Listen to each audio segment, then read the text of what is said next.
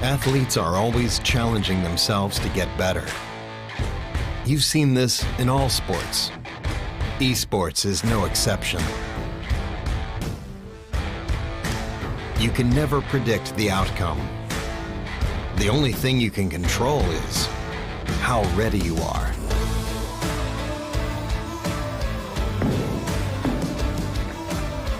Over and over, players adapt, trying to improve, fighting hard for every percent gained.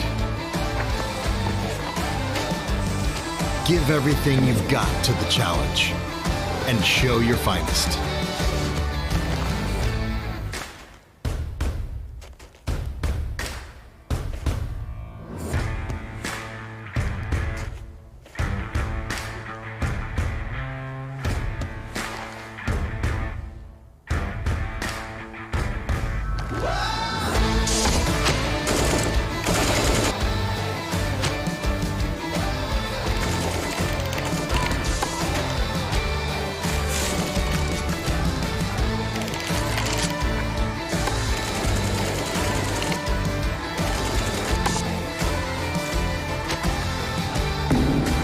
Bring your best out. Strive for perfection.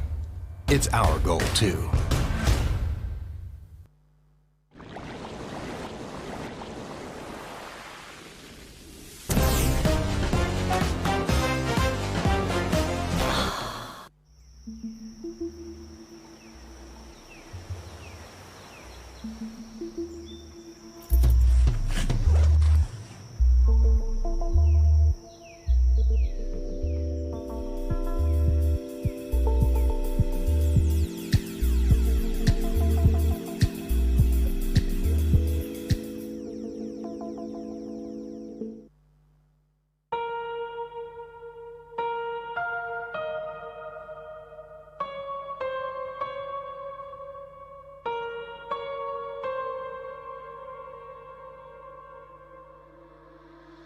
Don't leave me all alone. This battle's so lonely one.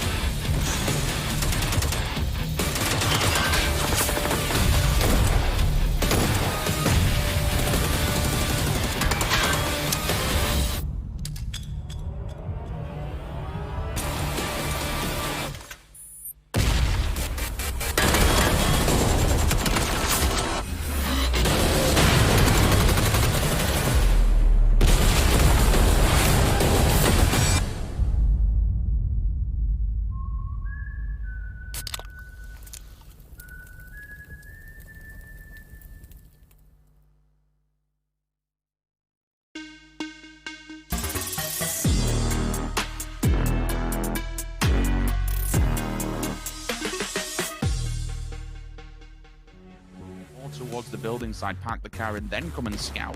Now they're in a position for those nades to maybe even trickle on the side of it. That one's an absolute melter. Lou, dead, gone. Gen G, the rest of them are here in abundance, and they're pushing. Navi, excuse me, VP's out of it. He actually hits the tree by Ruzen. Only concern, they wouldn't have this information, and totally understandable why. But they want to clean out in front of them. If they have to eventually work their way from this compound, it has to be safe. So the job is now try and remove as many players as possible while it's a little bit quiet. While this circle's here, Fergus, explosion, the gas can clips him.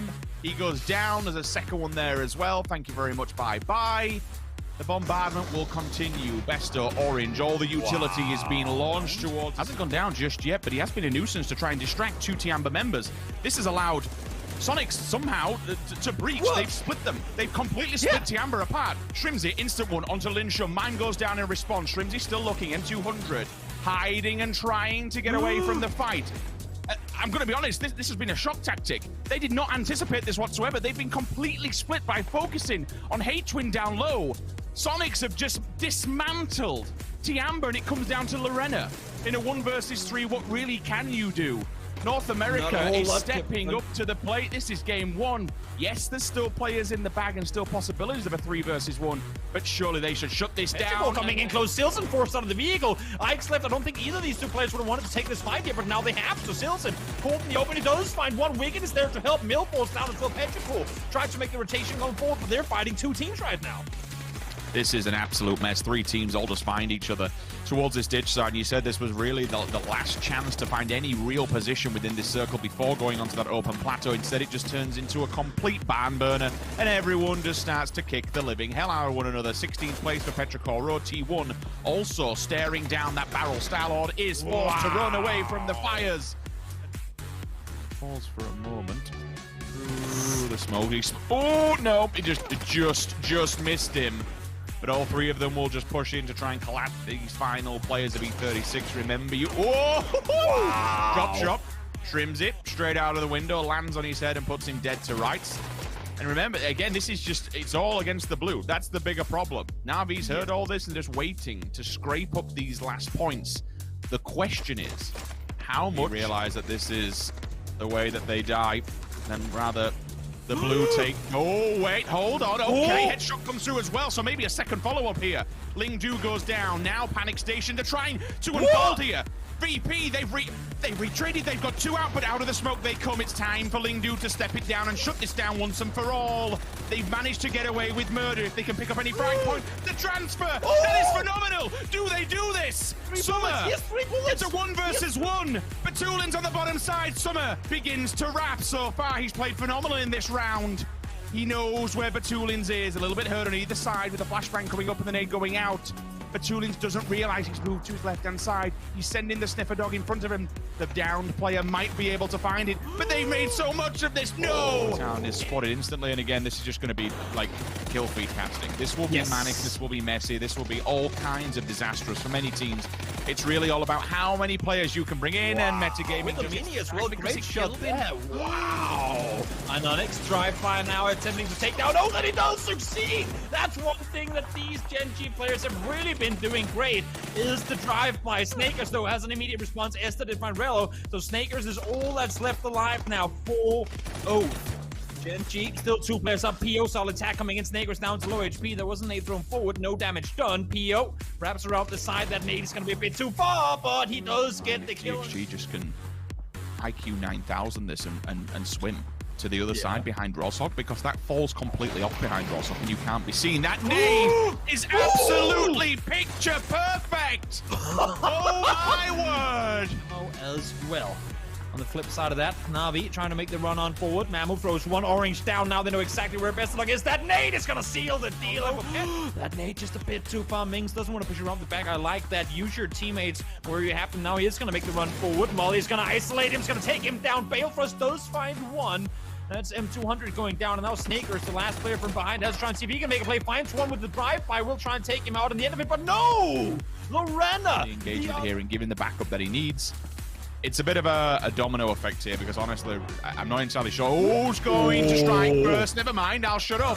It's actually 36 who will strike. We'll see now, trying to make his way forward. He knows he's running against time, not only against the circle, but also there could be Reds coming in. Ike step spot in the open, goes for a shot in return, but Lingdu changes up to which player Tickleton is going to be going after, but instantly there is a response, comes back from Mert. Spots him at distance and he is confirmed. They're going for the full send here. It's a little bit sketchy though. That's not the greatest play in the world to be hitting that when one player's directly above you. It comes down to H-Win. Last man standing. Nothing. Loki's just driving in. Day trade. Comes flying over and goes flying out. Well, if you're gonna go down, you might as well make a show of it, and that sure was a great attempt at that as possible. Let's see now. Oath, here they come full speed forward. The former Kingpin dip now with more cover, but still to be forward for Evil Lee trying to hold up. He's gonna go down as well. 2 people down on that team. They're trying to full speed send it through. Balefrost finds one as well. 2 left alive on the team. Him and Pat Capital trying to do damage here, and they're taking casualties all over the place. Lingdu holds up, but he folds, and Oath trying to hold them out. We'll see now. In the meantime, Petra Courtyard sitting in second place. They're at full of Mings. What a shot coming through from him. That is an absolute blinder of a drop shot on transition comes through. Petrichor Road is back that up with a win, and this has been a monumental game for Day Trade. 2 are going to wrap low. Vehicles are in abundance. He's given up the final position. If they didn't make note of where he was previously, they must absolutely, certainly, surely do now. And Nautica says, you know what? Full send, job done.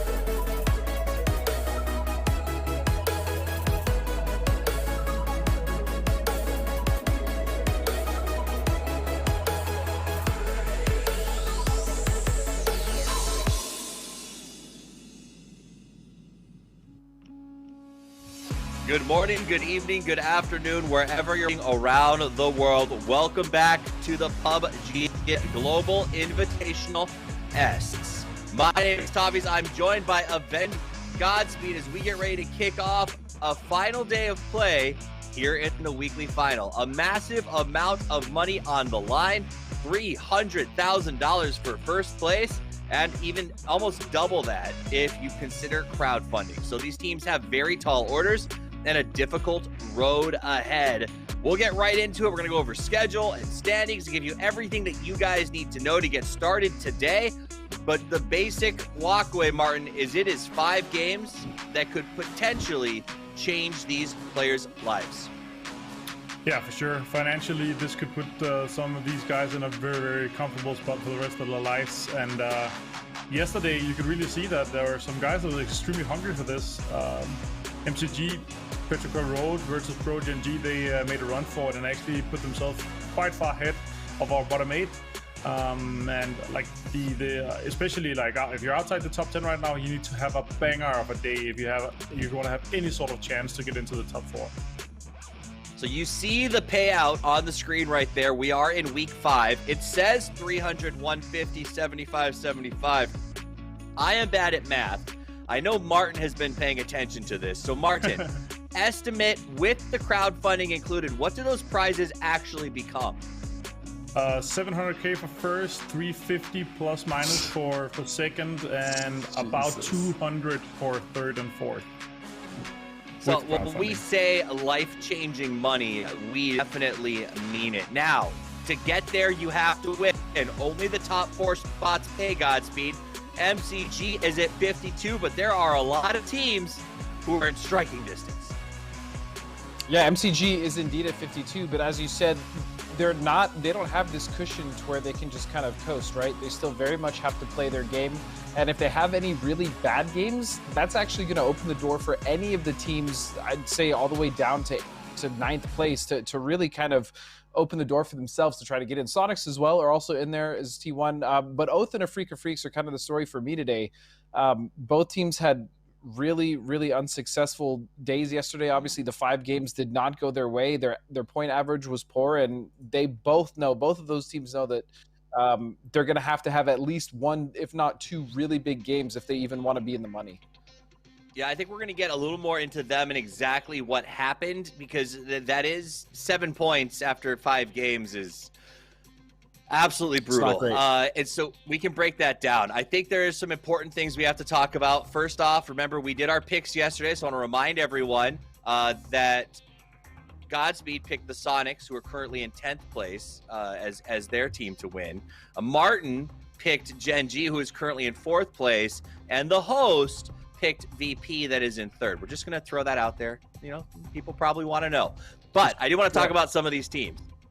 I think, Martin, there's something to be said about the headspace and the struggle that comes with playing for this much money in such a high-stress scenario. VP is in 3rd place, and Batulin was on Twitter yesterday saying, somebody teach me how to IGL. How do I make better choices? I'm losing this for my team. He is 8 points behind the leader. Explain to me, or I'm sorry, 9. Explain to me this mentality, and how do you fight past that as a player? Well, this is something that these guys have not been used to in such a high degree, right? Because this is a skill that takes learning, it takes mastering. You know, when you see poker pros at tables, there's bluffing going on. There's reading going on. Meanwhile, you have to go through it with almost zero emotion, right? Because this is something, there's so much money in life-changing money for some of these guys, especially some of these guys coming in to, WPT and some of this kind of different stuff. So it's a skill to master. This emotion, this kind of confusion and all these things coming into this is a skill, and this takes time to learn. And this is some of the first time in a long time, and even the first time for some of these guys that they come into a LAN tournament and play for millions of dollars. Yeah, and it's stressful. Godspeed, for those who are watching this morning, we did finish the last redemption round of play, and Gex doesn't even have a shot to play for next week. So, that I don't know, the stress level, the criticalness of these games is mounting rapidly. It is, and to kind of bounce off of Martin, I think it's a hunger, right? You have a player like Batulins who has, I think, done a phenomenal job so far of leading that team or helped be a leadership figure. Still finding that you know, they're making some mistakes here or there and potentially blaming that. I don't really think that's Batulin's fault, man.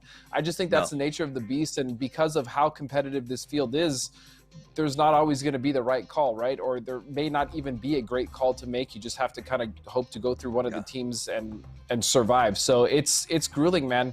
And I think Batulin's is just, he's hungry and he really wants it, and so he's just kind of, you know, he's just speaking his mind, like, damn, what decision can I make? What could we have done better? Like, could I have made a better call here? So yeah, there's going to be a lot of that going on between the heads of all the PUBG players here.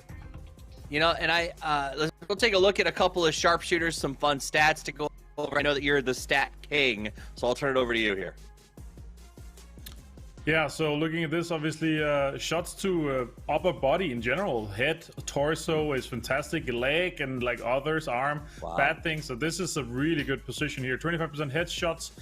It looks like from it's all shots that have kind of been hit. So 65% of head and torso is fantastic. Like the reason you would be hitting, you know, arms, legs is because you maybe hit shots that is long distance, long range, or you have bullet drop and other stuff like that. So this is really impressive to see, and 70% from Kumaga as well. So fantastic. It is, and I would assume that Tank has a little less arm hit because he kills them so fast there's no time to turn and try to run away, whereas you start going sometimes you try to get out of there. But I think mentality was an interesting talk. We'll take a look back at some of the biggest highlights specifically from those two top dealers that we saw on the spreadsheet just a minute ago. But I watched an interview with Ibiza and James last night, or actually read an interview with Ibiza and James last night, Martin. And great interview, but in it, Ibiza alluded to the fact that their middle drops aren't as good as they used to be because teams are braver, they drop closer, rotations aren't open anymore. And in a lot of ways, like, this is insanely difficult because the regional collapse, basically all these different groups together, have made it so there is no space left on the map.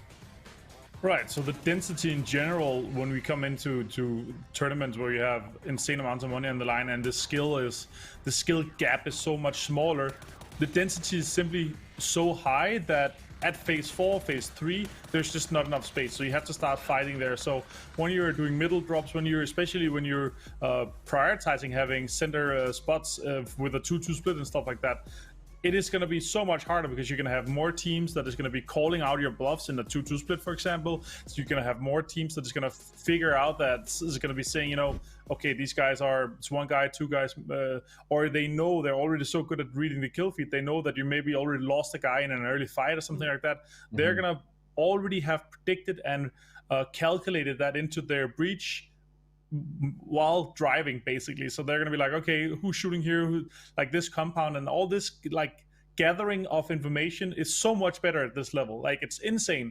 Like, all these teams, they will know exactly who's knocked, like exactly who's been killed, what team is where based on kill feed and sound, and what guns they're using. All this information is available if you're active, if you're not being passive on an edge. So if you're in a center location, it's gonna be known. Let's take a quick look at, we saw out performances yesterday, get a little bit of a feel for who's doing what right now. These are the kill counts. Take me through this chart just a little bit, Godspeed. Well, looking at the kill counts here, look, Vanatica had obviously a very good day, and so did Genji. I mean, sitting in 4th place, not doing too poorly at all for themselves. I feel like today will be a Genji day, even though I didn't pick them, and I'm still sticking with my pick for Sonics. Just the way that they were starting to warm up, we saw them take really aggressive stances on some of the edges, and then we saw PO do the classic PO thing, which is take like a really aggressive off angle, and I feel like that's going to work for them here as well. But Day Trade, yeah, again, a team that has impressed so much over the course of this event, and they continue to do so. Very, very, very fun to see. I think Day Trade is one of those teams that has been quietly gaining steam. And a lot of people sort of wrote them off, but they're impressive. They're sitting in 8th place right now. Another team that has, I think, surprised some people right now, Martin, is Tiamba. They're in 7th place, 33 points. Can they win this week off 5 games? It's a tall order, but definitely easily top 4 material. Yeah, for sure. And they're sitting on 23 kills. They're out of the 33 points. It's 22 of those is coming from kills. You know, so they're definitely able to frag out. I want to see some more decision making in terms of putting them into spots where they get 4 guys alive, where they, you know, like where they, because if they're 4 guys alive into late game, they will start rolling with it, and their momentum gain is quite impressive. They have two 14th places yesterday. One was 7 kills, which is actually a really good salvage game, but the other one was with 1. So I want to see them continue to do so. You know, you bring up this bring 4 to the final, like the last couple circles, and everything goes much better. 2 other teams that seem to be struggling with that in different ways. Godspeed Oath can't seem to get 4 to the end game, despite sometimes getting there, and Sonics sometimes just loses 4 on their way to the end game pretty early on. Talk to me about one of these 2 or both. Yeah, Sonics, for example, you're right. They actually just got wiped early twice. They didn't really get to play 2 of the games. They won the first game, which looked great at the start, but then they had 2 really, really poor games. And then Oath, their problem is kind of the same one that they've had over the course of the event, and that's just they get picked apart. You know, they lose a member here or there in rotation. By the time they get to circle 4 or 5, there's only 1 or 2 of them left, and I'll be honest, heroically, they have some pretty decent salvages, each one of them. It's not always just one player. Sometimes it's Snaker, sometimes it's Pat. But yeah, they just can't seem to get towards the end game with more than 2 players. And they've even won games with that, but I would love to see them just make it to the end game with at least 3 to 4, because that's really when Oath is obviously incredibly strong. Their team fight and mechanics are still top tier. Yeah, it seems like Oath is dying by 1,000 cuts, whereas Sonics is often just losing their guts in one shot. Let's talk about this new drive-by meta, Martin. There's 2 things that have emerged over the last couple of months. A, the newest thing, shooting people out of cars. In fact, we saw that with the Code Marco highlight. Code Marco took a shot at the Sonics and then hid behind a tree as they drove up and did not re-engage until he heard the car kind of come to a stop. How is that impacting the way that these events, these tournaments, these games are played? Well, so meta changes in terms of gunplay is always crazy. We've seen it, you know, with the barrel buff. Everybody starts playing barrel. Now it's been balanced a little bit more again, but it's still a strong gun. It's still a kind of preferred gun, especially close range, because its time to kill is so low, and it's just stretch in general. But with drive-by meta, the thing is right now is that these players are so good at controlling aim, and they're so good at controlling kind of how they predict where their vehicles go and how the whole game works, is that they can solo drive-by, they can, you know, multiple drive-by, and the gun is so much more stable right now that when you move, it's only when you move your aim that moves, right? And the car is much more stable. And especially when you're driving by, like especially if somebody else is driving for you, or if you're switching seats, if you shoot at a standing still target and they have to stand still to even try to shoot at you, they're not going to run and gun, right? You're going to be a moving target while doing drive-by, and you're going to be shooting at a standing still target while your prediction of your aim prediction is going to be based on the vehicle that you're driving or is in already. So it's going to be much easier to hit a target when you have such a stable aim. So this is one of the reasons why it's kind of a hot take and a hot topic. And a lot of the players are calling for, you know, revert the changes or going back to where it's much harder. And yeah, I mean, like even back in the day, I think K-Mind was probably one to kind of popularize it, because it was called K-Minding back in the day, when he was one of the first guys to do it a lot. And it was quite impressive, and more players adapted it. And even before they kind of buffed to it, a lot of players was able to do it. It was much more impressive than it is now, because now the aim is so stable that you would be expected to win a drive-by over a guy standing still, because your aim is so stable in the car, and you're a moving target, and the guy standing still is a standing still target. So yeah, that is one of the reasons of drive-by being kind of a hot topic right now. Right. Well, it also just to bounce off that, Steve, it just completely changes the dynamic of crashing as well. If you think about it, what Martin was saying, like before, you would just kind of crouch down and spray a vehicle coming at you, but you can't do that now because they're stationary, because of the way that the seat swap works. Crashing is now much more viable, and we see it all the time. Teams are very aggressive now with vehicles, so it's definitely changed the landscape of how the game's been played so far, especially here. It has made a massive change. Also, you know, we've talked about Battlegrounds as well. Martin just brought that up, the adoption of a new gun, essentially. It's not a new gun, but for the first time, the barrel has become in use more than most of the other ARs. Do you think, real quick, Godspeed, players who didn't adapt to that are hurting their team? I wouldn't necessarily say that they're hurting their team, but they're definitely missing out on a big part of the meta, right? The barrel is just that gun.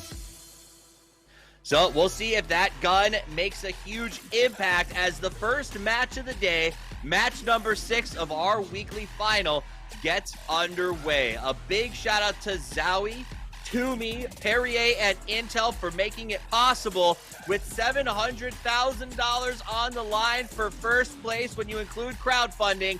This is a big game, and we called in the big voices to cover it. It is Sims and Toby.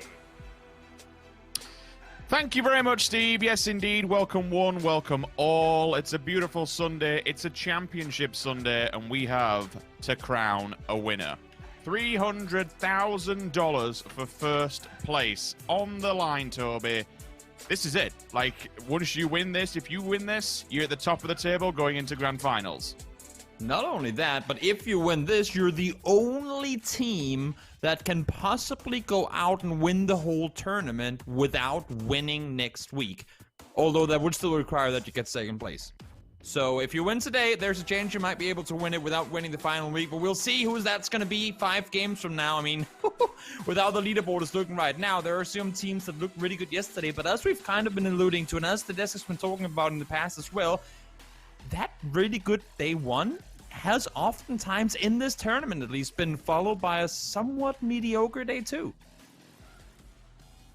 Well, I mean, yeah, there is that when we kind of look at the overarching thing, whether that's people resting on their laurels a little bit too much, and I don't know. It's hard to kind of describe when you look at this with the player's mindset going into it. Maybe they get a bit relaxed. It's like, okay, we got these I love this.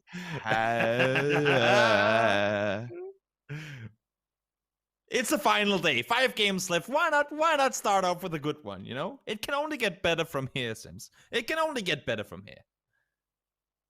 That's a spanner in the works. I mean, I don't even know what to say. Well, this is Welcome to Championship Sunday, right? There is nothing else to be said. Yeah. That is an absolutely insane circle. To start off the run for these players on a day like today, like, talk about giving them hell in a cell. There is less than 50% playable land in Circle 1. That is complete madness. And there is, like, the tiniest of possibilities. It's a small opportunity. It is a minuscule window. But if all the shifts keep going down to the south, we get the Broken Island in the middle. Like, could you imagine? We need the hardest of hard shifts down to the south to try and even bring this into focus. But my word, imagine if that does happen next. And the thing is, even if it doesn't, I mean, you just said it, right? We got pretty much only half a circle to play right now. But what's inside that circle? What's available within that? A few compounds here and there spread in the open, a bunch of fields that you can't really use for anything in the early game. And then the entire north portion is a massive city you don't want to have to go into early. I mean, this is what do you want, bad or worse?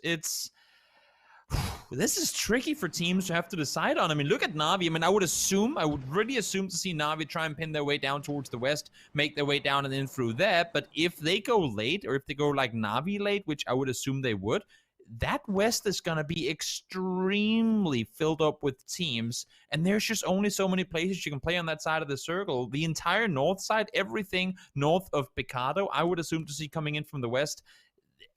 This is going to be tough for anyone trying to make their way in late to this one.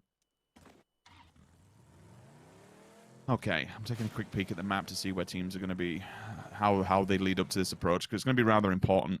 It's a vital stance, I would say, to two really important parts. One, get in there early. There's going to be limited amounts of land that you can take up here, and more importantly, the priority compound is probably getting central somewhere in and around Gen G's perspective might be a decent play for now as we go forward further down the line. The second point is, like, getting in here with a full 4-man stack. It's not going to be the easiest thing in the world because of how we spoke yesterday, where we had a circle more teetering towards the east, and there was only limited amounts of area that you could enter that circle. Like for this one, you're looking, again, with 50% playable area. There are certain parts which teams may capitalize on. They'll go set up some kind of entrapment, some kind of bottleneck, something really just to punish teams on arrival. It's one of those circles where that is a viable strat, and that is a very viable way to potentially win if you want to take teams out on arrival. Yeah. Los Leones is... Before we had these changes, I'd say Los Leones. Now we kind of don't look at that anymore. But now, since we've had more Los Leones endings in this tournament since probably an entire year's worth of work, right? It's now a viable spot to actually play off the back of. And I think from what I'm seeing, T1 has a very good grasp and a very good amount of control on that. But one team can't control it all. So whether or not teams want to go and set up for Los Leones is a different question whatsoever. A lot of them at the moment are just magnetizing towards the coastline. Yeah, everybody wants to sit their way down on the south side of the city, and it makes perfect sense with the unplayables that you have up and around the city. And as you said before, I mean, bottlenecks, funnels, Los Leones is the most, I think, on this map, with the exception of a few mountains, natural funnel for teams. And that's why I was kind of favored in saying that a lot of the teams will opt to go towards the west early on, because if you go east of Los Leones, you're forced into a, I want to say 600, maybe 700 meter wide rotation path in phase 1. In phase 1, you want to be able to spread out, you want to take control, you want to have yourself some space to move into the circle on and be able to divert should a team come close to you, because you don't have the info in the first circle when you rotate in. That's where you go to get info. So being forced into a pretty much a 300 meter wide death dive that early on, that's terrifying. And that's what Los Leones does to you. It pushes you out on the edge, and when you have water on the other side, it's just so tricky. And you can see now, as you said, T1, yes, they're in a good position. Yes, they had all the priority spots, but one team in there, and all of a sudden you lose a portion of it, and you just have to keep backing off and allowing teams in there, because you cannot grasp, you cannot take control of the entirety of Los Leones on your own.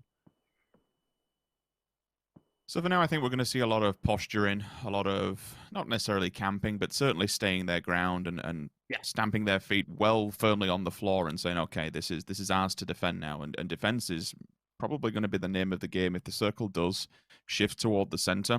Hell, even if we get some kind of hard shift and it forces a mass migration to either the east or the west side of the circles, then things start to get a little bit tricky. For teams that are further afield, you can see from the map, DXG, E36, Na'Vi.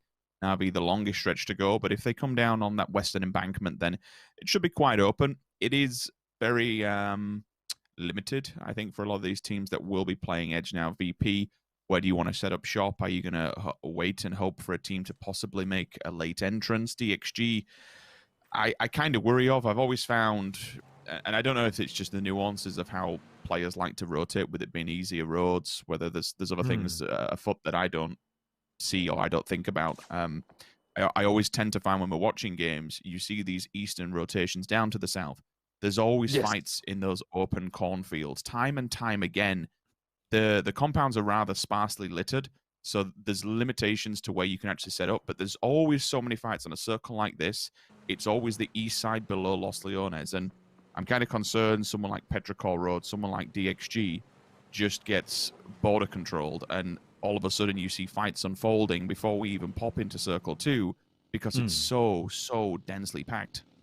Exactly, and I mean, that goes back to what I was saying before, right? Where you are in an area of the map where teams are just, even though it's early, even though theoretically there should be space on the map, the way of the terrain and the way the cities are positioned, it just forces teams so much closer to one another. It's really, really not easy to play around. Senya, I'm not sure what he was doing with the buggy in that wall. Hopefully he'll get back on the road as soon as possible, because I mean, Na'Vi, they're far away, to say the very least. Now back to T1 we go. First real encounter we've had so far. Snakers spots Stancho on the other side. Snakers does have a nade in hand. Lopped on over. I wouldn't expect, even with maybe a knock here, that Snakers would be opted to push on his own. You can see he's kind of up on the hill here, having the Overwatch duty on his own. So we'll see how much more Oath want to make of now knowing that there's a team on the other side of the road. There's something else in my mind where I think a fight like that, for instance, where you are smack bang in the center of the circle, is it worth losing anybody at this point in the game? Is it worth trying to take over a compound? I get you want to be able to get knocks. You want to, weaken teams. If you knock players, they bleed out faster. If you can take away armor from them in any way, shape, or form, force them to use their utility early. Yeah, poke and prod, but I wouldn't expect any kind of hard engagement here, any hard pushes or breaches to try and take a compound from somebody. It's just not really worth it until we see that next circle. I mean, the next circle, I think, is well, if it goes central, maybe people kind of stay their feet. But if we get some kind of wild hard shift, then the fights will inadvertently be forced by the circle. There's nothing we can do about it. Exactly. I mean, we would essentially be seeing the phase 4, phase 5 chaos that we're used to. We'd be seeing that unfold in phase 2 because teams already now pinned in so close to one another. But let's not wait any longer. Also, I'm seeing Senya is on the move again. Thankfully for him. Where do we go? Out to the east, and well, I guess fortunately, Sims, the majority of the teams are already here. Many of them had probably hoped that it was going to go this direction, but it doesn't really make this area of play any easier to maneuver around. There still is only so many compounds available, and because of the hills still being in the open, you really can't use for anything. Something like that really shows how well these players not only recognize these circles, but recognize the lay of the land. I mean, that we had 50% playable territory in Circle 1. We pop to Circle 2, and there is only 5 players outside in one of the most condensed circles you can really ask for. Oh, Tab, unfortunately, has gone out. That's been very weakened up as he's hit the vehicle. But yeah, we're going to see a lot of action, so I'll kind of wrap it up here. But it really does speak a big volume how much these players know these circles, and they read them and they write them so damn well. They're all inside. They've all been prepared and ready to receive it. And it's not really a damaging one. We spoke about the fights that could potentially unfold on the east. Well, the circle moves to the east, so all those teams are safe now. Everybody's just going to kind of quietly stay at their feet. You'll have a few adjustments here and there. T1, find a compound open. Pretty damn good scouting. If not, it's just a Hail Mary send and hope for the best. Sonics, they'll have to take the low and slow approach, so to speak. No one's going to be on that coastal road, thankfully for them, so they won't have many problems, so it'll be quiet. But the question is for Sonics, now that they've committed to the coastline, once that circle shifts up and starts going to the north away from the water, what's the plan? Where do they go? Where do they rotate through? For Na'Vi also, same principle. They're still not inside the circle. They've not been in any circle yet. They're only just come out of the blue. Like, what's the late game plan here? Yeah, depending on where the next circle goes, I wouldn't expect. I mean, I wouldn't be surprised to see Sonics just go, you know what? I guess this is one of those games where we play the rest of the thing on foot. Sonics, they thrive on the edge. They do incredibly well in those up-close engagements. And, I mean, they want to find those points. They're sitting right now in 10th with just 24 points yesterday. They want to be able to rack up some more and put them on the edge, coming in from the south with the blue on their back so they don't have to worry about what's behind them. That'd be perfect positioning for Sonics. But I have to say real quickly, before all chaos breaks loose, you noticed it before as well, and I love you for doing that, Sims. The T1 pull-up on that compound was as good as anything I've ever seen. Aqua 5 drives past the compound. He realizes after stopping that that Tianba is calling, like, they're just saying, you know what, we don't want to maintain this split anymore. Let's just get back together. And that allows for T1 to pull up and take a very good center position. It's all because of the way that Aqua 5 drove around, positioned himself to scout forward while the rest of the teammates were still driving around. Very heads-up play and an extremely good call on that rotation, both from T1 making the play into the compound, also, of course, for Tiamba to be able to disengage, not lose anyone. But Star-Lord's coordination and Aqua 5 scouting that one out was as good as any early game scouting you could have hoped for. Potential conflicts, then. I suppose that's really the next thing to talk about, given that we have a bit of downtime, not too long, another 20 seconds. We'll give you a promo code on the left-hand side as well, so make sure you grab that, punch it in, get your freebies, get cranked on with it. Enjoy the goodies. They don't last long. They're a one-time use only, very limited. Grab them while you can. Circle will pop, and again, my potential first conflict I look towards, and this circle could change it. All right, never mind. I was going to touch on Na'Vi and MCG being within touching distance of each other. Now, all of a sudden, with a circle like this is where the real chaos unfolds. This is the downside of 50% circles, 50% water circles from circle number 1. Now it truly is, for everybody on the West, Toby, a complete and utter blind send.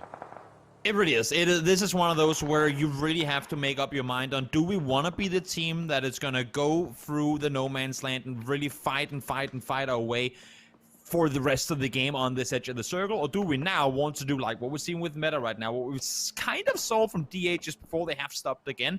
Do we want to see teams just go, you know what, we don't want to be on this heavy edge. We don't want to be on the fighting side of this. We want to send it full speed forward into the middle and find a place to play safe. Wicked, well, he got himself an MK14 just before, but now he's the first one to fall. Ragnar falls just after, and who other than Bo Liang from Infantry to go out and do the damage early on. 2 kills confirmed for Infantry as we start off the game. And Infantry, another team that didn't really have the same success yesterday that I was maybe expecting them to. Just 20 points on the day.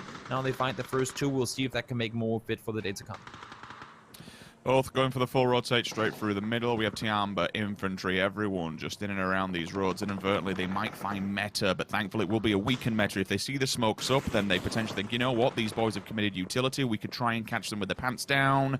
If not, we'll just go down to the south, and I believe they're actually looking at Petrichor Road's compound. The cars are just piling up on the side of the house. 2 players fall instantly. Balefrost Snakers down, but not out. Pack Caps round the corner. Is in a weakened position and a very weakened limited amount of health. Long decides to fall back for now. He doesn't want to get caught outside, because if he does, it's basically just spells instant death with how many players are lurking around this. And look who's lurking also. Meta, even though there's only 2 players still alive, they're actually going out and scouting to maybe try and get involved. They could also look towards DA, who are 2 players down with the smokes up. When those smokes go out, it just spells, you know what, come and find us. Come and pick up these free frags on the floor. And if Silzen can do that and they can make something of it, well, you know, it might not necessarily be too bad. Never mind, it's Infantry. Put the nail in the coffin, and DA is done. Out they go, nowhere for them to find safety in the center of the circle.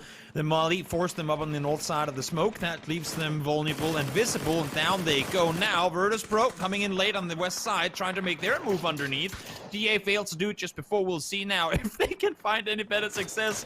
Low, 2 tires popped, both the front tires. That's all the steering gone. More tires getting popped now. These guys from Virtus Pro are driving around with fewer tires than they have cars altogether, and somehow they haven't lost a player yet. Quick calm before the storm. BP taking up residency below Sonics. Sonics moving a little bit further up. I did say where should we anticipate where they go, and it's actually a prime position with the circle being more a bit of a southerly shift. DXG and E36, the late play towards the east has absolutely paid dividends. They have some strong compounds now. They have a good foothold within their circle. The one thing for me as I look at E36, it's a 2-1-1 split. At this stage, you have to rally the troops and decide where do you want to take residency, where do you want to defend, because I see Pure Boy holding an entire hangar to himself.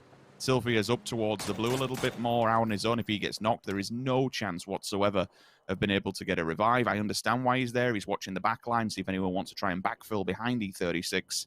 And then the other 2 are just holding up against the white, so they have to be rather careful here. Meta being central.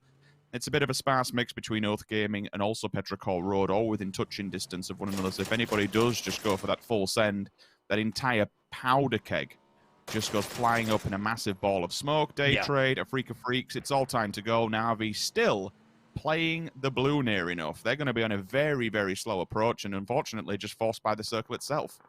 Smart disengage there from Interforce 36. Sylvia does manage to make it back across.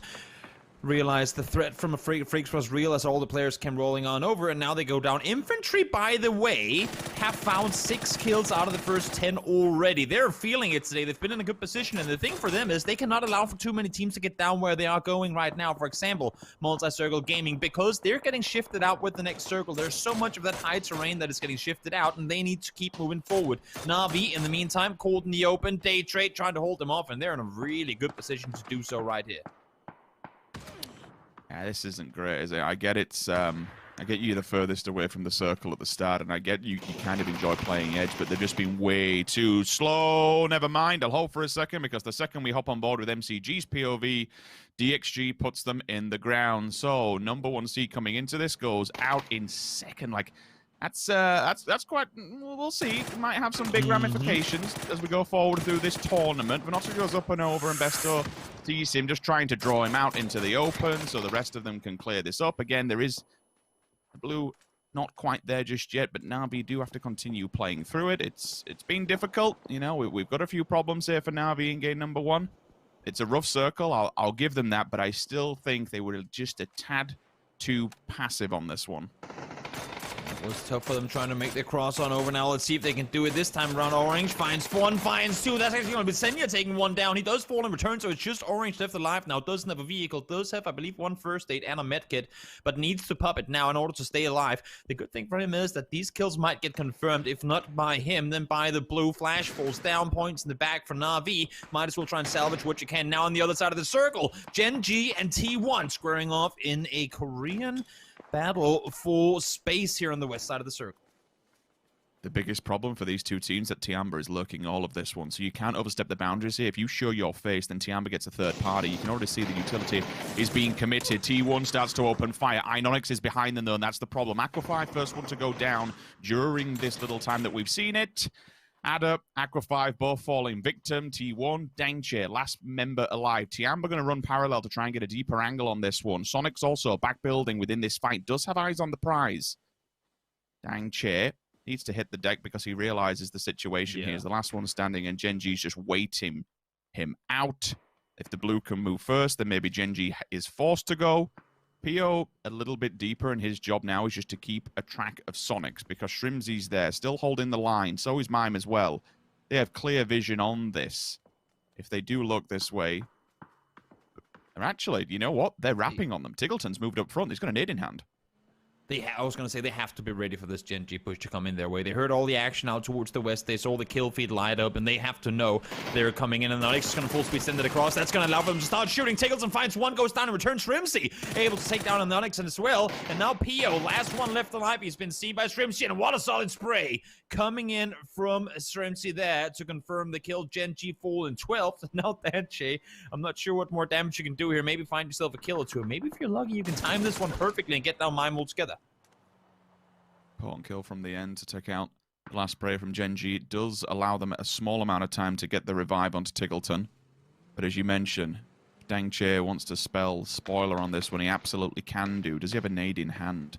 He'll wait for the vehicle to go up. He's not even bothering. He's just going to take the meds and play the slow game and go for the placement points here. If he can catch them off guard, then so be it. Tiamba's still running parallel to all of this one, keeping a track of them. You can see Mings deeper on the back lines, just to be the orchestrator in all of this one. Pass the information on to the rest of the roster. Direct where this needs to go, because all the utility in the world is being committed by Sonics. They know they need to build a wall between them and Tiamba. And now the spoiler, the snake in the grass, the dagger in the back comes into play. Instantly, it is taken down, and it is Mime who finishes off T1, but they've taken the foot off the gas here, Toby. It could have cost them. Yeah, I'm loving how Tiamba is playing this push around. They waited for the time to power, and now finally it's here. A little bit of help coming from Danche, forcing them to look over to the other side of the road for just a moment, and that's enough time for them to get an off-angle stream. So you can see they're trying to hold off so many different teams at the same time here. They know they're out on that wounded west side of the circle where teams have already taken damage, and you just cannot account for all the snakes at all given times. Lynchon peeking over the top spots. One has to fall back down because tonight it's Relo on the other side doing damage. H-Win finds one. Shrimzy takes one in return, so a good one-for-one trade. The flush will come in, I would assume, in just a moment's time, but now infantry up here as well. Yeah, infantry are smelling this. Could be some potential points in the bag. Relo goes down in the distance. That's Longsker getting into the fray as well. Lynchon still holding it down within the smoke. I hope Shrimzy knows and reads that he is to his left-hand side, because if he doesn't and he comes out from that smoke, it's going to be problematic. First one, the damage is done. Shrimzy will fall. Flashbang up to try and get it stopped, but Lynchon again, and a second. Tingleton from the back is throwing nades into this one to try and force him out of it. He's been a nuisance. He's been an annoyance. Now it's time to rally the troops, get them back on their feet, and move ASAP before infantry wraps down here, before Petrichor Road maybe decides they want to try and throw some nades at distance. Yeah. That's a really solid response, I've got to say, from Sonics. Yes. Like, for all the things that have gone wrong with them, for all the distractions, the snake in the back from T1, Orth on the opposing side as well, to still have 4 at least alive is a phenomenal, phenomenal job. Oh, it's huge. Many other teams would easily fail to succeed in doing just that. Here you see Multi-Circle Gaming, the first team, of course, or second team, sorry, make that eliminated in today's game. The first place seed and still is. We'll have to see how much longer that's going to last, with a couple of players still being alive for Petrichor, and still got 4 alive on that south side for Virtus Pro. They've been quiet so far, but they will have a chance to push out, maybe and hold off Sonic should they opt to push towards the south. The nade is in and does the damage. It puts him low. Underneath that, they can maybe try and breach into this one. You have to be careful with these hallways when you do enter these buildings because they are such a bottleneck. There's so many times you'll see them either flushing from the windows or just forcing them out into the open. It's basically at one point of contact, the swing is there, but Akkad is instantly responded on. The hip fire. All right, AKM puts it to good use in the form of Neil with the nade down as well. We'll see if we get anything else within that kill feed. Hyruzen will drop. Headshot comes out from Fergus. Bye-bye Akkad, bye-bye a Freak of Freaks for now. We're into our top 10. E36, they've been a little bit quiet. They've been a little bit cautious over on the eastern embankment, but now it's time to fight. Now it's time to earn your money. Infantry is here, and you have to answer the call. Yes, they need to hold off. I mean, they've had the chance to play it quiet for a while, but now they've allowed the the Chinese giant into their nearby vicinity, and damage is already coming through. Amonut takes down one. 9 goes down. Oh, that's the other way around. Sorry, 9 finds one. Amonut goes down, and now Boliang looking for damage on the other side. But you can see similar story to what happened with Sonics. They're just getting attacked from so many different angles now. They allowed themselves to get pushed out on the edge, and now they're being forced completely into a corner, and down they go within a matter of seconds. Interforce, they never got a chance to stand their ground. They never got a chance to make space for themselves, and they get completely smothered by the other teams. DXG is firing on all cylinders. This is going to be a big battle. Infantry need as many points as possible today down in the bottom half of this leaderboard. But for DXG, up in 4th, this is going to be good if they continue. The pounds, Neil, up close and personal. One of them is knocked on the opposing side. It's Boliang, and he's in an unresable position. We have Yang has also fallen as well. So this is just, I didn't realize it was that bad. 10 kills is a phenomenal job, but for Division X, they're also on the same. So both of these rosters racking up big double-digit in terms of fragging prowess. But if elimination comes the way of infantry, DXG have a ton of room to play with for the final circle, Toby.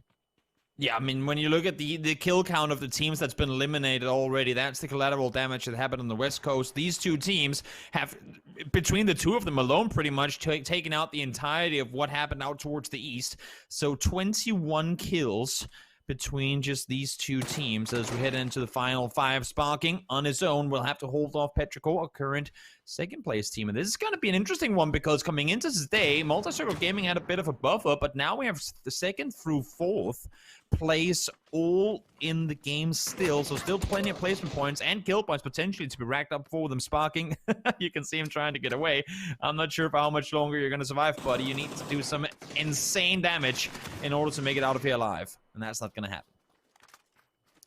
Well, down he goes, but certainly have to lose in 2 players straight off the bat to be able to get into the top 5. It's better than nothing. But yeah, that kind of states a huge factor, what you mentioned, Toby, how MCG have this buffer. They go out so early on, everyone's like, okay, well, it's time to catch them up. Petrichor Road now, same scoreboard, DXG VP, just 4-point difference. So our top 4, like, yeah, this is big points in the bag for infantry. It's been a good game, 10 frags, but certainly with 1 player alive, I don't know how much further you can go. Maybe you just try and wait this one out and see if a third party takes effect, because now all of a sudden DXG, they have VP at the back. They've been here for quite some time with VP, but they've been cautiously just waiting for maybe DXG to make the first mistake. No one's towards the center of the circle. Petrichor Road also playing the edge, a bit more of a sparser edge. IQ 500, you can see he's pushing up against the blue. They know exactly where the last player from infantry is held up, but again, they have to be so cautious on their approach. You can't just go for that 1 frag point and instantly VP jumps on that and says, you know what, they've moved, let's take advantage of this. VP, at the moment, DXG is well and truly in their side. Circle's also favorable to them. If they remove this, there's a solid chance of winning, but we still cannot count out Petrichor Road. They may be down 1 player, yes, but they still have so much room. One of the things that's really, I mean, this is it right here. Double broken vests for both Fergus and Neil. This is going to be an incredibly tough task for these teams that have been fighting their way through the entirety of the game to really go out now against a Virtus Pro that are sitting with, I saw 2 fresh level 3 vests on Hiruzen and Batul, and Zagrosa as well.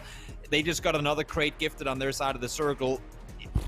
Even if they become the third-party factor here, it's going to be incredibly difficult to take down a team that has that is coming into this final fight with just so much utility available, with so good condition on their, or durability on their helmets and vests. We'll see now. DXG, they don't want to have to run across the field into Petrichor. I don't necessarily disagree with the decision in going down here, but I think everyone right now is waiting for Petrichor to make their move. Surprisingly stable at the moment, but I suppose that's backed up by how many are within this circle. Petrichor Road, it's a bit of a difficult cross, to be honest with you. It's a very barren landscape. If 9 kicks off against them, then there is some sort of dinner bell that is rung towards this, and maybe it gives VP the spur on to try and get involved in the fray. Okay, now they come into vision. Now, all of a sudden, he sees what's going on in front of them, and he's got the cover here. He can get the gap if he can land these shots and cause them problems. No! The turn denied. A fair amount of damage done, but unfortunately, it's instantly shut down. And as we mentioned, Toby, the knock-on effect, the dominoes are starting to topple. Petrichor Road makes a bit of noise. DXG instantly just switch vision. VP is still, like, we can't underestimate their position to be able to third-party both of these teams. They haven't opted to go aggressive and take the control of the hillside, but I mean, Ixlev, thank you for hitting those shots. I think they know Petrichor, they got away with a free one there, because 9 is not one to usually miss those shots. Very fortunate for them to stay alive, but you can see it here already. 2 bullets connected and Fergus down to barely any HP. That's what happens when you don't have a vest coming into those fights against the barrels on the other side, against the Grotus on the other side. Petrichor trying to find their way, and they do have a shack they can push towards, which is pretty much as close to the center of the circle as you can get. But they are really hoping right now that somehow DXG will change their mind and go down towards VP. I just don't see it happen. It's going to be difficult, but Circle's here to force this fight for us, even if the players don't want to get involved with the fray. Utility now being committing on the side of VP. The Toolins can usually find a few bangers when it comes to the grid. That one's right under the feet. He's got the first one. Fergus will fall. Okay. Now there's a line of approach. Now you've removed the level 3 guy. I believe that was the Groza boy out of the fight. So a bit of a dangerous gun has been removed. And all of a sudden, the manpower falls into the hands of Virtus Pro. But can you get involved? Oh my word, DXG. They're just being sandwiched. IQ 500 doesn't even realize he's stepping in fire. And that shows you how much confusion is going to go on now. With the nades, with the smokes, with the mollies. Everything is starting to just fall around DXG. Flash banged up, completely white. Mile is lurking. He wants to deny DXG the round push. Yeah. Waiting, holding back, just trying to force them, trying to funnel them into Virtus Pro and potentially get an off-angle opportunity of a push there. But you can see the blue now coming in. All these flashes being thrown makes it incredibly difficult to keep track of what's going on. Will that take him down? Yes, it will once again. The mollies and utility that Virtus Pro has available comes into full effect. And now Division X, no, we need to make a play. We need to start pushing forward. Mill tries to make a push. It goes down instantly. Does find Neo before, so damage is collateral on this side of the circle. Division X eliminated. Now 4v1 should be an easy peasy. And it is. Virtus Pro, they bought their time, they played it safe, they waited it out, and they grabbed themselves the win after this game here. I'm pretty sure I saw a tweet yesterday saying something like, teach me how to know the map and make fast and hard decisions as IGL. Well, for Toolins, I don't know what you learned overnight, but whatever it was, keep doing it and you learn, because that is VP instantly coming hot on a championship Sunday. Yeah. Bagging the first win of the day and taking the #1 spot. MCG, we have to talk about it, Toby. I know VP have won, but when we see the what I call quote-unquote the PUBG game coming to effect, when your #1 team falls, everybody else in the lobby says, right, bang, it's game on. There's now an opportunity for us to jump up. If we can't overtake them, we can at least catch them. Yeah, it's a big mental thing for sure, seeing that top spot go out early. And you saw them, I mean, they all just, as you said, I mean, they went full on all cylinders. I gotta give a massive amount of credit to DXG. First time they make their way into weekly finals, and this game in particular showed me that they are very, very, very hungry for the win in the end of it. And what they've been, the way that they played this game here also shows to me that there's a very realistic chance that they could go out and grab themselves the weekly championship. Imagine doing that, right? First week you make it into the finals, getting yourself the win there as well. That would be absolutely insane. I mean, when we're looking this, we're talking, what, 25 kills between 3 teams, if not more. I don't know the exact number at the end of it, but 25, 30 kills between 3 teams. So Like, seeing over a quarter of the lobby completely fall collateral to just those alone, it was a very wild ending from the very start where we had that 50% water circle. Good games all around, good fights towards the end. For now, we're going to pass it back to Steve in the desk, who can break down match number 1 a little bit more.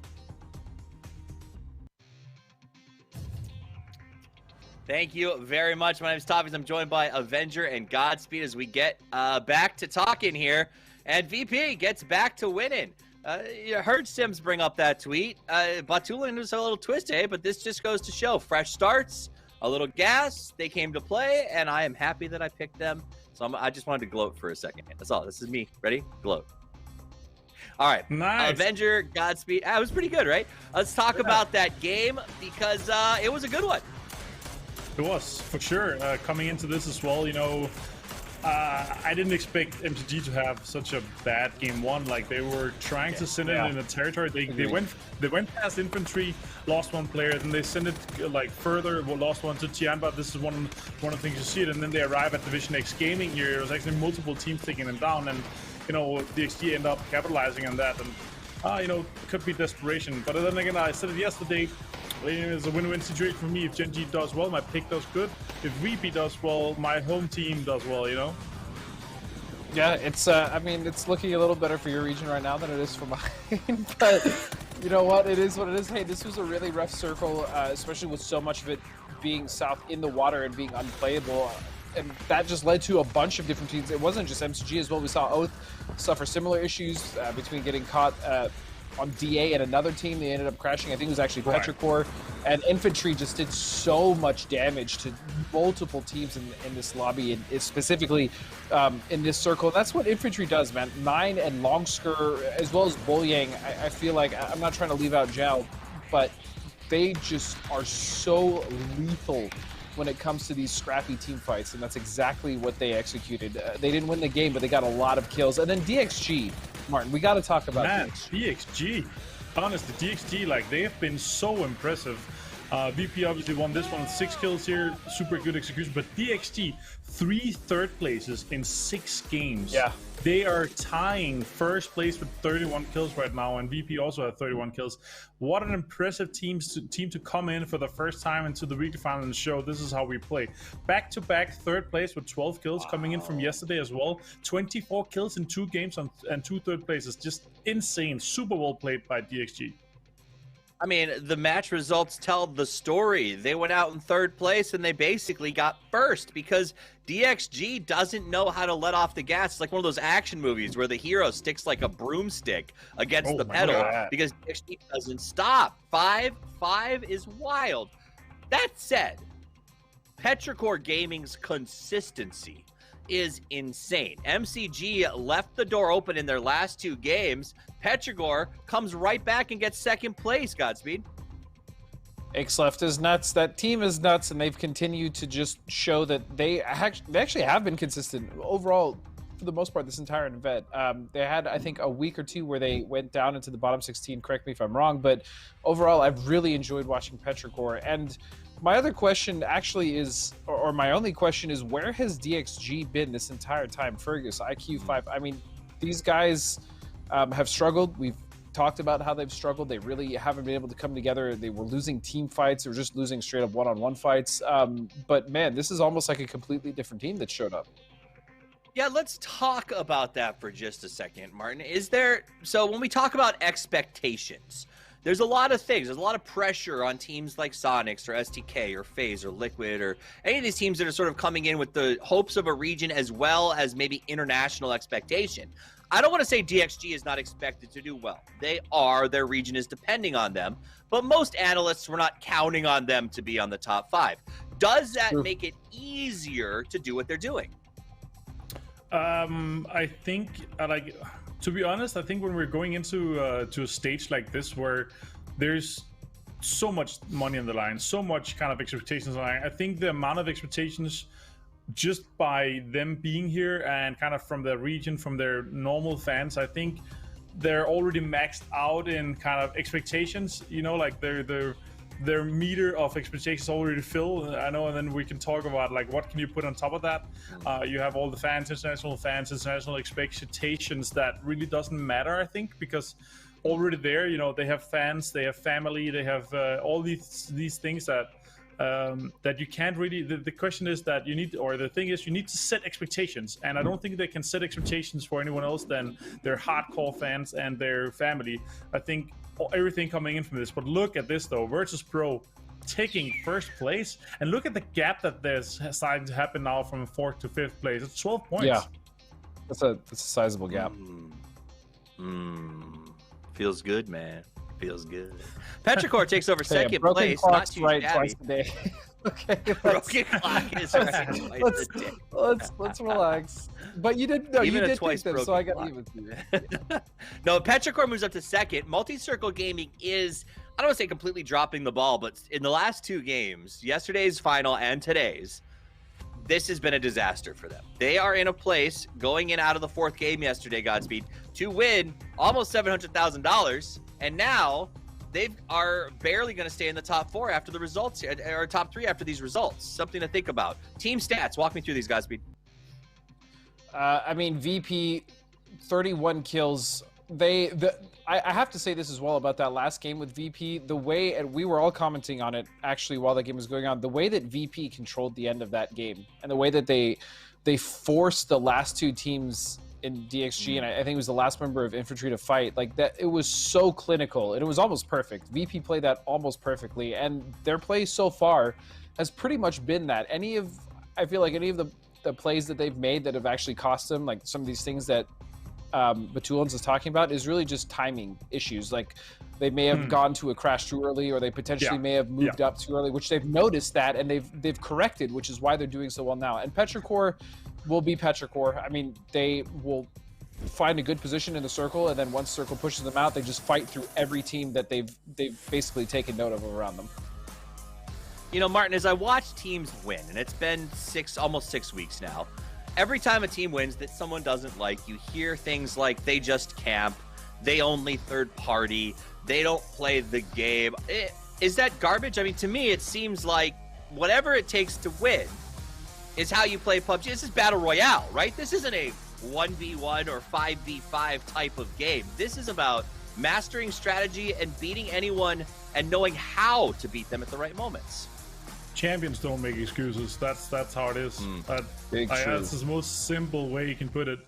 The fewer excuses you can come out with as a player, as a team, the more focused you are on your goal, and that is what you want to be, especially in a situation where the format is against you, where everything that you've been playing for and everything that you've learned changes just slightly, and also coming into a format where you ever-changing lobbies, ever-changing teams. If you come in with the highest expectations to yourselves and no excuses, and just hard work ethic, like this is gonna put you somewhere. And that's where I feel like Virtus Pro is at. A few excuses yesterday, but then full focus today, putting in some hard work. And also, these guys, they came into Circle 3 rotating, like they were not in a good spot. They took over a compound with us in a south situation where DXG actually had that compound, so super impressive. Quick talk about DA, Godspeed. They started slow. They're at 196k now, and in striking distance of 4th place. Yeah, after they got rid of the, I don't want to call it shenanigans with 4 a.m., you know what I mean? Because that did serve a purpose. In the end, I think DA has been really impressive, especially over the last couple weeks.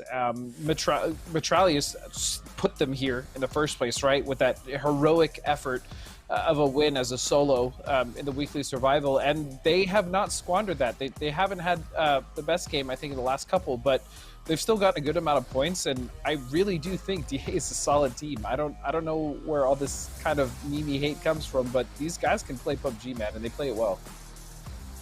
Absolutely. We're getting ready to start the next game here in just about 1 minute, taking a look at a lot of teams that are getting ready to make their move. And I will just say this, Martin, you brought this up. You said champions win, especially when the things are stacked against them. And I think that is PUBG in a nutshell. This is a game where from the very moment that the plane takes off, everything is stacked against you. The deck is stacked against you. Will you find the guns you need? Will someone drop near you? Will you get the circles? Will the rotations work? Is someone waiting? Will the crash happen? It's all about questions, handling, and flexibility, and that's what we're seeing. The teams on the top of these leaderboards have been more flexible, more functional, and more adjustable than anybody else on the field. And why is that? Because they want to take home the money, the big prize, the bragging rights. $300,000 for first place with crowdfunding that's going to be north of $600,000, potentially $700,000. 4 more games to play, powered by Intel. Let's go now to the call of Toby and Sims. Thank you, Steve. Yes, it's the last chance to dance. If you are a Miramar team, this is it. We only have 3 more games once this is all said and done, but we move to the grassy pastures of Erangel.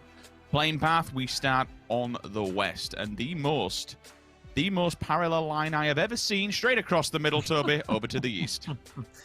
On Erangel, you'd go, this is as fair as you could probably have it. On this map, I don't necessarily think so. It's there's still, I mean, there's more landmass on Miramar than there is on Erangel, and some of those teams that do like to go further up north, this playing path is still not going to be all that easy for them to go up there with. So we'll see if some teams opt in to go elsewhere than where they normally would go.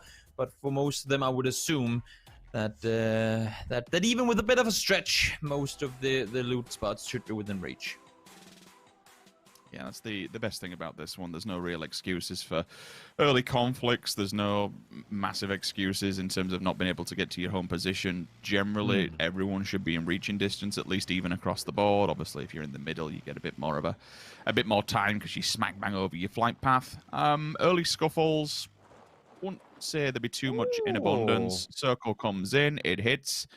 She is as west as we are going to be going. Yeah, okay. And instantly when shots, okay. Instantly when I look at this, first thing that kind of creeps into my mind, Toby, I don't know about you, like, when I look at stuff like this, there's certain things that I pick out. I think, okay, Crater Fields, Crater Hook outside of El Pozo, inaccessible terrain. Left-hand side over on the west, cliff face, inaccessible terrain. So pretty much from Alcantara, straight down those 2 roads, that's where we're going to be on the end game in theory. Yes. And that's one of the big things, right? We keep talking about how when we see these hard shifts, we've seen more and more teams try and utilize the opportunity to rotate to the more passive side on the circle. So if we have a circle that goes out towards the east heavily, teams will try and kind of wrap around, some even going into the blue to try and find their way in on the more quiet side. With this circle, because, well, the west is just one massive wall you can't really go through, that won't be an option. That won't be an option for teams like Oath, for teams like Gen G who like to do these wraparound strats on phase 2, phase 3. They simply won't be able to do it because the road's cut off by the mountainside. So for anyone trying to rotate in on the edge, and I'm looking at Oath right now, they're currently driving all the way up towards Campo Militar, arguably as far away as they could possibly be from this circle. I'm very curious to see how they're planning on making the rotation on in, because the strat that they would usually go with in a situation like this will not work in this game in particular. If I had a telestration system, I'd probably put a pen on my map now and say, right, Monte Nuevo, draw a big circle. El Pozo, down below to the main road through the field, draw a circle. And then probably somewhere to the left-hand side, the secondary road from the bottom to the left-hand side of Monte Nuevo up to the top. It's like central point there between Na'Vi and where Gen G are. There's a very good chance we get the end game. Yes, of course, it's all ifs, buts, whys, wheres, whens, whatever. The circle can kind of do whatever the hell it wants up until we bring in the land ratio settings. But certainly now, for something like this, it should give teams a lot of structure to be setting up in a very, very valuable spot for the late game. The teams that are going to benefit from that, of course, the ones that are over here. Na'Vi, Gen G, Tiamba's moving early. MCG, Digital Athletics, they're all moving early. VP, still looting up, but they're not too far from it. So, again, this is all theories. Within these first 5-6 teams, they should be able to get the pick of the bunch. They should be able to get the best land grab. Everybody else either has to fight them on arrival or play around them. Yeah. And my eyes are right now on Tiamba. You mentioned them just before. I mean, immediately getting flashbacks to week 1 or week 2. 16 or 17 killed third place in that game with them in this very same circle. They were on the hilltop, but DA weren't the presence back then, and we know that DA do like to play this hillside too, and you can see they're the ones that are going to get it. They full speed send it, they loot it out towards the west. They know that FaZe ain't around, so the pressure around Montenuevo won't really be a big factor. Therefore, they can just send it full speed forward, go up, claim what they want, and now they're sitting dead center, at least in what the circle is now. And teams that can manage to take these mountain control positions and make sure no one else gets up there, oftentimes they get away from these type games with 10 plus kills. Not necessarily the wins, because at some point they will have to go down again, and that can be very troublesome. But if a team can sit on these hilltops and maintain control, there are a lot of kills coming your way. Gen G 2-2 for now. CS that are just on the backlines in the distance, looking towards VP and MCG, who all have to transfer above Montenuevo. So Gen G's going for a bit of a 2-2 split, and I'm totally fine with this one. It will get a bit dangerous later down, maybe Circle 2, Circle 3, if it is highly contested, especially if someone's in between them both, separating them. MCG will play this area up on the hillside, and we've seen this a few times. It's not exactly a bad spot. It's certainly one that's going to give them a little bit of safety. It's one that's going to give them an angle of approach. If this does go towards the north, they can skirt round through the fields and up by the mountainside again. You're still clutching at straws if other teams are going to be there. For the ones that will fare a little bit harder, I mean, hell, both are still in Tierra Bronca and Campo Militar. That's a good old long road. That's a very, very late arrival. DXG is over by Oasis, so the northern shift, should it come in, it'll be fruitful for them, but still they have to come down through La Cobaderia, Petrocol Road off the side of the mountain. They might actually inadvertently run into VP, so that should be an interesting fight. VP is going for the 2-1-1 split, which is quite a wide split. They put Lou in El Pozo to be an anchor point should they have to move to him. Batulin is up on the cliff face of the hook to try and monitor the situation, what's going on around them. A Freak of Freaks just past Power Grid again, might run into this wall of somewhere between Sonics, MCG, and VP. And then later down towards the south, teams that are going to be coming not exactly massively late, but still up against the blue T1. Chumacera, not too far, but certainly infantry. Boliang out on a limb, probably arriving the same time as Oath. I'm not a big fan of the south, and the only reason is because of how that western cliff face struts out. You've got less chance of it going down towards the south. We can still get a hard shift, any given Sunday, anything can happen. But in terms of percentage numbers, when you're looking at the circle and kind of playing it, it's something that you always have to keep in your mind. These inaccessible terrains play a massive, massive factor with a circle like this. Yeah, it sure does. The only thing that I would say works or could potentially work in favor for infantry in a circle like this is should the next circle go south, because of the massive pile of teams we're starting to see around the middle right now, and the fact that they can't really wrap west around, they will have an open buffet. They will have a chance to take whatever they want, because so many teams will be stumbling across each other trying to make their way down towards the south. So should it go down there, they're going to be in a glorious position. And even if it doesn't, I mean, oh no, EJ. That's Batulin's place. You can't go up there and contest it. That's bullet as well. Yeah, that's Batulin's spot. It's been for the whole tournament, EJ. It's not yours. Not yours to take, friend. That's unfortunate. The question is, I suppose for a cat, do you stay here? Do you try and you leave? You punish him and take this really? Yeah, I'm thinking that like it's just whether or not you get bloodthirsty and think, you know what? No, I want him rid of this because we want to take this and use it as a transfer point. A couple of players on the side of Navid tanked up and damaged. Clearly, Metagaming has their numbers written. Batulin's still looking for a cat. A couple of shots on from the distance as well. So now they've drawn him out into the open. He could at least get a read on where a Freak of Freaks is going to be setting up shop and potentially making a rotate. I mean, look at this. Just, we speak about orchestrating. You saw for a second his POV, like how much information he is garnering. If he goes down now, he's dead. There's no chance you can get the revive on him. So it's that finite balance of risk reward. You're up here. If you go down, you're dead. But by doing this now, he is just transferring so much information back to the rest of the roster on VP, where teams are, where they're going to be rotating, what's potentially clear. Like, it's a huge point, but again, it's not without its own risk factors. True. It is. Sometimes you got to risk it in order to claim victory, and VP are one of those teams. I mean, we see them play passive. Some might go, oh, but they're just hiding on the edge. But no, it's not about hiding. It's about them making the on purpose decision to go on the side of the circle that has less action so that they can get all their players into the late game, and that's what they thrive in doing. They don't need that 18 kill win where they fight through the entirety of the early game if they can get a 12 kill win by taking fights from phase 4 and onward. I mean, that's a way Virtus.pro has done it in a long time. Some other teams do the same style, but Virtus.pro and the way they work around Battlgrounds as an endgame leader is just incredible to watch. I mean, I know he gives himself a hard time, but it goes to show how how much of a perfectionist he is in his work. Always looking to improve, always looking to find better ways of doing things. And they do continue to evolve all the time. Now let's see Circles evolve too. This one, towards the west we go, and we'll Lou, sit tight. Your friends are coming to you because they don't want to go into El Pozo with this shift. No, not at all. We're straight smack bang on the crossroad within the central point. There is still a potential that we get that ever so slight, and it would be ever so slight, northern west shift, which gives you the roadside compounds that will come into play just to the left-hand side, the top left-hand side of El Pozo. That road, we have seen circles on it. I mean, yeah, there's still only really 3 parts. Everyone will either go stay around where the Oath is. They're in the prime position to receive that.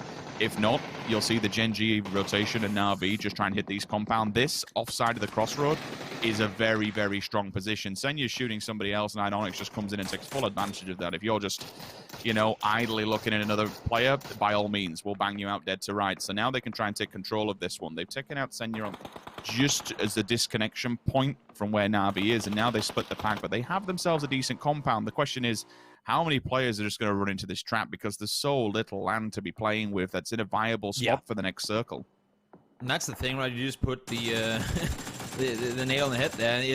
There's so much of what we call unplayable terrain in this one that next circle will pretty much guaranteedly foretell the circle after that, and people want to be in that correct spot as soon as they can. So now teams starting to pull up on compounds way early. That nade is going to get the flush on one. Thought it was going to get down tank to that molly though.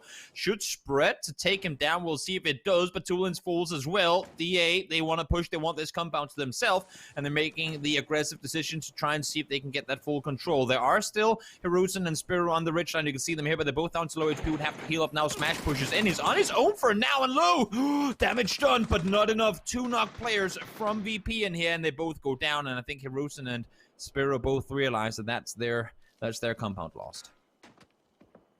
Can't spend too much time on it, but something like that is just a prime example of where a 2-2 split can fail completely. Everything was looking good. We spoke about the risk reward. We spoke about how they're gathering land, but all of a sudden a team turns up. They realize you're at a weakened enforcement. Bang, they can just breach that compound. DA do it, and they do it perfectly. Absolutely perfectly. 2 players from VP fall, and now the compound is theirs. Wait, Hiruzen's fallen? That's a 3rd one. So DA is making mincemeat currently of Virtus.pro. Spyro's left to just run off in the distance. I think they tried to get away from the fight altogether and find somewhere else to stay their feet. But by doing so, DA has just ruined VP completely from a 1st placement down to a potential 16th. Na'Vi still chomping at the bit for MCG. There's only tank left standing. The fires, the flames, it's licking away. And MCG again from the top of the board, Toby. This is some poor standings, and slowly but surely they are working their way down the leaderboard.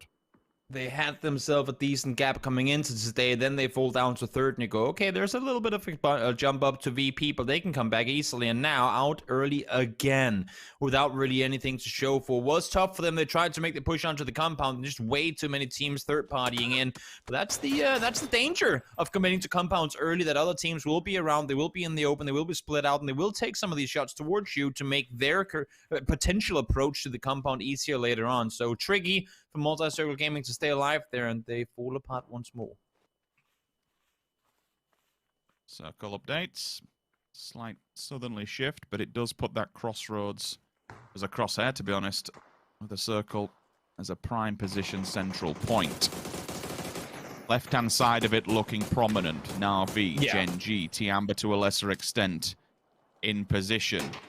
Genji lose their 1st player on the open. I don't think there's any way of getting Inonix back on his feet as well with so little help. Esther is put on red alert. Damage is done. Pio also forced to run downstairs, but that nade is preemptive. He reads it like a book. It unfortunately hits. Did he close the door? If he closed the door on that to bat it out, That's a 900 IQ play, but I tell you what, the damage is relentless. It keeps on going. This is what I wanted to see from Na'Vi, even though there's only 2 of them standing, Toby. Be aggressive. Individual skill with this roster is extremely high. We've just not had opportunities to see it because they die so damn early.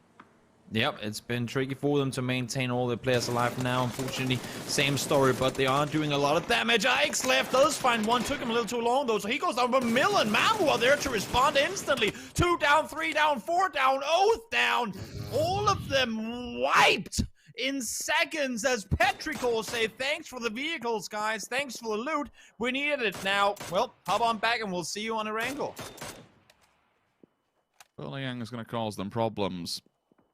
Just out on his own. Alan Lim, to be fair, he is completely away from his entire team, just being a bit of a preemptive scout. Meta, well, you know what? Wiki says, come on, boys. There's a chance here to stab Na'Vi where they're damaged. 2 of them left standing, and honestly, it's relentless. Honestly, Na'Vi has been given so many different teams to deal with over by these Shacks, and they are playing as a 2-man band. It's hella difficult, and there's only a limited amount of utility that I suppose that they picked up from the bodies previously, and that's where they'll have been able to reload themselves. But certainly with Tab in one building, Besto on the other, this is a prime position. If Meta can take down Na'Vi cleanly, and that's the most important factor here, if they can wipe out both without losing anybody, this could be a very damn good game from Meta because it's a very prominent position on the map for the next circle. I mean, we're pretty much guaranteed that this won't be the final team to crash this compound. At some point, unless if the next circle really surprises me, the next circle should include this compound, and that would just make that would make things incredibly difficult, even for Meta, if they lose just 1 player. Here comes DXG, currently sitting in 4th place with a chance to go further up. Day Trader, like Manatica's position out of the tree here completely. Catches them off guard, finds 1, finds 2. Long goes down, finds 1 as well. It's just Neil left alive. DXG thought they had to jump on the compound, but they got caught by surprise. Flash has turned up. Pin's not pulled on that one. Neil has to... I mean, you can clean up here anyway. I think revives are going to be impossible. Never mind. Wow. Flash flashes around the corner and it's job done. DXG go down. Bit of a... Certainly compared to the previous rounds. It's rather unfortunate, but 4th position still been a massive performance thus far from DXG. Very, very impressive. Toffee touching it to... Up to now, Xiaoyang needs to get inside as well. Look at the damage she's hurting away on that. Her last player left alive. I'm not sure what you do here if you're him. Nothing. It's nothing. Fortunately, death. T1 goes down, 13th position. Ironically, in 13th place as well. Not the greatest of tournaments thus far when it comes to this specific weekend. But you know what? We've still got 3 maps left. There's still a small window of opportunity, but slowly... We said the leaderboard, it's tough at the top, especially when you have a round like previous where your top 3 are in the final 3. Oh, excuse me, top 4 are in the final top 3. It's, yeah, just making things that much more difficult. Spyro's moved onto the roadside, and again, he's kind of clutching at straws at this point. Anything that he can pick up in terms of placement points is just, it's a bonus, really. Yes, that right there is huge. He knows his shack, with the circle shifting the way it just did, his shack just became a prime spot for anyone coming in from the north. They know there's a massive plateau you have to cross, and look at that, as soon as he leaves, a Freak sends 2 players there. He knew for a fact that compound will get breached, so leaving that spot open for other teams to take and finding himself a spot that I wouldn't assume anyone to ever want to play down behind that rock on the road, that is an extremely smart play to say, I'm not going to take any fights, but I do want to stay alive coming into placements. It's pretty heads up, especially Simmons. That's all really he's got left. He can't take any fights. He can't do too much. Petrichor Road, it's time to defend because infantry's coming down and barreling down the hillside. DA's also there, so infantry can get caught in this mashup of teams just playing for a bit of a random open area. There's not too much to play with at any nook, cranny, rock that they can hide behind. It will be pivotal. Tiamber also, at distance, says, you know what? There's a free point there. We'll take that as well. We'll steal it away. That is an absolute look at the trench. Long ball coming from long. Mamu follows up as well, and infantry is being picked apart. Long skirt, last player standing. If there was ever a last player standing, I'd want it to be him because the man is a machine. But ultimately, when there's 2 teams just staring down the barrel at you, ultimately, I think you don't go much further within this map.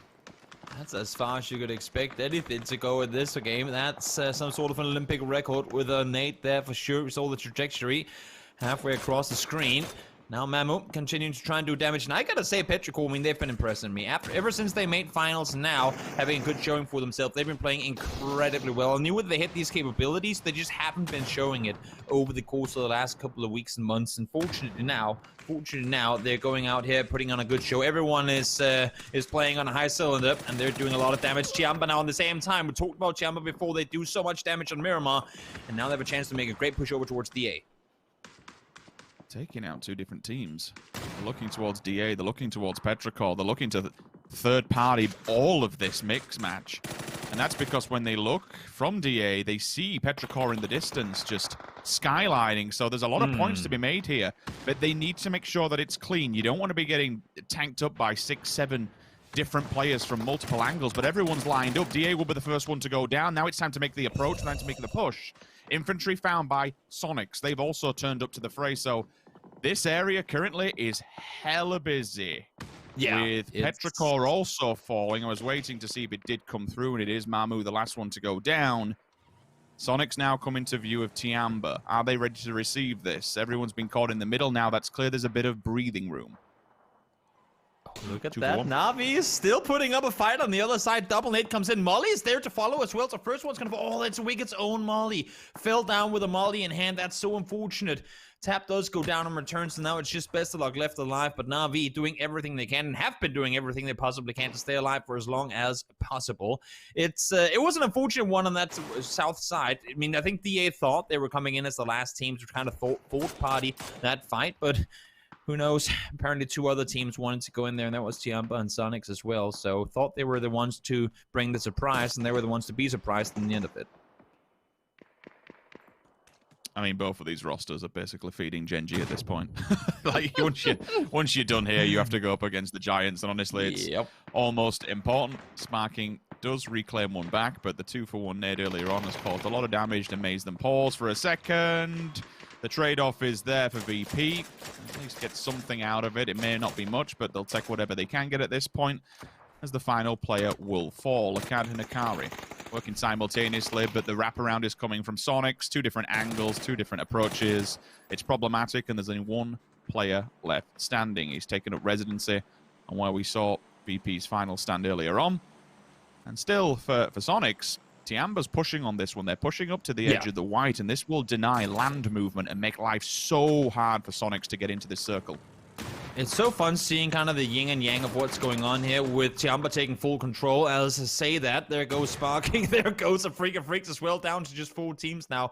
No, but seeing Tiamba going out on this ridge line, taking full control the style they always do, and then you have the counterpart in Enterforce 36, who had a chance to push down, who had a chance to go over and take the fight to Tiamba for that hilltop control, but they've been playing it so quiet on their side of the circle. Not necessarily a bad thing, but they've been very passive down there, and now they're all the way on the edge towards the blue. They do find See Flush, unfortunately not going their way, but they're so quiet, so passive in their playstyle, and it really has come to bite them a lot of times before. So hoping to see something now from Interforce 36. They had a chance to push early, they didn't. Now Tiamba has full control. Yeah, the amount of map coverage Tiamba is holding is ridiculous. And don't get me wrong, there's a potential chance that Gen.G may catch 1 or 2 of them out in the open. It's probably not going to happen, given that they're so focused on a different roster altogether, but H-Win Falls comes down to Mime to try and get them, claw them into the top 3. Going to be difficult given his position. Circle, it's all kinds of favorable to Tiamba. Mings is on the back just to watch for any snakes or any last-minute stragglers who want to try and approach them and backfill. But ultimately, it's hold forward, because E36, Gen.G, it now comes down to who dies first. There'll be mutual self-destruction. E36 up on a hillside, like, it is a barren landscape. That is a death run if I've ever seen it. It's so wild to me that Interforce 36 sits in 14th place with just 20 points in the whole weekend so far. They have had so many positions. If you go back and watch the games, they've had so many like phase 4, phase 5 positions where you go, damn, they're gonna go out and they're gonna harvest kills. It just never happens. It just never happens. It's just not their playstyle to go aggressive in situations where they can, if they also have a chance to kind of wait it out. And it's really been what's helped them from achieving those good end games so many times. And now again, they're running around in the open here. They had a chance to push earlier, and it's just unfortunate to see because they're a really smart team in their decision making. They just have to go more aggressive. So there is a bit of a knock-on effect here by Mime shooting into Gen G. He's drawn the attention of them, and then instantly E36 is basically forced into this fight, and it's caused them all kind of problems, and it's just they're battering one another. It gives all of a sudden Mime a small window of opportunity to get into the fight. He's got himself second place by being that nuisance. He has drawn and garnered the attention and decided, you know what? I'm not even going to bother with it. We'll just bow out. We won't give Gen G any more points whatsoever. And all of a sudden, with a very fiery game, Toby, our top 5 teams going into Erangel are separated by a mere 10 points. 10 points is all that stands potentially once we're at the end of it, rolling into it between them and 300 grand. Like, we have got a very tight grand finals. This is a very even, Steven, across the board, and we wouldn't ask for anything else with only 3 games left. Oh no, by no means. This is going to be a nail-biter all the way to the end. It always is, and somehow every new week keeps making it that much more exciting. Instantly bringing me back to last week when DA and CNET sitting in first and second respectively fought in the last game in the last 4v4 fight for that weekly win. I mean, this one could easily go down and become just as exciting. As you say, 5 teams right now playing for the top. Could be even more a few games from now, but you can see Genji here as well. They know they have the chances, they know they have the spots, but in this one, just too many teams around them. They held their focus up towards the north, which makes perfect sense. They didn't want to allow for Meta to cross. They didn't want to allow for Navi to cross earlier, but while doing so and kind of maintaining their focus up in that direction, Tiamba was just allowed way too much control down towards the south. They cleared out everything, they wiped them out, and they played it incredibly well. They came into match number 2 in 7th place, so a valiant win helps them out on the road to the Grand Championship, certainly within this weekend finals. There's a lot to be said, but there's a lot on the line. I think that's now the telltale sign of what we're about to see unfold, you know, in front of our eyes. This is rather exciting. With the biggest prize that we've seen thus far throughout all these weekend finals, we know it's starting to escalate up. With the crowdfunding that's also on the line, the money is just mind-boggling. Anything can happen across these next 3 games. Anyone could be knocked off that number 1 spot. Anyone can come and rise from the mid-ranks all the way to the top. There's only 3 more matches left to do it. For now, I'll pass it back to Steve in the desk and give us a bit more information on game number 2. Kind of exciting, Sim says. This is wildly exciting. Out of nowhere. Tiamba, I'm saying out of nowhere. They've been doing good. Gen G step up to the plate and hit a home run. MCG falls flat on their face for another game. What I thought coming into the final day was going to be done and dusted, as my good friend Rich says, is anything but. Let's take a look back at the highlights, Martin. Yeah, super interesting highlights here in general. These Western endings here are super rough, and especially because of the whole rotations that you're coming in from, and also where the teams are just having to play. Yeah, like you anticipate to beat in some specific areas, and it surprises them again and again. Here, Balefrost and some of the shots coming in from Oath in a rough situation today. They haven't had the best of it. No, they. That's an understatement. They haven't had the best of it. Yeah, they had a rotation where they came. Oh, look at this cleanup by Day Trade, but they themselves also. That was a bloody fight, by the way, on the west side. Oh yeah. Yeah, Oath came in on the north. They didn't really have anywhere to play once they got cut out, and they just kind of drove in. Petrichor was waiting for them. T1 also had to fight on the south. The south and the west specifically were both incredibly brutal. Navi, although they were able to hold off the team of Multi-Circle Gaming, they eventually got burned out. Meta went down behind a building as well, all 3 of them. It was nuts. But what I really liked, Martin, was the fact that Gen G set themselves up in this position from the start. Yeah, this whole push and play that they had up from this north side, like if they maybe had, you know, capitalized a little bit earlier onto Enterforce's position, then they wouldn't lost out on this, and Tiamba wouldn't have so much space to play with. But you know, Sonic's for like the first kind of a 1-2 punch from E36, and then Mime coming in and also ruining a bit of their play, had like no chances against Tiamba here. Absolutely no chances. Tiamba winning it, taking it home, putting themselves into a fairly nice spot coming into the last 3 games here, to be honest. Yeah, absolutely. Yeah, I'd say. I am guessing. I think with the MCG going out so early, that's going to be. They're looking at 4th, 3rd, maybe. That's a pretty good spot going into 3 games left, no matter how you slice it. But the reality of the situation is thus. VP went out with only 1 kill. Petrichor went out early, granted 5 kills, but not much in the way of placement. MCG drops like a rock at the start of this thing. And what that does is it blows the options open for the rest of the teams trying to get into this thing. Gen G, Tiamba, and even, dare I say, Sonics has a shot. Whoa. Sonics could be in 4th with 3 games left to play. This is one from a maybe 7-horse race to significantly larger, Martin. Yeah, it's honestly a lot closer than I thought it would be. And also, you know, the leading in day 1 curse kind of coming through as well for MCG is sad to say. They have 3 more games to go. They can still bring it back, but yeah, it's been a rough start for them. It's kind of sad considering how dominant they were yesterday with 2 wins, good overall performance in terms of general kills and average kill count. But yeah, it's been a rough one for them for this year, and no more than 3 kills, but everybody taking first place here. Besto, Linshun, Lorena, Mime, and M200 sharing that first place, top 5 kills, and also why we're seeing only 5 kills here, or 3 kills, and these 5 guys, is that it's a rough circle. Like, there's so much rotations going on. There's so much pressure coming out, and in general, just a rough rotation for a lot of these teams. Which ultimately is good news for a team like MCG, Godspeed. When no other team gets double-digit kills, sure, they go out early, but it's less points going towards teams trying to pass you, right? When the points are spread out, it's good news if you're not the one capitalizing on those. Absolutely, but that's kind of the issue with MCG is, as we talked about, they had 2 wins, right? And then they've had some back-to-back bad games, and for us, I mean, that's really, it comes down to consistency, and I feel like MCG has not been able to find that consistency, and Tiamba's much of the same. I mean, they spent the first 2 weeks of this entire event in the bottom 16. They didn't even make it through the weekly finals. And so it also seems that Tiamba, although they're fantastic when they do get a circle and they get a lot of room to work with, they've struggled when it came to actually adapting and rotating in circles where they've had to play hard edge, which is, as I was talking to Paperthin, said that's not something they've had to deal with in PCS. So, you know, coming into this event, they've been inconsistent as well. I think a lot of these teams have come up against things that they have not had to deal with before, though I've got a few things that we've all dealt with many times. It's a few messages, and then we'll be back with game number 3 shortly.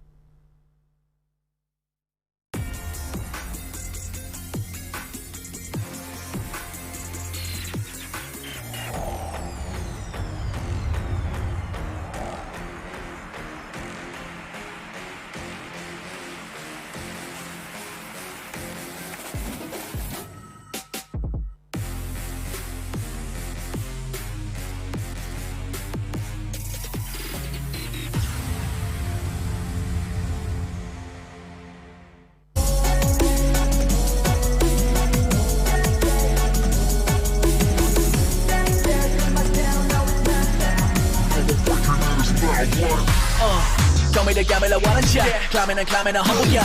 I'm in my squad, feeling like I know I'm the greatest I crumble, yeah. Made it from the bottom to the top, I did it, yeah. Got these other players never fighting, breathing for air. Aiming and lock it. Shoot. The winner takes it all, taking it all. No one breaking in his mind, what? Are you ready? Welcome to the battle, ready, set, fight.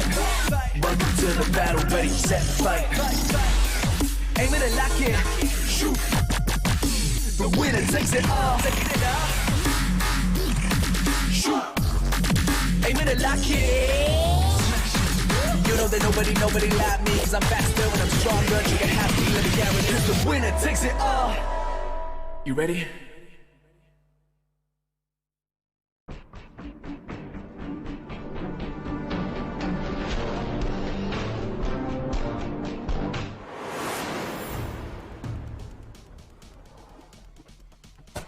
There's a guy in the shack below us on blue marker, but I only saw one guy. I think we can drive by crashing. We have to go. Pick me up.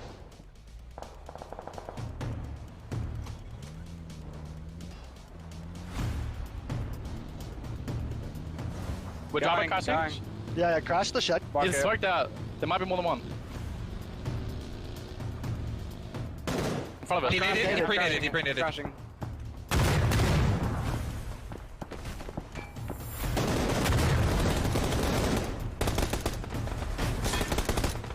One more inside. He naded again. Heal up.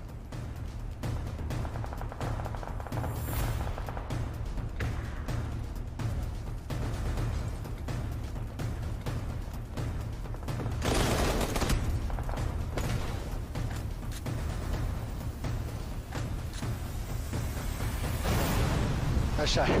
Good job.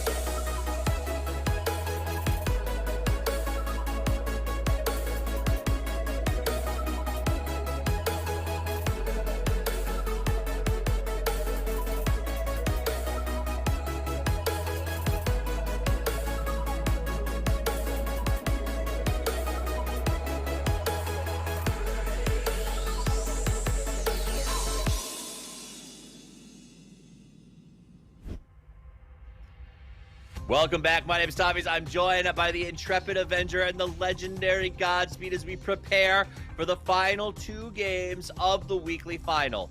Hundreds of thousands of dollars on the line. One of the biggest prize pools in PUBG history this weekend. The biggest prize pool in PUBG history. No, FPS history for this entire event, and one of the top biggest payouts in esports. My friends, welcome back. This is the PUBG Global Invitational S. Let's take a look at the schedule with 2 more left to play. I'm super confused. 3 more left to play. I was clearly excited about getting that $700,000, boys. Only 2 games down, 3 more to go, but all of them, Martin, are on the beautiful, beautiful Air Angel. Yes, it's going to be a change of scenes, and it's going to be going into, 3 more games. No excuses. All about the win, and we've got a few teams that are vying for it. And the standings, look at this. This is exciting. Look at that. Oh my god. So the top teams, they actually kind of flaunted a little bit and made it possible for these teams to come back, right? MCG now down to 4th. Tianba jump into 3rd. Impressive. And now it's, I would say, from 11th place, they have a chance, like, all the way up to 4th place. It's literally only 14 points different. It's 1 good game for like a double-digit chicken dinner from infantry, and they're literally in the top 4. So Godspeed, yesterday when we logged off, when we called it a day, we said that, it was 8 teams maybe in Money Strike. Do you still feel the same? How far down do you put payouts in terms of feasibility in 3 games? I agree with Martin. I think up to 11th. I think there's 11 teams potentially here that could really make it in the money. I do kind of want to give Meta that edge as well, but I do expect that the teams are going to push that cap forward, and so it's not going to be 53 points. I will say those Sonics, they're making a little bit of a climb. Love the play from Mime there. He really did save them. Got a second some points. Yeah. They just need to come together. I have to say, though, on the other side of things, I don't really know if Oath or Freak and Freaks at this point can make it in the money. If they have, if 3 2 wins? banger games, 3 wins, 2 or 3 wins, like 10 kills each, yes, but man, that's really disappointing for most of those teams. No. At this point, they're salvaging their pride. You've seen those those war movies where the guy's sitting there trying to hold his stomach together. Like, that's what it feels like for Oath and Freaks. They're just trying to. Realistically, if either one of those teams have a bad game again going into this one, for the last 2 games, I think they just try something, or at least, as you said, try to salvage and get some points, because they're going to go into the next weekly finals. Obviously, they're going to get all 16 games on if they don't win one, but. Yeah, after this game, if it's another 1 or 2 point game, I think they just, I don't know. Have fun. Martin. Try something new. Martin, metagaming. You picked them as a dark horse to maybe get the kill leads this week. Didn't happen. It's not happening. What's going on? Rough scenes for them, to be honest. I was, I mean, they're getting into decent placement. They're just not getting the kills. 9th, 6th. 16th here, but 7th, 4th, 5th. Like, why are they not fragging out? Is my question. I don't know if the synergy's off, but then again, they could turn on and do well here in Erangel, but they have not been turning on. But I really hope that Freaks and Oath they really turn on here in the last 3 games. Yeah. Especially maybe so they avoid last place. That would be fantastic. It would be nice. Meadow was hanging out with Hanzia and Freaks this week, so maybe it rubbed off a little bit. VP. Doing very well, fifth in the pick'ems, 130K. And tell me why they were the right team to choose, Godspeed. Why you were the one that chose them? Is that what you're saying? No. I mean, they struggled the last game, but they do seem to be doing some things right. And I'm curious what it is. Is it placement driven? What is it? They've just been really consistent, man.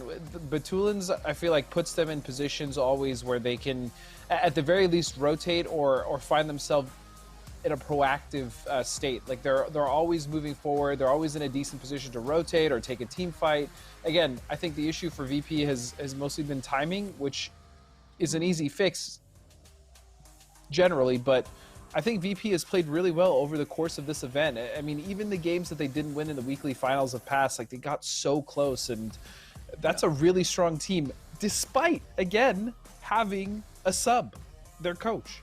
I often forget that, Martin. I often forget that this is not the team that they set out to bring to this thing, but you make do with what you can.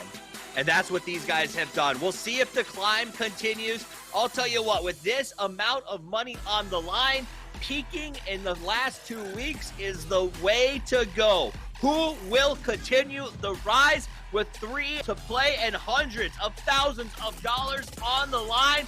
Let's see who can step up as we head to the island of Erangel with the voices of Sibs and Toby.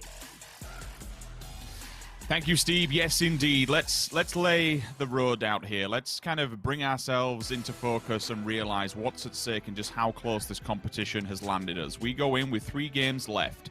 Our top 5 is separated by 10 points. Our top 10, just 20. We'll discuss how this circle might play out and where certain areas may come into play again. All kind of depends on that first circle. We get that suddenly hard shift, and then we're just really... It's the counterbalance of which way we're going to go, the complete coin toss scenario. Some teams have been setting up and staying their feet on Sosnovka, other ones that are working their way to the coast. But at the moment, Genji is sitting in the very prime position. They're central of the map. They've left PO over by Milta. Whether or not he comes out from there and regroups the rest of the roster is there just to maybe keep a track of any teams that want to, Freak of Freaks especially, through Milta town, although I don't think they're that stupid to actually drive through the town because you're just asking to be killed. Then you can go up towards the woodland area. You'll have the garage compounds you can play off the back of.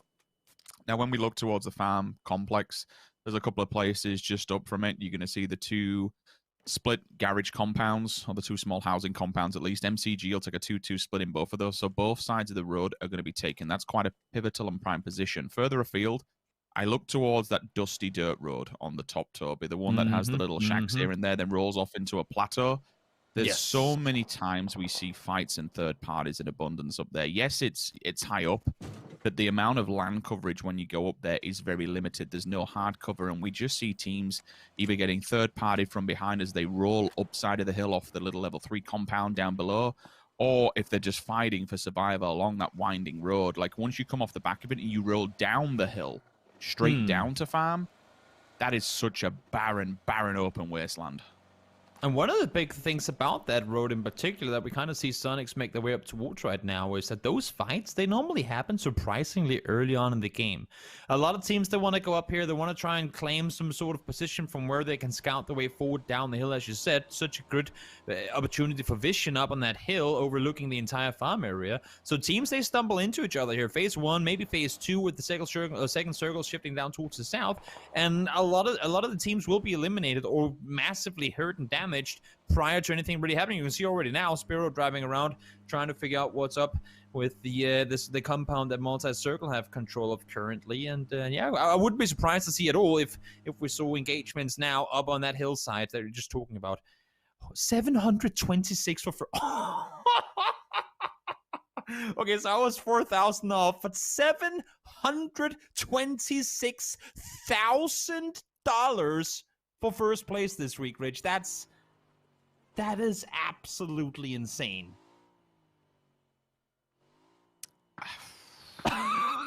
How do you quantify that? I mean, at this stage, we're talking about, okay, that's, I mean, for me, I think that's 3 Lamborghinis. I was going to say, you can almost buy a car in Denmark for those money. That's wild. You can get yourself a Fiat Punto or something like that. Yeah. Nice. Yeah. I mean, over here, you can buy a 20-person house up in the north. Hell, you can buy an entire city where I live. Good Lord, that is a substantial, life-changing amount of money. And we are not even at the grand finals yet. This is just the stepping stone. This is the placeholder before the main event next weekend. $700,000. We've been, and again, I wanted to make sure everything was calculated. We've been working off the back burner. This is a $300,000 game. Well, it ain't. It's more than doubled with the crowdfunding. Yes. Like confirmed now. Over 700 grand. One of these teams is going to walk away, and then they get a shot at over another $1 million next weekend. This is ridiculous money. If the percentile, the way it looks right now, I mean, it's probably going to increase by a bit coming into the final week, but if it sits where it is right now, we're looking at something along the lines of 1.25, maybe $1.3 million the final week for the winning team alone. That is, I mean, this prize pool this week is more than what I want to say a lot of these teams are probably ever going to get a chance to fight for. There's no guarantee what's going to happen. We see it after every global event that there's a lot of roster changes and whatnot. But next week, some teams, some players may never even get close to that amount of prize pool opportunity ever again, because that is absolutely insane. Yeah, it struck me when you mentioned it yesterday, and it really didn't sink in until, you kind of worded it like that. There's for some of these teams, if they never make a world championship again, if they never have something, if they never see something this big, like this may be not only the biggest prize we've ever played for, but for forever. Like, you might not be able to reach the upper echelon of this kind of cost again, and for some, well, it will change lives. Yeah, like it's just it really does boggle my mind. It's rather hard to quantify that level of cash when it's not even a grand finals. It's just. Okay. So now we know what's on the line. Now we really know what's going to happen at the end of this when it's all said and done. Circle, still a minute out, and then it comes down to a little bit more down towards the south. Everyone else, I think, is within inside the circle at this point. I don't see any teams lingering outside unless they're very, very high up by Severny or something like that. Everyone has come down from the mountainside. Everyone is now in a home position that they have to lock their feet into. Your potential early conflicts may come from the west side. You'll see T1, Daytrade, who are currently on your screen. T1's very sporadically spread out, but that's to try and catch Daytrade on rotation. It's the only team that's going to be behind them. It's the only team that they really need to deal with. It's a rather obscure set of circumstances to be working with. Did I just see Did I just see a UMP on that player? Maybe I was wrong. I'm hoping it's not. I was wrong yesterday. I mistook an M24 for a shotgun, so anything's possible. That is true. I like Star-Lord's positioning here, but we've talked about it before. You and I have talked about it too, how T1, one of the main downsides were losing players early in situations where they didn't have to. Now, I like how Star-Lord is positioned to try and prevent and kind of cut off this rotation, but if he goes down here, there's very limited, pretty much no chance of him getting back on his feet with the opponent or teammates being so far away. Now let's see, are we going down to military? No. We're going up towards the north. It's practically guaranteed at this point. But I don't want to see Star-Lord be this far out from his teammates right now. It's simply just too much of a risk that they shouldn't really have to take at like this early on in the game. Kind of what we may have anticipated. Metagaming are now in the prime position to try and receive this one. VP probably want to get to the backside of those buildings. They're actually crossing one another on transition. I'm not sure what the play is. I think they're just trying to get out of the way of it. They were looking onwards at this farm area, but with Metagaming's presence, they decided to opt and turn away from it. They will probably go up towards that plateau road, the one that we spoke about at the very start of the game. The first victim of this map will fall. It's going to be long. Mamu, unless he can play medic and get there just in the nick of time, call towards him. It's going to be sketchy. I've got you, buddy. Don't worry. The defib is out and away we go. But Arthur, they're coming for this? Do they want the frag points? I mean, they know up and try and quick drive-by, maybe?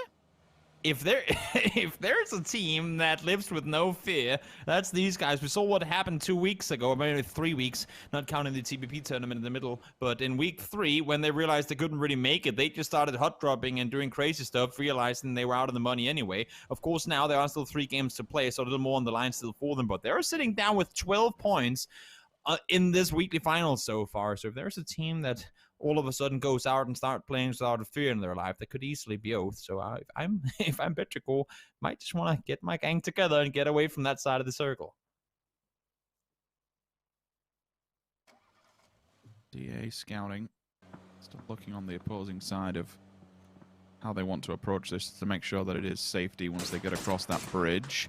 First point of contact might be made with the shots coming down from Mings. Don't get me wrong, it's silence, but still. It will give the level of information maybe that VP needs. You get the audible cue that the vehicles are rotating around them, and this is their first real problem. The question is, do they want to force this situation, or do they want to keep passive and kind of just chill for now? Like, forcing it, it would be good, because eventually they are going to work their way upside that hill. They might even work around them now and just keep scouting back. So VP is on red alert. Like, it's a very open area around them. That's the only problem. Yeah. You're not going to get approach from down south because it's that uphill struggle. Like, you're just dragging that car up that hill. So it's a very low and slow approach. They won't be hit from the south, but from the north is much in an abundance, and they know players already there, at least a team. Promo code on your left-hand side. Get it while you can, as quickly as possible. I won't spend too long on it because very shortly this is all about to kick off, and I think I just copped also for Sonics. I have to say, Toby, that was an AWM in play.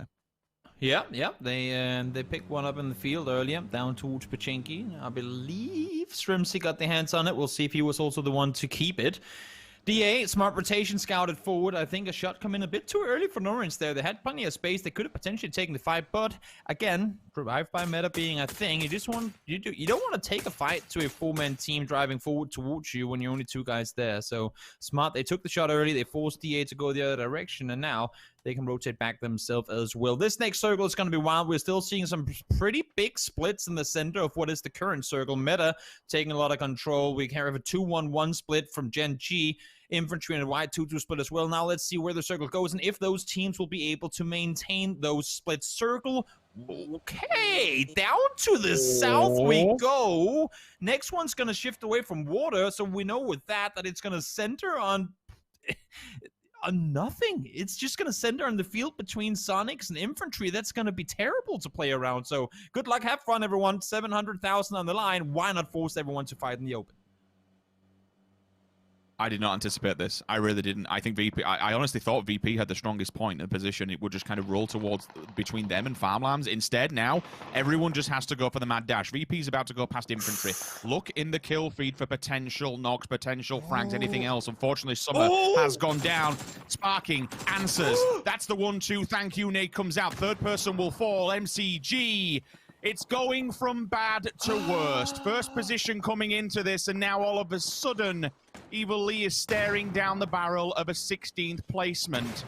It's all gone, Pete Tong, unfortunately, when we look to the side of Multi-Circle Gaming, and slowly but surely, they are working the league table in the wrong way. It's bad, it's catastrophic. From what a performance yesterday, and now this again, I feel so sorry for him. He has to be playing on the mental attributes. Like, this is not good.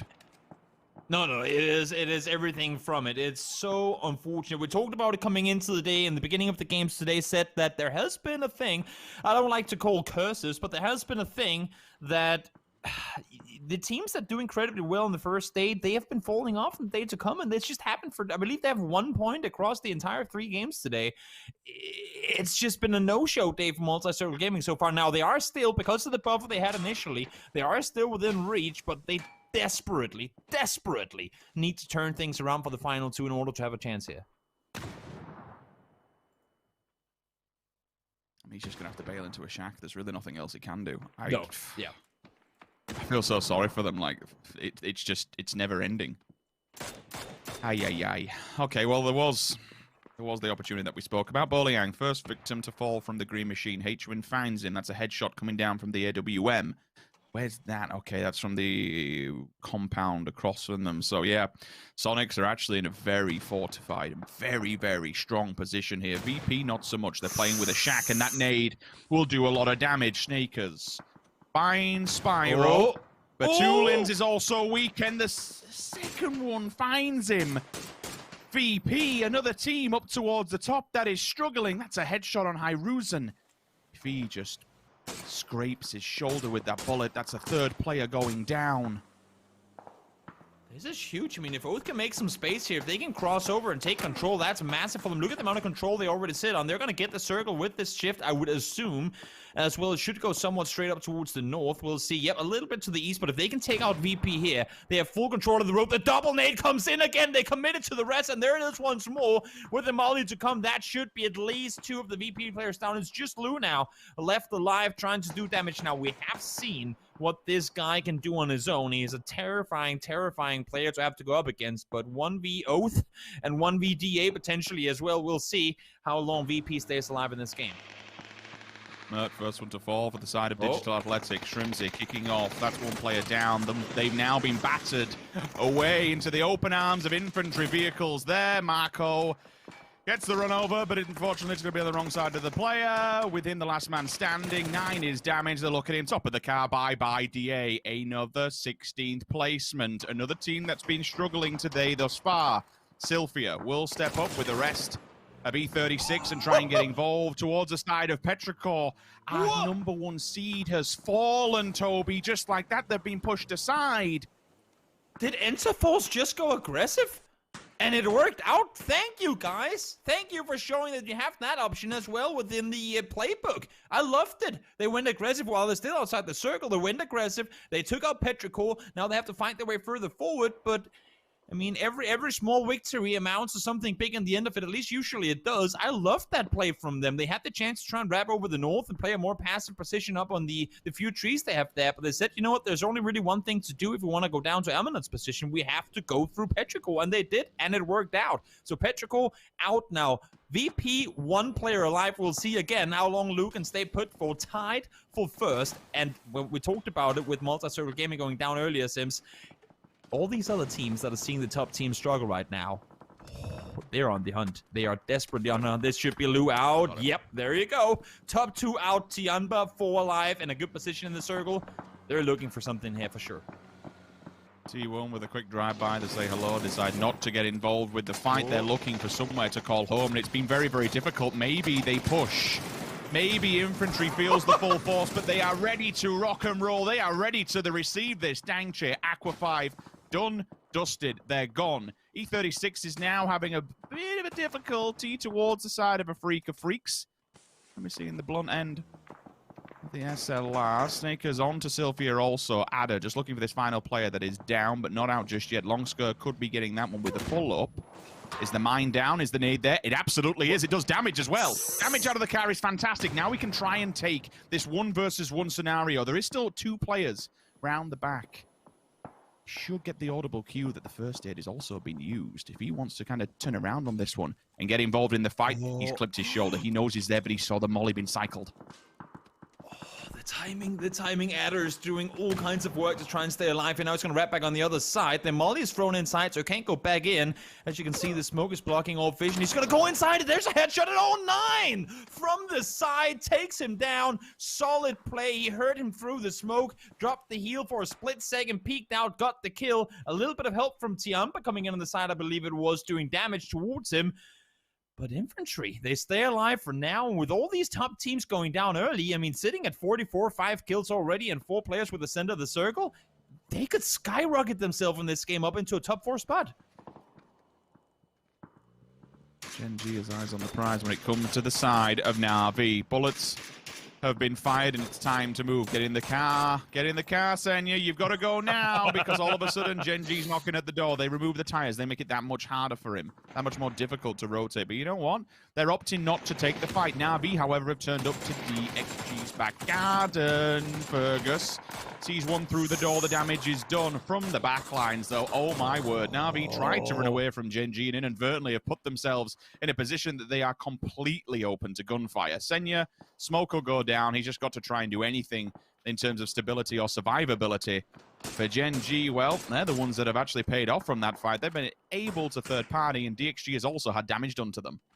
I mean, splitting PUBG up that hillside is such a 9 billion IQ play on their part. Senya trying to make a run forward. Not going to happen. Na'Vi fall in 11th. Tough one for them. They tried to make the play. Senya got his tires popped by Genji. And Genji just kept being a pain in the butt for all the teams trying to force that fight on the side. Now Tianba, they're going to come in response to this. They heard the commotion. They saw Na'Vi fall down. They get the final kill on 1. And now they have a chance to make a pretty aggressive play onto DXG here should they want to, but as I say that, Lorena goes for the more passive approach. They're waiting for them outside, hopefully maybe for Tianba. This circle will shift away, and you can see here Sylphia, this is the push from Interforce 36 to come around the side. Nothing you're going to do there. Smart plays by Interforce to get those kills, and back to them we go. Down on the south side, unfortunately, things didn't really go for them after that one. Phase 5 now in the blue. Aminat try and go for a first aid, but that's going to be it. Yeah, there's nothing really you can do here, given Sonic's position. Presence has been noted, and he's really just in a time limit at this point. Nothing else he can do. No first aids. Bandits, yeah, he's dead. He'll throw as many nades out as he can just to cause distraction and be a nuisance, but ultimately they will go down in 10th. Day Trade, are they next on the chopping block when you're on the side of Sonics? They have to come out from the security of their compound. That's just given that it's outside of the white. They are in a very barren landscape. This is the problem. There's a few little defilades they can fall off the back of and try and stay out the line of sight when it comes to Oath, but ultimately, it's not the best position in the world. Balefrost hits the world, bangs HWin in the head, and slows down Sonics once again. This is as good a circle as Sonic. Gaming going for the hard push. Try and work this little ridge line, but there's nothing else much more than that. Day Trade. Wait, hold on for a second. That's a 2-for-1. Sonics have spotted Day Trade out in the open. They've landed the absolute Kobe of a nade. Takes out 2. HWin still lurking with the AWM. Venotica now worried inside the shack, begging for dear life. He needs them to leave him alone. They are outside of the circle here. For Sonics, they can just rotate, get inside the circle now. You still have to be aware that infantry does hold that compound. They've been here for a hell of a long time, and they are defending it with their lives, and rightfully so. It's a very strong compound. It's the only compound for this circle. It really is. No one else can do anything to push down towards them right now with everyone being forced to fight one another. So infantry are getting pretty much a freebie on that one. The double comes in. Day Trade goes kaboom.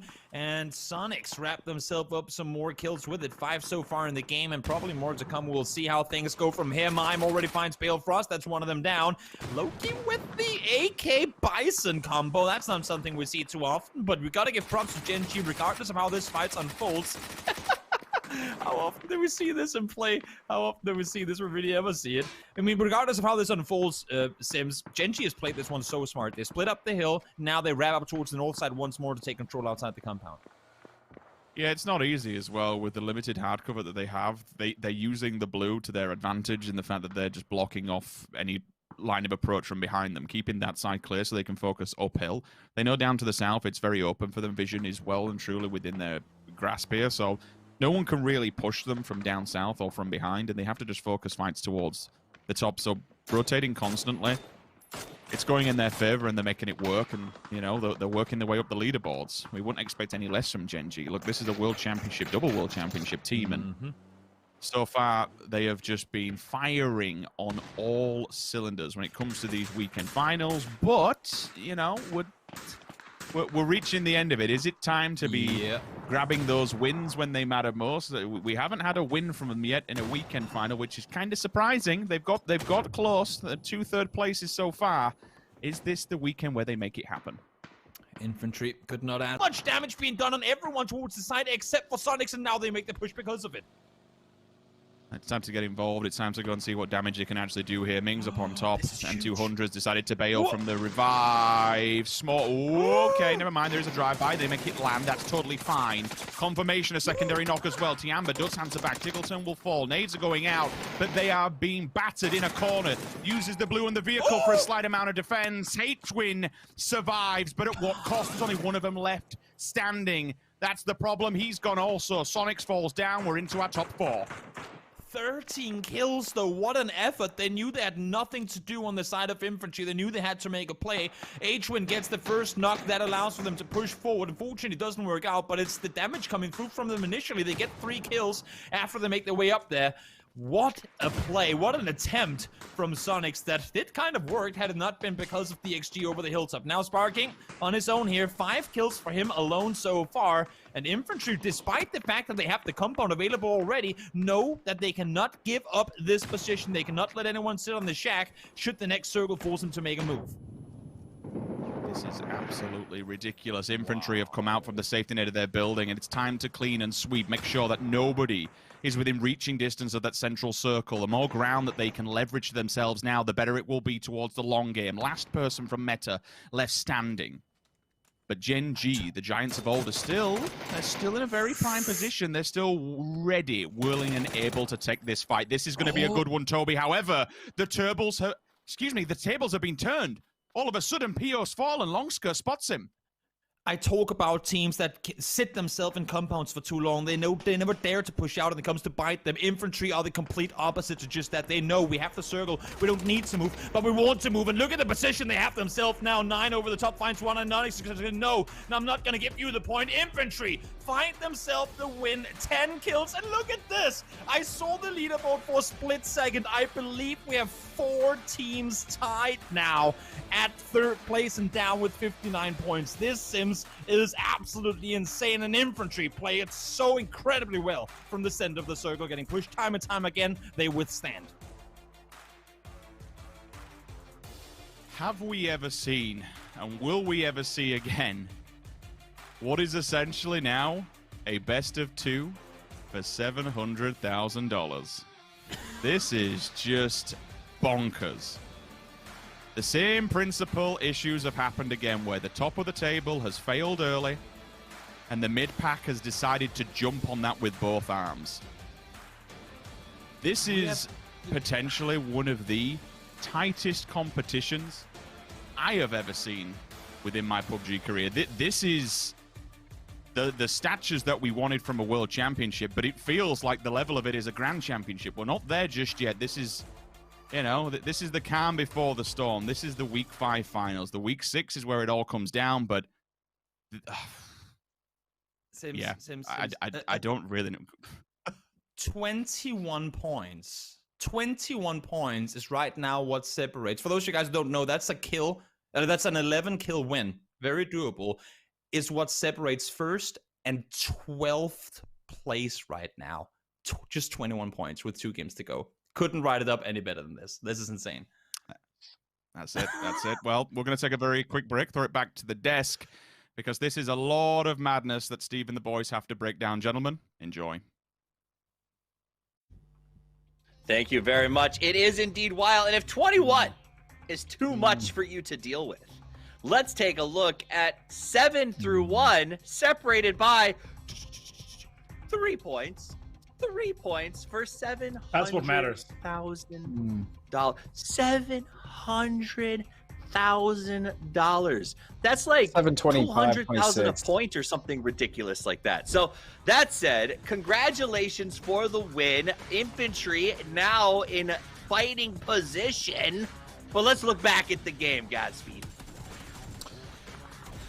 This man, this series is starting to get real exciting. There is so much drama as well. As you said, and as Toby said, the spread is so small on the points coming through, and it's starting to show in the gameplay as well. You're starting to see some desperate dashes from some of the teams just trying to rotate in. T1, Martin, for me, stands out as one of those teams that just tried to get in and failed. Yeah, for sure. And in general, this snake compound in this area in between the big white on the west of that it's a rough area. Infantry managed to get into the 1-story here, and they defended it. You know, it's often where you say, or you get into positions where you get center, but they defended it again and again, and it was super push. It was just super nice to see how well they were able to get into positions again, reposition, nade off, push them off, and they were just surrounded at times, and they managed just to take it. And other times you see teams, you know what, take a decision. Sonics was this one. Take a decision to say, you know what, let's get as many points as we can out of this situation here. Let's do a drive-by. Tianpo was on the high ground. Sonic still managed to get 11 kills and get into a really good position there, now within striking distance as well. And you know what? Even the best of the worst screenwriters couldn't have made a better drama than this one.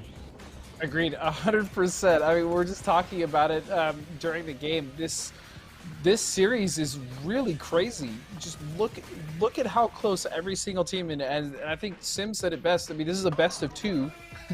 This is a best of 2 for over $700,000. Yeah, that's mind-blowing. That's absolutely mind-blowing. Like, we've talked ad nauseum about the stress of this event, how hard it is on the teams, you know, on and on and on. But after these numbers, after what you're looking at right now, Infantry puts up a 20-point game. Sonics, who only got 3 placement points, could care less because they get 13 kills and 16. Gen G climbs the ranks. Division X continues to perform. The stress, Martin, going into these last 2 games with the 3-point differential has to be, honestly, something that a lot of, if not all of these players haven't really dealt with before. This is insane amounts of money for 3 points. It's 7 teams, 3 points. MGD is the next one, kind of 5 points separating them from 7, but they had 1 point in 3 games. I have no trust in them. They got the first place from yesterday. You know, okay, like if you're leading up to day 1 with 52 points. And you go in and you post. No, they dropped the ball. 3 games with 1 point. Like I just have no trust in them. The other guys are putting on points. They're putting on damage. They're putting in kills as well.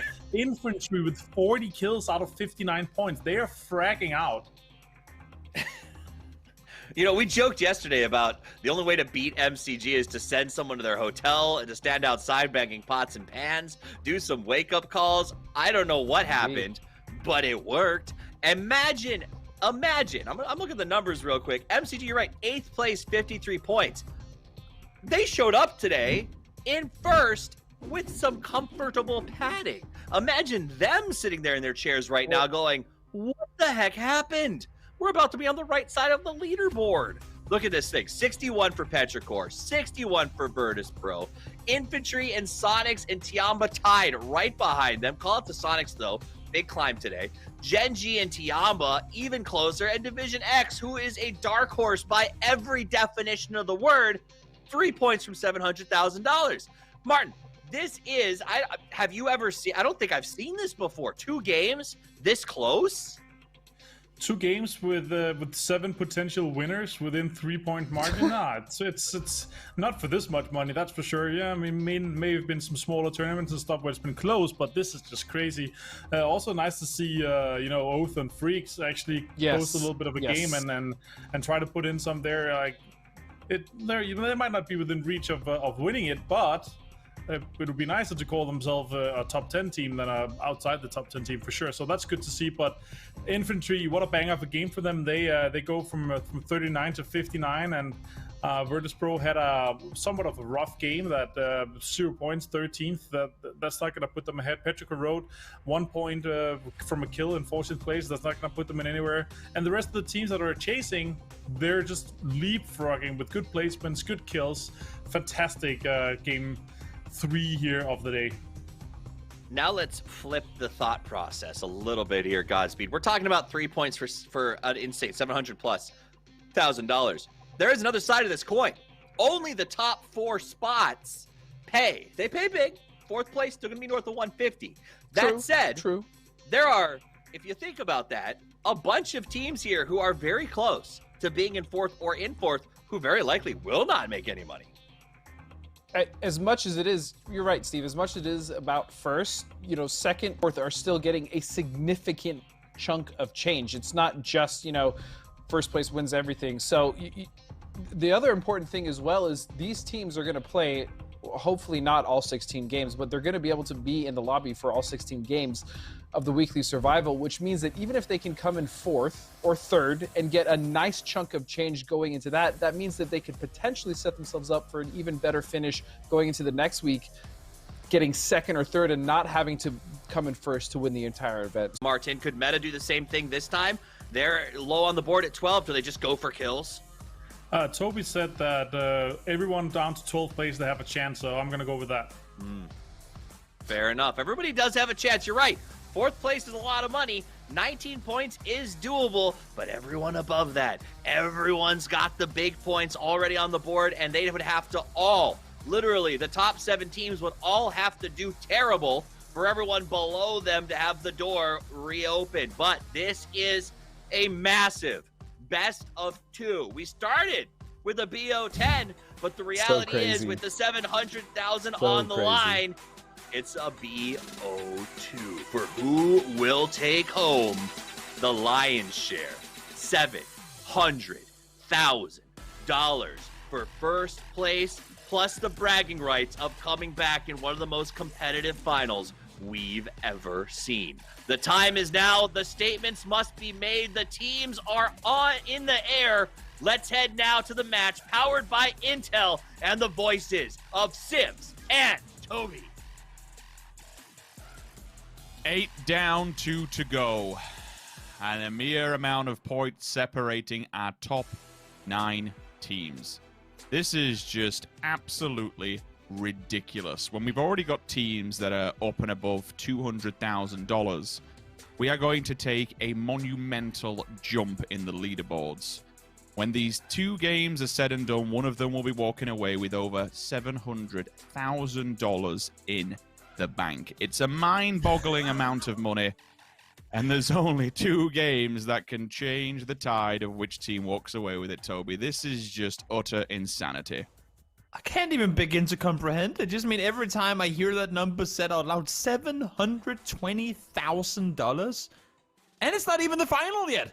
It's not even the final week yet. This is, I mean, if this is anything of a telling of what's going to happen in the future for PUBG Esports, we're in for such a joy of a ride throughout all of it. This is going to be absolutely insane. And of course, a big portion of what brings this number to the total that it has is thanks to all of you guys out there watching and supporting. So thanks, a big shout out to all of you as well. And well, first circle of the final 2 games down towards the southwest, and look at this team who found their way down there. Gen G, they don't usually opt to go down here, but a lot of their customary loot spots have been taken away from them. Milta wasn't really within reach, and now they loot southwest. We saw what happened, Sims. We saw what happened last time Gen G got a center position and went there early. They liked sort of on the edge. Last time they went center, they fell apart early. What's the story going to be for them this game? There's the question. I'm sure see answered within the next few circles. Who, if we have any of these top teams going out, and we're getting to that point now where you've had all your backup chances, you've had all your extra lives that you've garnered throughout this competition. You give yourself enough buffer points to maybe take 1 or 2 16th places, but we look towards, and we keep banging on about it because it's such a huge fall from grace. MCG, for example, going down from 1st to 8th over 3 games. Like, it can happen to anybody. But on the other side, it can also be a dream come true. One team can just completely go off. And with how this table's really been opening up, you've had your top teams failing, your middle pack turning up, and this is why we have one of the tightest, what will lead us to a very tight Championship Sunday final matchup. Sonics have got themselves within the 3, so have Infantry. VP, thankfully, with a big win, has given themselves enough buffer to be able to stay within the top 2. Petrichor Road just jumping them on kills alone, although they are tied up in points. Tiamba also, a good win from them, throws them up within the mix. And then Gen G, consistency. While they don't have the weekend finals win just yet, it is a team that we never count out because they are just so damn good at this game.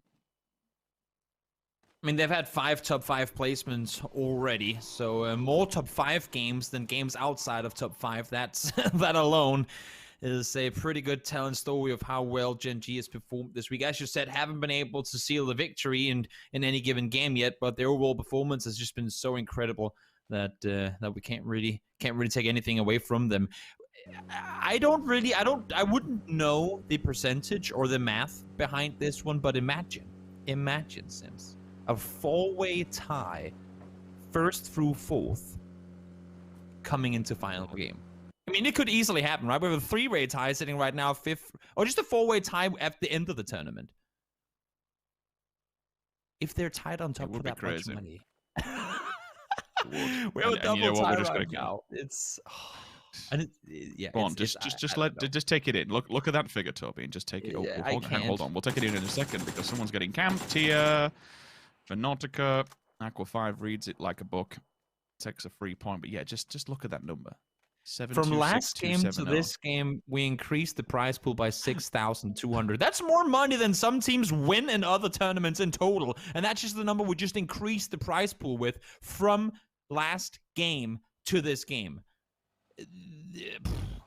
It's mind-boggling. It is absolutely insane how much money is on the line in this tournament, and I mean, again, I don't envy the pressure these guys are under right now, because as much as they go, oh, we just keep our head in the game, play the game, we know how to play it, let's just focus on that, there has got to be a big weight on their shoulders that is flashing that big digit number, and they know for sure how much is on the line, and it's got to have an impact.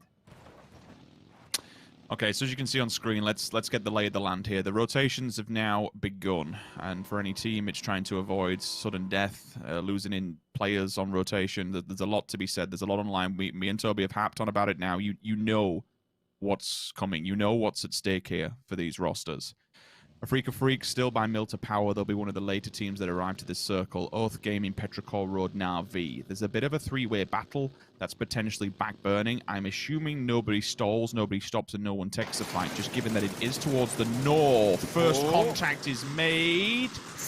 Ragnar, shots on Tang. Finally, Wicked will solidify the kill. Lingdu is forced to run away from this one. MCG, it never gets any easier, does it? It just never rains. It pours only today for Sunday on MCG's parade. Everything that could possibly go against multi-circle gaming today has done that tenfold. This is insane. They sat in first. Prospect in itself. Remember that three-way split that I was talking about up towards the north? You can kind of see it on the map now. Na'Vi, Oath, Petrichor. It's messy. It's starting to get messy. Petrichor looks like the setup for the bridge encampment over by the cube stack. Oath Gaming, I would assume, reads that like a book and doesn't fall for the trap. But Na'Vi could do the exact same on the middle bridge. If they sit there and they deny Oath any kind of transfer, with Na'Vi's playstyle, we would anticipate they go all the way to the west and maybe take North Georgia Pole Bridge and just come in through West Town. Keep it safe, keep it steady, keep it slow. But they, you know, like Na'Vi has been a little bit too slow. They are down within 10th position, so there is a tiny, tiny, tiny window of opportunity to be able to make it up into the money bracket, but they would need a lot of other things to go wrong for teams, and if they get another couple of knocks on their side, it becomes much more difficult long game. So they do play, even if it is just a quick res, it's still something to keep in the back of your mind as you go towards the late game, that recuperation and you know, reses become a lot more difficult when you are damaged up early on in early game. Oh yeah, for sure. And another factor is information gain. I mean, Sonic's getting that knock now, knowing that it's Virtus Pro they have in the compound right next to them. That is huge. Knowing what team sits next to you, I mean, if you know the team well enough and what their tendencies are in terms of how they play, you know, okay, if we do this, is there a chance that these guys will push on us? If we do that, is there a chance that we can maybe get a peek onto them? How do they like to play? Are they sitting together in the early game? Are they splitting out wide? Knowing that they just got a knock onto a VP player, they pretty much guaranteedly know that there's only going to be one or two players in that compound this early on in the game. So should they want to try and expand out, should they want to try and push up north, they know that they potentially, or at least should have a split that they could try and punish in the early game up towards that north side. Infantry, a few peacock shots. It will keep a Freak of Freaks at arm's reach, keep them at distance, keep them away from your compound. It's a pretty decent compound, but let's not forget that we do have water on three sides of this circle. From Pachinki to Hospital, it's pretty much the land entry points, but everyone's inside now. I say that, we do have actually DXG, I didn't realize, still disconnected over on Sosnovka, whether that plays a factor. Circle updates, and it actually hard shifts back towards the side of Pachinki. No. Look at all the teams, Toby. Look at the west. No. Everyone now has to migrate. The east is completely open. That's insanity. But open to what? We have 3, maybe 4 compounds in the hills. It's gonna be so risky trying to send it up those hills, try and take control. I love what Virtus Pro are doing. Just full speed send it. We don't have time to lose. Everyone knows that there's a full-on clear side of the circle that you can take control of, but how do you get there, and how do you maneuver figuring out which compound's free right now? I mean, this whole run from the west to east is going to be so incredibly difficult for so many teams, and that big old field, we're seeing it right here. Oh, that field is going to be eating up quite a few players over the course of this game. I'm quite sure of it already. So huge exodus for anyone who's in the west comes through. They'll all just have to traverse and try and get to the circle whichever way they can and find themselves good footing. Thankfully, no one was there and everyone was banking on going to the west. So there is a lot of open places that you can try and play with. Tiamba has pulled up in an open field. PO spots them. The rest of Gen G are actually laying down suppressive fire for PO to give him some kind of a secondary chance, some kind of opportunity to fight against that. That's under. That is under. Lorena, he should be a dead man, goes down. And now the hammer will come down from PO just to lay down the law. Shots from a distance. We spoke about suppressive fire. Well, now it becomes offensive fire. Tiamba has been caught in the open. And Gen G have every angle under control. They are being picked apart from every single corner of this map. They need to get out of here. They need to get out of here incredibly quick. Unfortunately, one more falls down now, and Gen G, they're on the hunt. They don't want to make space. They don't want to allow for a team like Tiamba to sit on this side of the circle. You can see Pio already trying to find off angles from the vehicle. They're leaving Mings behind. They know the threat. They know the threat potential of these guys coming in. Looking for Tiamba sitting on the leaderboard. You do not want to give more points away to Gen G. Linchen has to back off. They know they're coming. They know they're going, trying to wrap around on them. They don't care. Gen G will stay on the edge for as long as they possibly have to. Kill confirmed. M200 Linchen has to back off. That is tough. That is a tough way to go down for 2 players, and more so, that's a tough team to lose players. So look at this. They just surpassed. Gen G now sits in 3rd, up there in the bunch with everyone else. It's very rare we see a team leaving a down player. Oh no, it doesn't get any easier. Tiamba, they've unfortunately run into Daytrade, who up on top of the quarry. And now M200 is the last man to try and carry the weight of his entire roster. Oh dear, it's not gone good for Tiamba. And kind of just to finish off what I was saying, it's very rare we see a player being, never leave a man standing, or leave a man down, should I say. You'd usually see a smoke go down, one player would stick the res to get in the vehicle and get the hell out. They're like, no, we need to run. We know what's on the line here. We know Gen G will push this. They get in the vehicles. Ultimately, they do lose another player, so Tiamba, 6th position. Gen G jumps up 1. Hey, it's not been a great start thus far. VP, after the initial knock, reconciled themselves and are at least now within a decent compound within this circle as well. While we have a bit of a lull within this game, we'll give you a code on the left-hand side. Catch it while you can, just below the scoreboard. Circle, Toby, about to update, 5 seconds. Yep, into the field, I would assume we're headed. Let's see if that's going to be the case or not. Down towards the south, as a matter of fact, that's where we're going. So, interesting one coming up here. Virtus Pro will have to move. Oath will do the exact same thing. And Oath is one of those teams now sitting at just 19 points. We talk about how many teams still have a chance of making it, how many teams can still get into the money. But we also have these, and I like to call them Joker teams, where you just don't know what to expect. 2 games to go. Now they lose 1 player as well. Very, very hard to know how they're planning on playing the rest of the game. Are they just going to go, you know what, we have nothing to lose. Let's go make chaos where we can. Or are they going to play it more passive, just wanting the day to be over and done with? I'm not sure, but some of these teams, T1, Oath, Freak of Freaks, Interforce 36 as well, we don't know what they're planning on doing, and they could easily become a very dangerous team to have next door for any team trying to make it into the late game. Infantry, good lay of the land here. Gen G is setting up shop right behind them. DA, the full sender's coming, but VP's got all the nades down. 1 player trade-off. Batulins falls, Mertz there as well. Grenades going off. Metralius and Smash, they just breached this one. They're in. Shots from a distance. Code Marco answers back onto Spyro, and all of a sudden it's Hyruzen. He's like, what in the world just happened? My friends have fallen, I'm in the car, and I am getting out of here. Now he has to run a field gauntlet. That is the absolute dungeon you do not want to be in. DA just removes VP from the...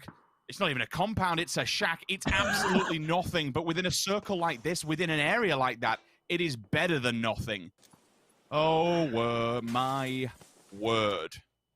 I said that we shifted away from compounds, and that's, of course, meaning that the area of play, the amount of hard cover we get left now in the field is very limited. And there they fall. Virtus Pro from a great game to a terrible one. 0 points, 16 plays here in this game. They still sit tight for first. There's no telling of how this game is going to unfold, but missing out on what could potentially be crucial points here, that's going to leave a sour taste in your mouth. And just having to sit back now, watch the rest of the game unfold before your eyes, not having a chance to get an impact on it, they're going to be furious after that one.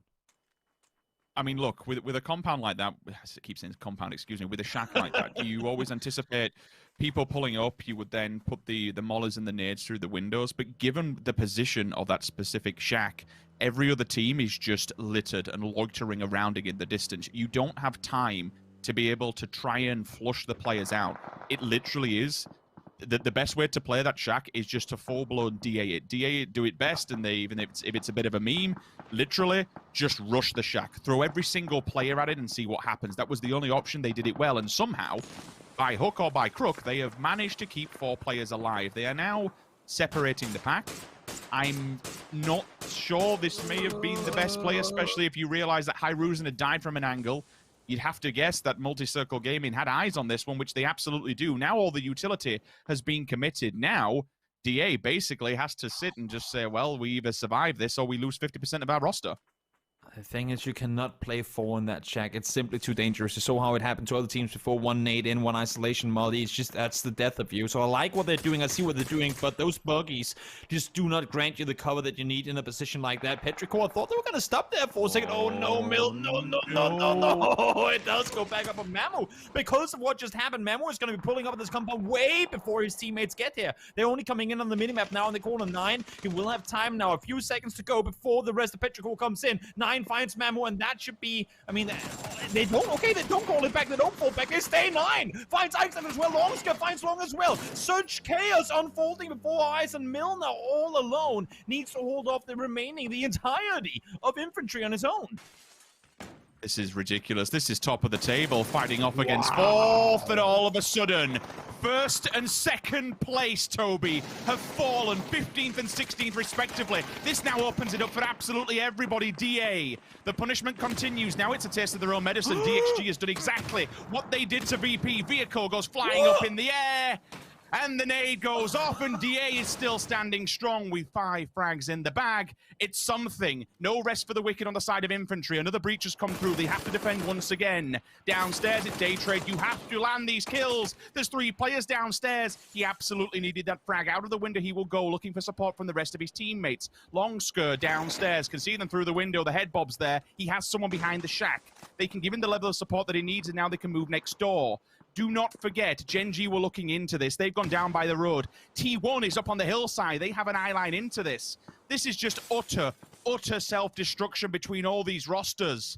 It's complete carnage. And when you're seeing 1st and 2nd go down, currently in the standings, this is anybody's game. This is an absolute massacre with on the leaderboards. 700 grand has just opened up for many teams. It's no longer a 1st to 5th game. It's anybody's game. It's absolutely insane. I mean, again, I said it in the end of the last game, I'll say it here again, we could not write this up any better. It's complete madness. They trade, they do force them out, they do manage to get control on that edge side compound, but for how long and how much time is infantry going to want, and I don't want to say waste, but allow for this to hold on for now. Let's see, Gen G full speed forward. They go Anonix down to full. Loki goes down as well. They try to make the run forward, but it's not working out for them. 1 goes down. Now the response is there. Pio finds 1. Esther found the other. So right now, 2 alive. Sylvia on his own on the edge. The nade's not going to be far enough. No damage done. He's trying to make the run behind the back. Pio spots him. Sylvia finds 1 more. 3 knock players on his side, so it's a 1v1. Sylvia, can he get it? There's might be Rez's opportunity for him, but Pio, what can you do here trying to make your way forward? Probably nothing up against the blue. Sylvia's got his number written. Behind the rock, very little HP. 1 nade will do the damage. You can already see he's holding the angle. His teammates are just falling around him. He'll pick up the walking wounded. And to try and get the free frag points. Nice. Oh my god, yes, Toby, I didn't realize they're here to try and play cleanup crew. This is absolute spoiler. 3rd party in abundance, and Pio's like, please just leave me alone. All I want to do is try and survive. And the top 4 teams are just being laid waste as infantry are also falling victim once again. Day Trade downstairs. What is going on at the top of this table? Everyone's fighting forward, everyone wants it, and everyone's going all out trying to claim it. More kills coming in favor of infantry. They find themselves their 7th with an opportunity to res a player. They are outside the circle. Everyone's forced into the open field. Somehow multi-circle gaming, while it's been a terrible day for them overall, 3 kills already, 3 players still alive, playing the Forest on the south side currently as the only team. We said they need to get something going in the final 2 games, and this might be what they needed.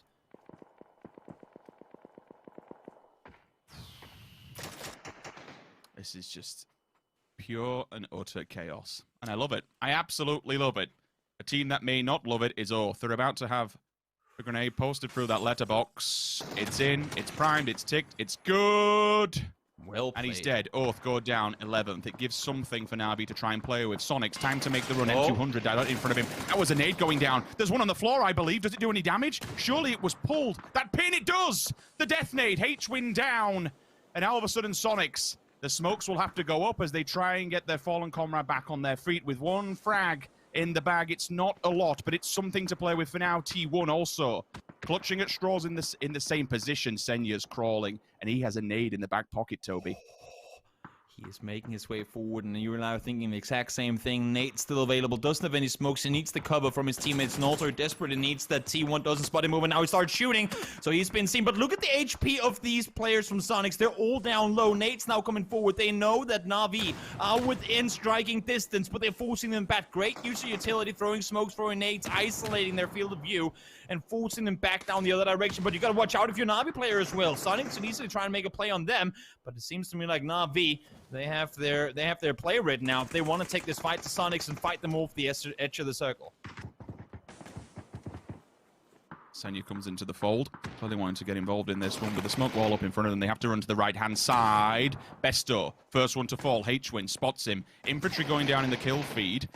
That's not good in a different fight altogether. Now, all of a sudden, Sonics are gathering their force on the left-hand side and going for the wrap. Mime is knocked. A second victim will fall, but there is an answer back. There is a response. The nade hits the tab and he goes down. And at the moment, the entire map is just lighting up with tracer fire. There is fire from afar in every single quadrant of this place. Another one will go. Sonics is down and dead.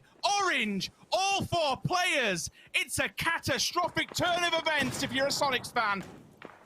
They got the double knock. Sonics had the double knock, but Orange around the side found one with the nade, takes the other 2, and they fall. They fall apart now. Freaking freeze instantly after. We get Koreans fighting each other here. This is going to be, oh my lord, the nade is through. I didn't see it come through. It goes in. 2 down, Adder. You have to make a play on this. You have to make a push forward on this. They're still outside the circle. They have to run forward. Try and get the kills, Nikari, for all you can. Stay alive here, buddy, for as long as you can, but it's not going to be easy. Nades going forward. That one's going to be good as well. T1, they're here to fight. These bottom teams that were outside striking distance are doing absolutely everything they possibly can to get back in. Adder's still kicking off. That's 3 of them. Can he get the 4th? If so, that's 2 quad kills back-to-back that we have just seen. Infantry's eliminated. Number 1 has fallen. I mean, I thought the red zone had been disabled in these settings, but these grenades, they're suggesting otherwise. At the moment, this entire field has just been opened up with gunfire and grenades going off every single place. This is manic, and in the middle of the map, DA's like, well, you know what? You can all die happily around us. That's not a problem. We'll stay here, secure and safe, in our little shack and stay quiet for now. PO, as the last man standing, he is garnering points for Genji at the top of the scoreboard. Whatever he can do now just gives them a buffer moving into our final map of this week number 5. This circle couldn't really work out any better for him. Even though it goes away from him, it still excludes the high ground. Lingdu would be able to see him in the field below with the high ground advantage, but because he's forced down now, it's going to be an even playing field for the majority of them. PO doing PO things, staying alive for as long as he can on the edge of the circle against Enterforce 36. I thought they had him dead to rights. I thought he was down and out, but Multi-Circle Gaming backed off, knowing what's at stake, and now he has a chance to strike once more. Sparking in the meantime finds the knock onto Summer. He's isolated for now. Lingdu, is he going to commit to it? Is he going to run on over and try and get the rest? I'm not sure. And here, the snake from the east, PO trying to make his way into this circle, should be able to get there unless if he gets seen by T1. Survival is the only thing that PO can really do. But PO being the individual player that we know he is, when all the odds are stacked against him, can do phenomenal stuff. Silzen, last 2 players, Na'Vi go down. Few more points to be able to at least bop Meta up into that top 10 predicament. PO up against the blue. Problems of his own. Does have the meds at least to be able to deal with it. DA, central box for now. Everyone else has to kind of work their way around it. MCG, southern side, 2-man band. Might be the next point of contact for PO, who's a snake in the grass. T1 are advancing forward from the west. 3 players still standing. Meta Gaming, 2-2 split, all 4 players alive and kicking. This would be the time for Meta to really jumpstart their progress towards the final map. If they can win this out, that is a lot of points in the bag going towards this final map. This would be absolutely huge for Meta if they not only win the game, but also get a few more kills with it. That would easily, as you said, skyrocket them straight back into contesting for the final spots. Let's see, PO, he spotted both of them. Did Aqua see him? He prone down. I don't think he got eyes on. PO is still trying to snake his way forward. We're in phase 7, so these circles are closing in incredibly slow. He's spotted one Aqua. That's one of the Meta players on the other side of the circle. That's not really a threat to either of the guys up close. He also knows of the position of Multi-Circle Gaming with Thralius now able to find Ling Du, so he's going to go down. And these teams right now that are fighting down below in 50 and 48 points respectively, if they both get good games here, I mean, we're adding even more teams to the pile of woulda, shoulda, couldas in that final game. We'll see how things are going to unfold. Ling Du just out of reach for that burning vehicle, will stay alive, and PO still has yet to shoot. If there was ever a player that I wanted as the last player alive for their team to try and get them into first place, it would be PO. Metagaming now, it's time to commit the utility. T1 have moved forward. Not too much to work with. I mean, the question is, what does he do? Does he throw it at the team of 2, then go for the solo player? I mean, yeah, I mean, he could throw it at the team of 2, go for the AoE damage on the 2, and then connect on the solo himself with the AR, but I have no idea. For now, we look at MCG. Nade finds its target. We said Meta, it was timed to utilize the utility that they've been garnering for quite some time. They've been a little bit, not passive, it's not the word to use, but certainly holding back the molly. It's ready to go, but they've moved. All of a sudden, they've moved into the open arms of him. He's still waiting. Slowly but surely, Meta is burning people away at the wayside. Keep an eye and keep a track on that. It's PO. What's the decision? The thing is here, for PO's position, if other teams start looking towards T1, because they're actively shooting, they might spot him and that can catch him out. That could get him called out and end up going down because of it. But for now, T1 is doing everything they can to really protect the VIP over here behind, who they have no clue of is here. They must have seen him in the kill feed earlier, but when PO got that kill onto the infantry player, it was all part of that big commotion, the big cluster, and you cannot really fault them for not realizing that he's playing from behind them. 3 teams are left alive. Meta 3, T1 3, Gen G has just 1, but Gen G currently sits in first place. You could see when he had the molly, he was cycling to put it down. I think the idea was go for the 2 that was on the hay bale and then try and isolate the single player Dangche to his left. But with all the commotion, they had to move because a nade came their way. So he puts the molly in his back pocket and just waits. And for now, I think it's hold on for second. Look, you're playing for points. You're the top of the board. There's not a lot you can do in this one. They will all now just turn because of the position that they're in and face you head on. You might as well wait this one out, wait for the third party to kick in, and then see where you stand. Like, there is some universe down the line in whatever year it would be where he wins this, but it would mean that Meta and T1 smash the hell out of each other first. They have no clue that he's there now. Dangche, he's up close. They've seen him. They've heard him. Dangche takes the fire. Ragnar able to find the knock on towards him. 1 goes down, 2 left alive. PO's still making his way in from behind. Dangche flushed out. No way he's getting back alive. Meta 12 kills in this game already, and they're looking for more. Aqua 5 isolated, but gets the knock with the nade on towards Ragnar. So now 2v1. PO still easily could become a very big factor in this game, but look at the ammo. Down to practically nothing. Meta's been shooting at everything from a distance so far. Ada able to find 1 more sparking. Goes down. Now they've seen him. He's been spotted afar. PO's been seen. Wicked able to tag him up, but not enough to find the knock. They're focusing fire onto him, and every time Wicked does this, he just gives away his position to T1, who directly in front of him. Now they have pinpoint accuracy to where he is sitting in the corner. He goes down. They get him. It's a 2 versus 1. He's lined up. He's into a 1 versus 1. If you get this, this would just be absolute massive and give such a big buffer for Gen G, but it's denied. T1, at the perfect time they turn, they deny the win on the side of Gen G. But PO staying alive as a solo player to 2nd place. That is just phenomenal work. T1, though, down the bottom end of the table, Toby. They now jump a little bit. But the question is, was it too far? Regardless, it's going to feel good as we go into our very last match. We cannot, absolutely cannot, turn away from the fact that this is one of the closest endings I have ever seen to a competition. This is just now a stone's throw away from being a best of 1 for 700 grand. I'm so thankful that you just talk now, because I couldn't have talked before just now. I just picked up my jaw from the floor. I am completely mind blown. Not only does PO stay alive, but make a run for the win in the end of it there. That is absolutely insane. If we thought the leaderboards were any close, This final game is going to be absolutely freaking insane. T1 get the win. It's a great game win for them, no doubt about it. Are they still out of the race? I think so, and you can see, despite winning a game, it's not all smiles on them. They knew they could have done more in this week, but we have to talk about kind of the elephant in the room here. PO sneaking his way in, finishing out on top, not only in the game, but getting a second place there as well. Sims, that's... Yeah, that is look, to kind of roll off the back of that, we always want to talk about the match winner, T1. It's fantastic, but in the long-term factor here, in the bigger picture, they're down in 13th. Like, it might be a win, it might feel good, it might look good, but ultimately it comes down to what PO just did.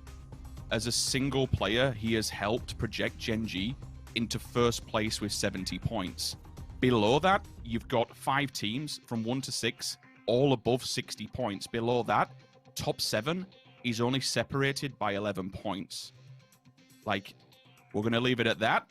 I'm going to pass it back to Steve. I'm going to go get a drink because we are in for an absolute barn burner of a show. Do not go anywhere. Steve, gentlemen, enjoy setting this one up because it's going to be fun.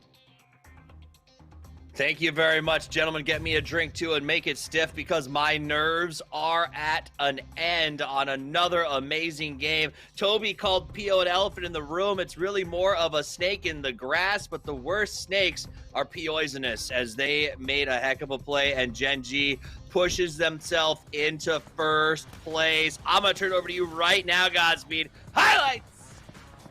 Highlights indeed, and to start off, what a hellacious circle for these guys to play. Digital Athletics went through team after team until finally falling in this field, and that's kind of the case with these circles, Martin. The field endings are notoriously difficult, especially when they start to get really crowded.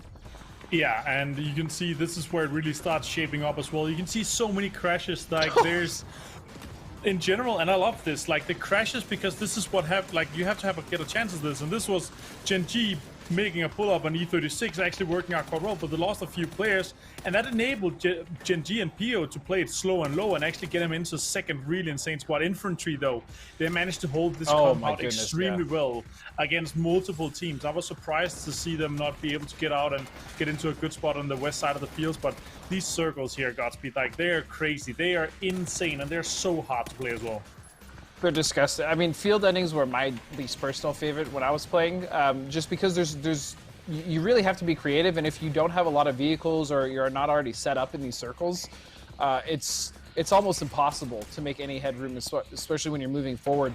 But infantry, although they went down, I'll be honest, they, to me, look like one of the best team fighting teams here at this event. I mean, they have been devastating when running into other teams.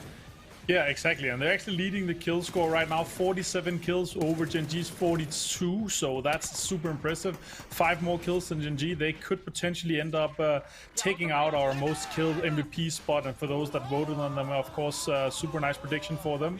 But this, it was down to a 1v1, like, that Did was you see one of the most exciting. Oh my god, yeah, what? Did you see Adder's health? I think he had like 10 HP, so it literally low. Came down to one shot. Yeah. Adder was one shot away from going down to PO. Man, what a play from PO that entire game. But yep, we got to give it to T1. They did take it. 21 points, Steve, and 17 from Meta. Look at Meta.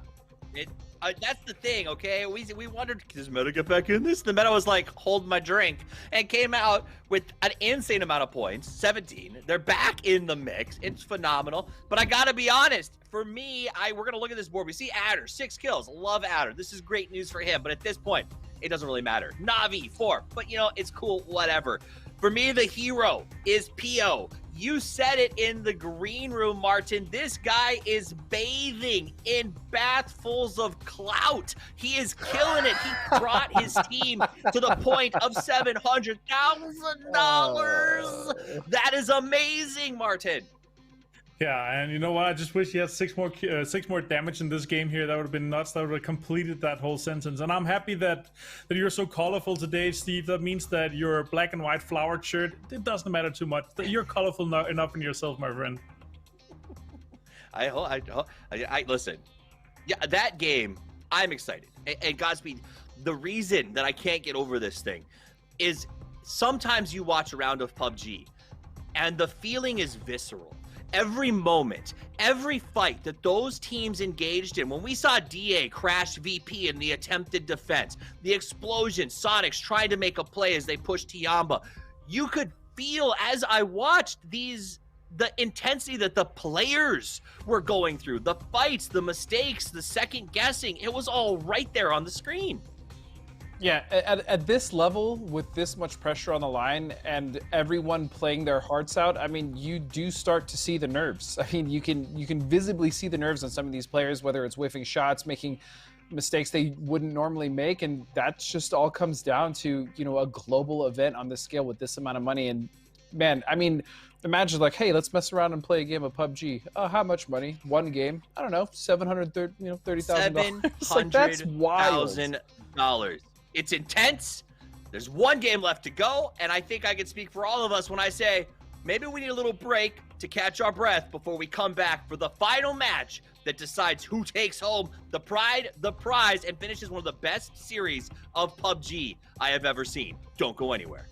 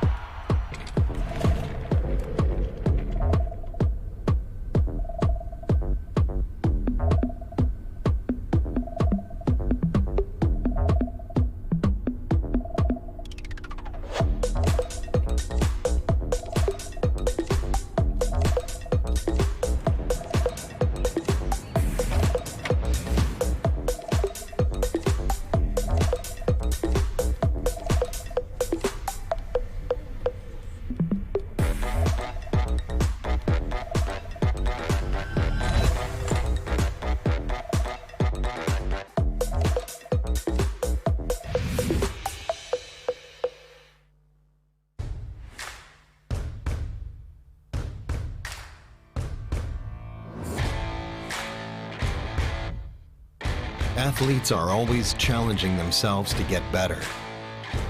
You've seen this in all sports. Esports is no exception. You can never predict the outcome.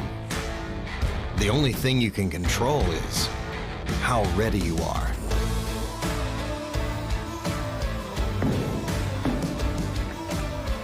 Over and over, players adapt, trying to improve, fighting hard for every percent gained. Give everything you've got to the challenge and show your finest.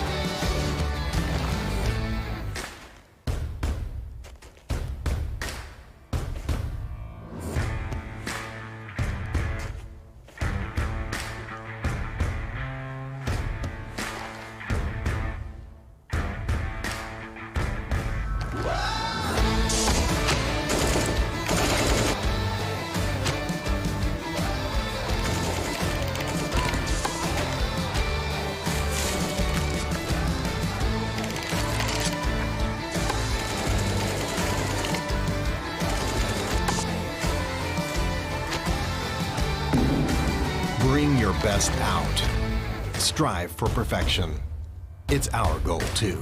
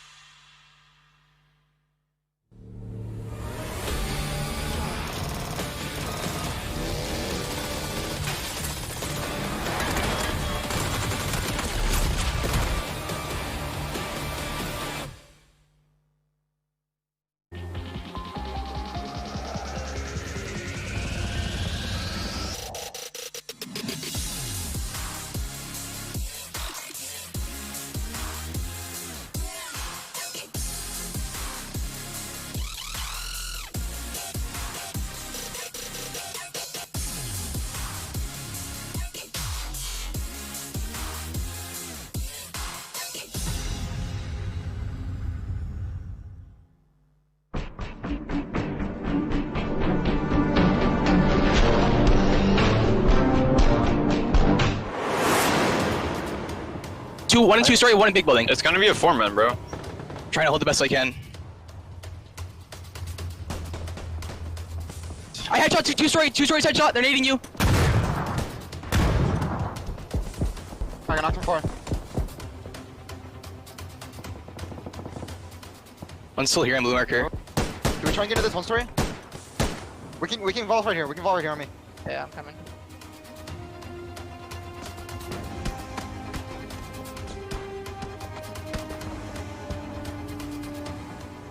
Yeah, it's fine. We can play this. We kill these guys.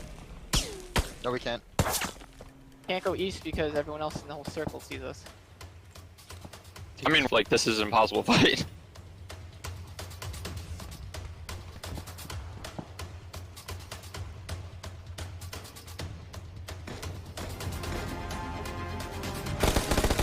He's headshot. He's headshot.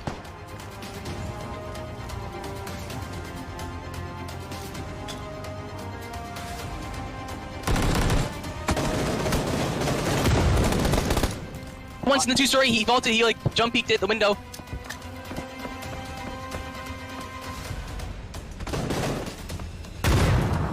Knock guy up. Let me. Are they down? Take the building. Take the building. Just the building. They're down one. Yes. I'm healing. Oh, he knocked me. Nice. Nice. Let's go, Jake.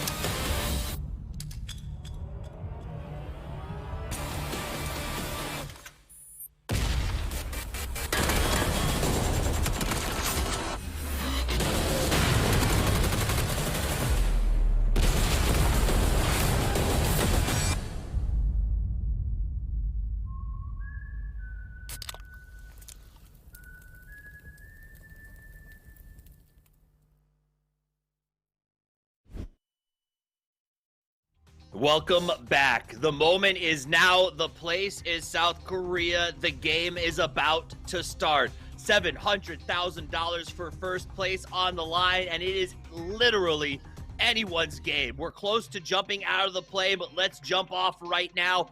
Thoughts, gentlemen, before we get this thing started. Godspeed, what do you got for me?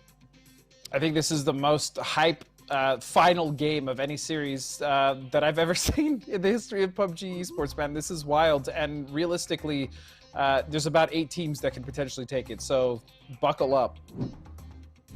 Buckle up, Buttercup. Take a look at the standings, Martin. Walk me through it.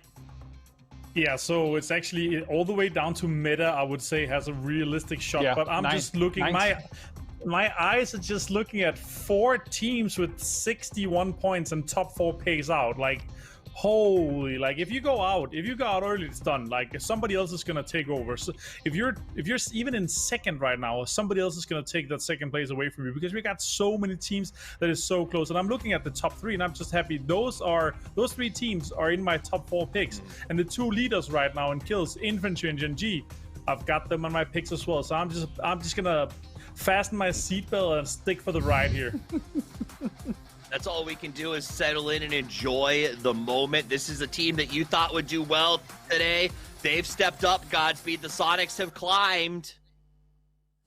They have indeed, but look, it all comes down to this, and every single mistake that any one of these teams makes is going to be not only crucial but heartbreaking, because there is no more room for error. This is it. One game, will decide the winner of this weekly final. And not only that, one game will, as we've been talking about, decide who is actually going to be in the money, because there are 9 teams that could be there. 9 I mean, teams. this is 9 wild. teams, 1 game. Only the top 4 spots pay, which means there are a lot of heartbroken players at the end of this match. The money is doubled. 700,000 for first, more than 300 for second, and $150,000 for third and fourth. 5th and below goes home with nothing but broken dreams and a prayer for next week. The time is now. The place is Orangle. Let's do this thing with our casters, Sims and Toby. Thank you very much, Steve. Heads down, guns up. This is it. It's time to shine. Only one team can walk away with $700,000. Top 4 paid out, and one more map separates 9 teams. I'm confident. I agree with Martin. 9 teams, all within a fighting stance, Toby, of winning this entire finals. We say best of 10's our shortcut. Make it a best of 1. See what happens. This is absolute madness. This is completely insane. And I mean, if the players had shaky hands before, then I have no clue of what's about to happen here. Oath jumping down towards the south. I have my eyes on some of these teams that are currently in the top that are out of the reach. Worried about how they're planning on play these games, how ferocious they're going to be, how little they will care about their own lives in order to ruin the game for others. But it seems to me like both the Frigga, Oath, and Entroforce 36 are all splitting out, not really doing anything really too aggressive. Now back towards the west here. Gen G, well, last game they went down here, they looted up, they were somewhat safe from Day Trip, but this time around, seems to me like they're contesting vehicles. Gen G's pushed them out before, but this time it looks like it's Day Trader, the ones to win this out. Circle comes in. A little bit towards the northwest, but not too damaging whatsoever. We have a pretty good circle here to play with. Not a lot of water in play. It is teetering more down towards the southern side of Erangel. You do have the Georgia Pole to Yasnaya ponds and rivers that kind of flow through. Wait, does he... Ooh, any of these bullets land, it's going to be spelling disaster for Gen G. Early frags, early players knocked is going to be just disastrous if he sees and has an eye into this. I mean, the mini with the 6 times hits the head. What? Oh no! Esmer's gone! They've got guns! Loki, run, my dude, because you are in trouble. The back-to-back shots coming out from Day Trade. He wants to get him on his feet. He's thinking about it, but you can't. You just can't take that risk. They're going to push on this. Of course they are. Surely now Gen G lose a player off the back. He's still here. He's not leaving. You've got a shotgun. Drive away. Unless the rest of Gen G... they can't. No, I'm thinking of... What? 6 HP? No, now you definitely have to run. These headshots coming in from Flash. What? And you know what's kind of really... It's kind of, I mean, don't get me wrong, you've got PO now who's backed it up. The one thing, Toby, to really quickly think about, they're still pushing on this. Venotica in the distance is running. I also see one of the players in Nurins in a vehicle. They have guns. They have gear. They can take this fight if they really want to, because the player that they've got the headshot on, the one that drove away in the vehicle, like, he has to go and gear up. He's got no armor. He's got no weaponry. They have Gen G pinned against a wall here. Once again, it will come to PO to try and relieve this pressure, but if Day Trade really want to mess this thing up, they absolutely can do for Gen G. Now Esto went down. Please, PO, for the sake of everything holy in PUBG, just get the hell away from here. I understand that he wants to try and get some revenge, maybe get a... Oh, okay. Two tags coming in, but still, no vest, no helmet. One of those guys in the forest peeking you at the proper angle. We saw how much damage they could do from afar. Just do not overstay your welcome. Loki, you can see, still looking for mid, still looking to get healed on up. I respect that he wants his players back alive, but they're simply way too much at risk staying on that hill for much longer.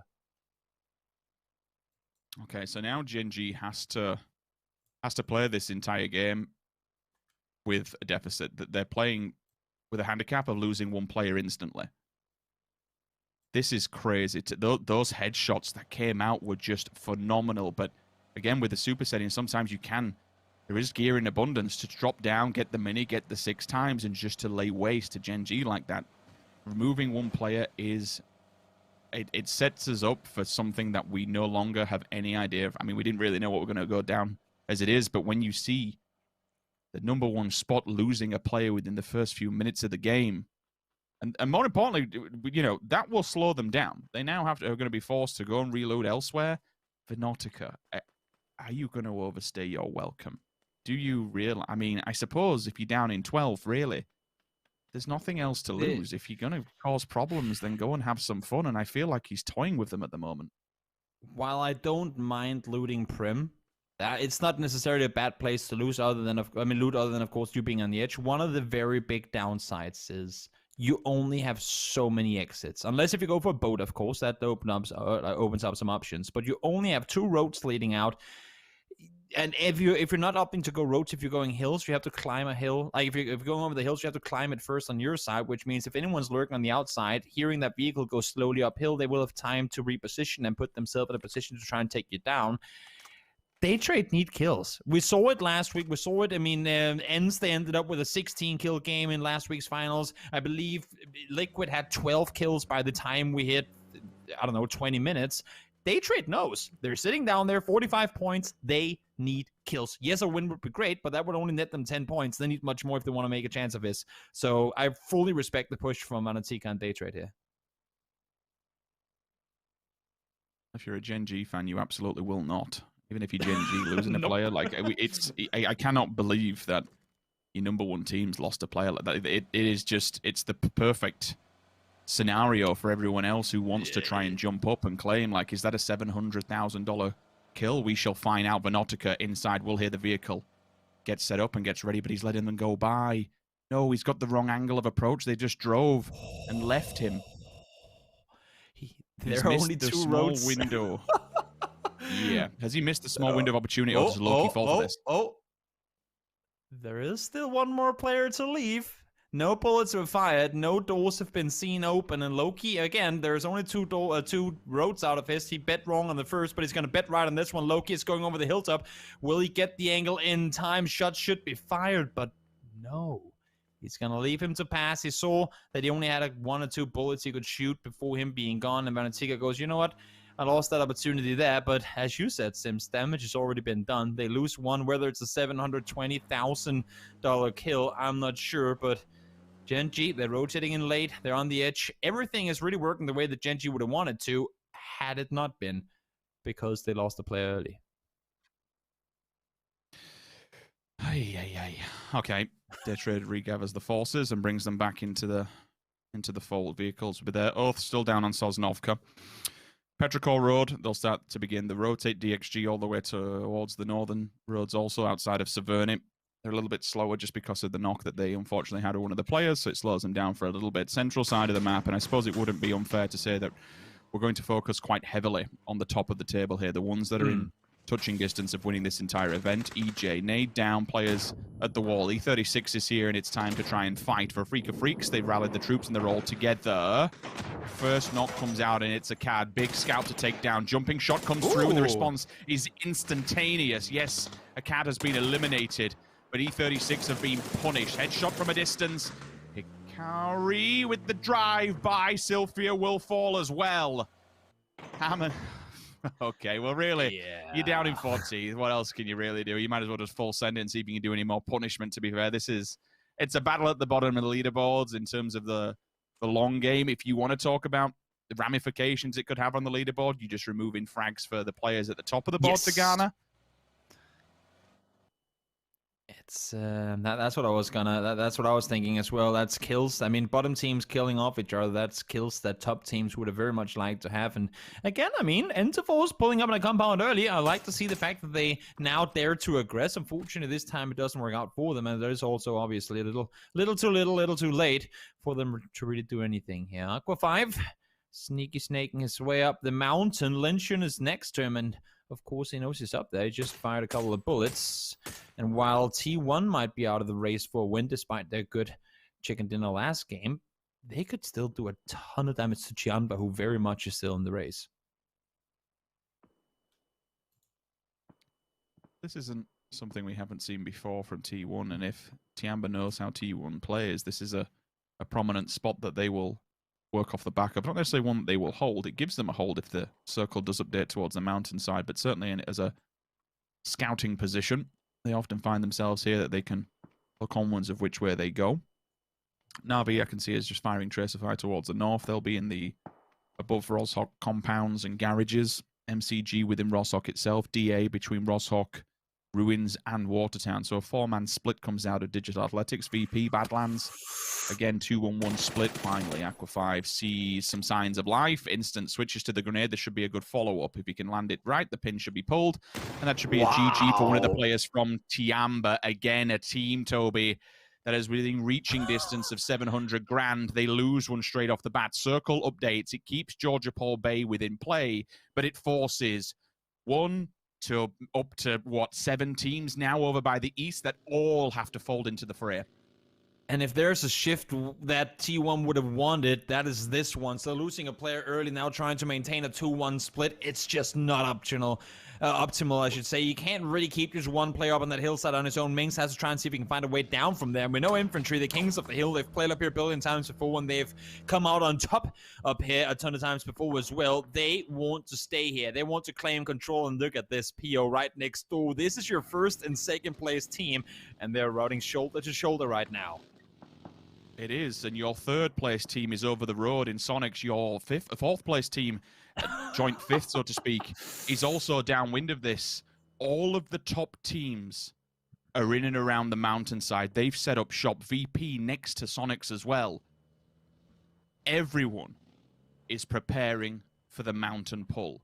If it comes this way, they're all going to be set up. But my word, it will be the defensive line of a lifetime. You do have some teams that are scattered towards the edges, but they're more probably, I would say, 10th and below. But the head of the pack, Toby, and the head of the table, it's crunched together in the center. Sure is. We keep saying we can't write it up any better. How better than a proper king of the hill for the final map here? I mean, just end straight on top of the mountain. Let the victors be the one to claim the throne up on that hilltop. I wouldn't be against that. I wouldn't be against the circle hard shifting to the north either, just for the absolute and utter chaos that would follow. But let's see now, Meta. They had a good game last game. They've put themselves within striking distance. Still a bit of a journey ahead for them in order to win it. They need not only a lot of kills, but good placements with it. But of course, we've seen that happen before. I believe 13 kills in the previous game booted them up in a good spot, sitting in 9th right now. And you can see, even though they might not get into first, surpassing that 61.4 way tie would still net them a ton of money. I'll pass you a promo code on the left-hand side for the 5th and final time today. Going to be a little bit of a quiet moment as the players prepare for the next circle. At the moment, it's posture time, and I understand that with so much on the line, needless deaths could cost you hundreds of thousands of dollars. So it's understandably that a few teams will just kind of want to turtle a little bit.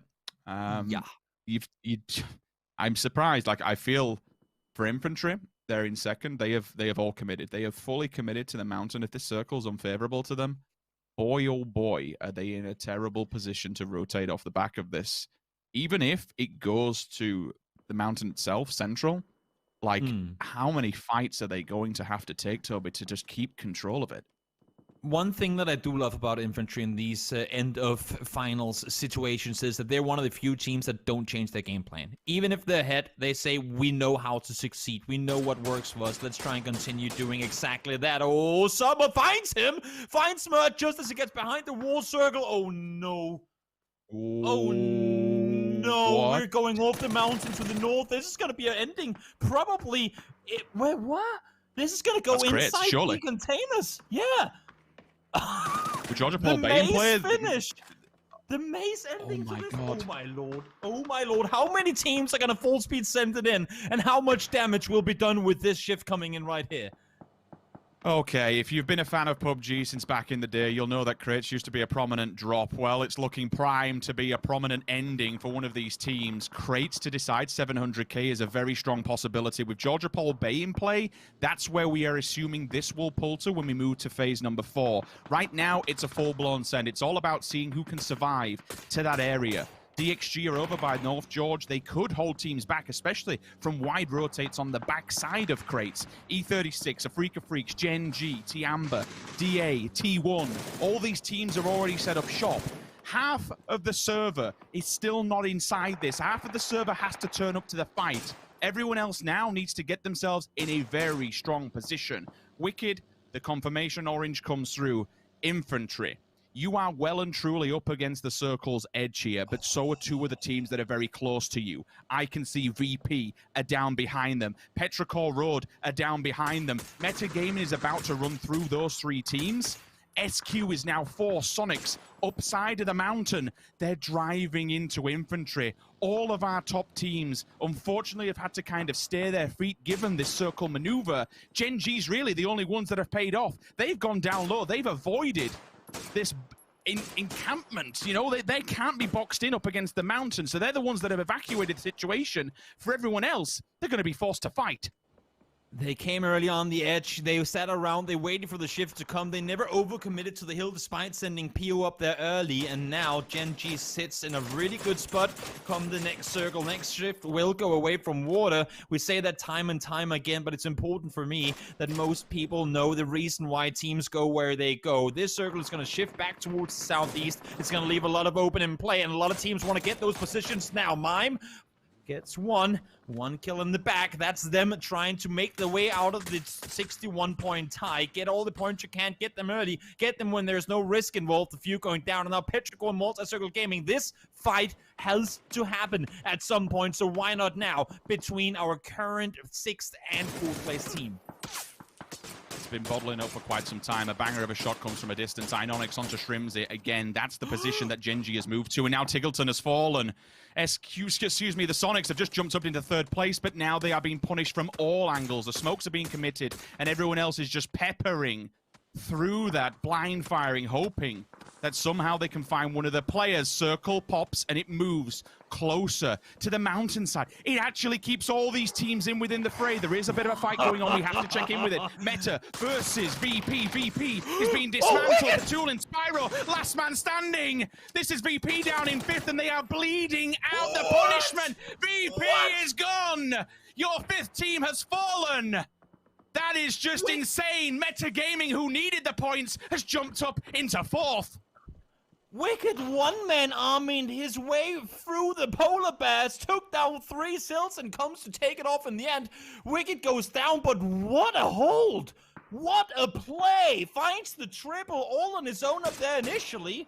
What a hero play. Sparking and Silson up on the hill now trying to play contain, trying to hold off Petrichor, but they're coming full speed forward. They know there are knocks up there. They know there are kills to be found. In the meantime, Sonics take casualties as well. All these top teams have started to bleed. Only infantry sit tight with 4 and the hilltop under control.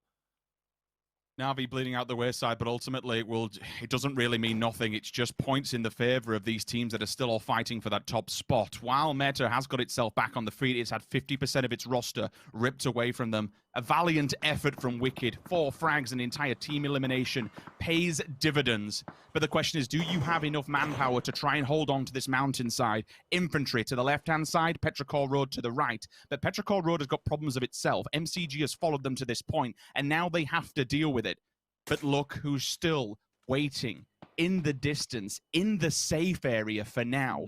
It's Gen G, top of the tables, and they have full clear vision on Sonics. And I say clear vision because ultimately they are going to be pushed out. If it's not by infantry, it could be by the last member of Na'Vi. And it sounds so obvious when I say this, because of course this is going to be the case, but this next circle shift could easily become a $720,000 circle shift. All these top teams are out on the edges. Only DA is playing the center in an area of the map where you cannot play anything center.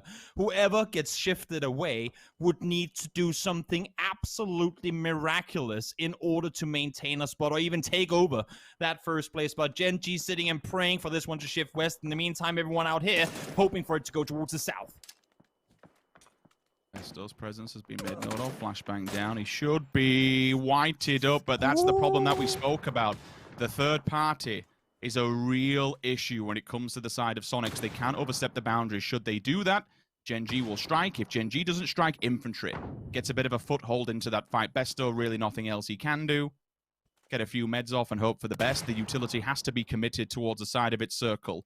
2 seconds. Is this the deciding factor? Is this the one which tells the story? Now, all of a sudden, Gen G, you've had the safety net of the compound. It's time to move. It's time to shine. For all of these rosters within that top 5, Toby, this is it. This is all cards on the table. You now have to work for your money. And boy, oh boy, do you have to play it right.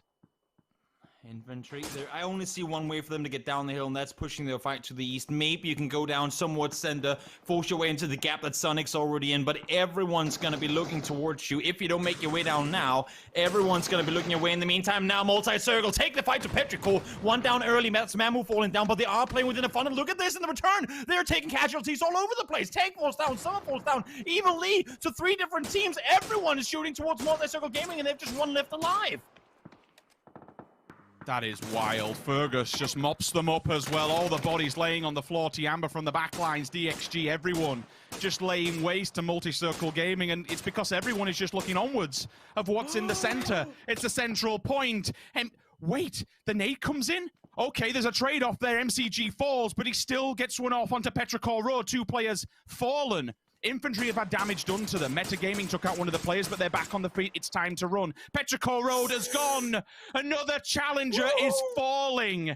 And there's still 2 teams that have to work their way down from the mountainside. Gen G, they've been spotted. Sonics, top of the table. Here we go. 2 standing for Gen G. 2 standing still alive in front of them in the form of Sonics. But you will also see there's going to be a different fight on top of the hill. Infantry are looking onwards of Metagaming. They've done damage thus far, and now they stand in the way of being able to work and traverse down this mountainside safely, cleanly. Look at the bullets, look at the damage done, look at the blood sparking. He's holding them back. All the smokes will have to be committed. This has to be clean, and they have to run this valley side. There's nowhere else for them to go. Xiaoyang, first one to fall. I mean, you're in a 2v4 right now against a very dangerous team. Sparking and Silson, how much damage can you do? Look at that car, low on HP, under half. It's going to be so incredibly difficult to get down from here. 9 wants to get the spray through, doesn't connect. Sparking doing even more damage. They can't find the flush. It might actually be stolen. You can see Tianba. They want it. They desperately want it. In the meantime, the remaining of the infantry players have found their way inside the circle, but they're not safe for now. 9 flush down, 9 kills for Metagaming as they fight for their way, try and really climb their way up into the top 2 against the team they're battling right now. 66 points and 9 kills already. Sparking and Silson, what can you do? They are fighting the game of their life right now. Losing 2 earlier on, but certainly Wicked. His death was not without its own rewards. There's still a mass battle going on towards crates, but unfortunately, it doesn't mean anything in the bigger picture, unless DXG just goes off haphazardly and slaps every single player in this lobby. They've been doing okay so far, so a few kills coming out from Fergus earlier on, so we'll keep a track of that because, again, reaching distance within the top spot. Longsker reaching too far, oversteps the boundaries, and Infantry once again, they will lose another player, but Tiamba instantly, you can see Silson is so hard pinned back. Metagaming, 10 kills! Where the hell did that come from? Sparking! What a time to swing out! Now Boliang is the last man standing, has to go full-blown medic. Things have gone drastically wrong, but things have gone incredible. This is impeccable play from Meta. Everyone trying to do as much damage as possible. I love how Sparking just peeked over the top of that hill. They knew they were busy trying to hold off Silson. Silson did everything he could to attract the attention down below, and over the top comes Sparking, finds the knock, finds a flush, and there's just 2 left alive on the other side now. Smokes still keeping them at bay. Xiaoyang and Bowling, they know what's at stake here. They're 1 point behind Genji. Genji with just 1 play up, and once again, Sparking strikes from up above. 1 falls down. Xiaoyang is on his own. Silson trying to get in close, trying to do damage, but this smoke is keeping them alive for now. Genji, time to move. Another fight, another battle at the top. Here we go. Very low on HP. Infantry is being melted by Metagaming. Finally a response. Xiaoyang answers back. Hits one in the face, and now he has to deal with the player up close and personal. It's Silson. Job done! Meta! What in the world is this? 3rd place!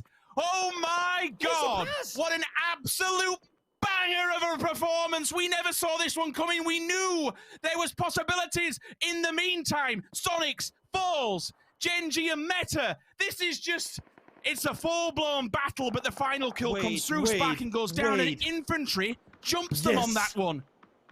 Infantry ties because there was their knock. So if Meta doesn't claim another point, they need 2 placements or 1 kill to jump into second here. Genji still alive. We saw last game what PO can do. This time around, Iononix and PO doing everything they can. They find 1 more kill. Every single kill could be a $700,000 kill, and there's even more of them with placements to boot in just a moment. Genji looking crisp right now. 74 points already. More teams being eliminated. Oh my lord. If Genji and Meta go up against each other, this could be the fight for the win. Okay, we'll have a pause for a second. Silson, this is one of the most difficult predicaments you have ever been in. Genji on one side and an abundance of rosters on the other. Genji stands between you and $700,000. I mean, to make it up, look at how much money Meta has won from this game alone. Like, you're never going to be mad, regardless what happens. I know it's a difficult predicament to look at, but Meta have just worked against all the odds. They've proved everybody wrong from the very start of this competition. Like, they were having difficulties, but now to step it up at the most perfect time. 12 frags and all the top teams at the top of the board they have worked through to get to this. This is one of the most resilient, nail-biting show of affairs I have ever seen from a team. But still, we can't count out Genji. But both of them now, Toby, they're at the mercy of the circle. Genji and Meta fighting at the top, but that's not all. We have Tianba and DXG currently sharing a compound, which is going to be out just a small moment from now. You can see they're trying to find anything. They want to get flushes. They want to get extra points to kind of seal the gap between the 2 top teams right now. But DXG and Tianba, both, if they can get the kills here, that could be the difference maker. PO finds Smash. DA, they might be out of the run for the top right now, but they continue to do damage now. PO falls down. Remember, if they fall here, more placement points go in the hand of Meta. It's going to be difficult, and they fall down. Down goes Genji. 3 points now for Silson to try and claim the top. Reverses down the field. Is he inside the circle? No, nowhere near. Keep driving, Silson. Keep driving. He's caught in the rock. How does he get away from here alive? No smokes, nothing to work with. Oh my lord, Silson, you need to deliver a miracle in order to earn yourself 3 points here. There's another whole circumstance when we look towards this, is the fact that DXG has pushed out Sonics from the top 4. And they are still working their way up slowly. DA's made a lot of noise. He's knocked 1. Can you knock any more? You have to hold it. No! He's done. He's dusted. He's out.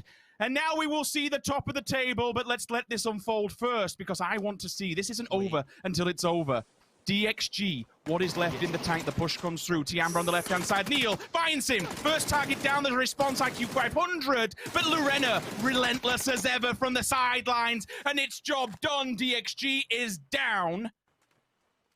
Oh, my word, Tiamba. Is there enough? They get second if they win this. They should anyway. It's 4 points, 3 kills available, and 2 placement points. They should be able to get second. At least.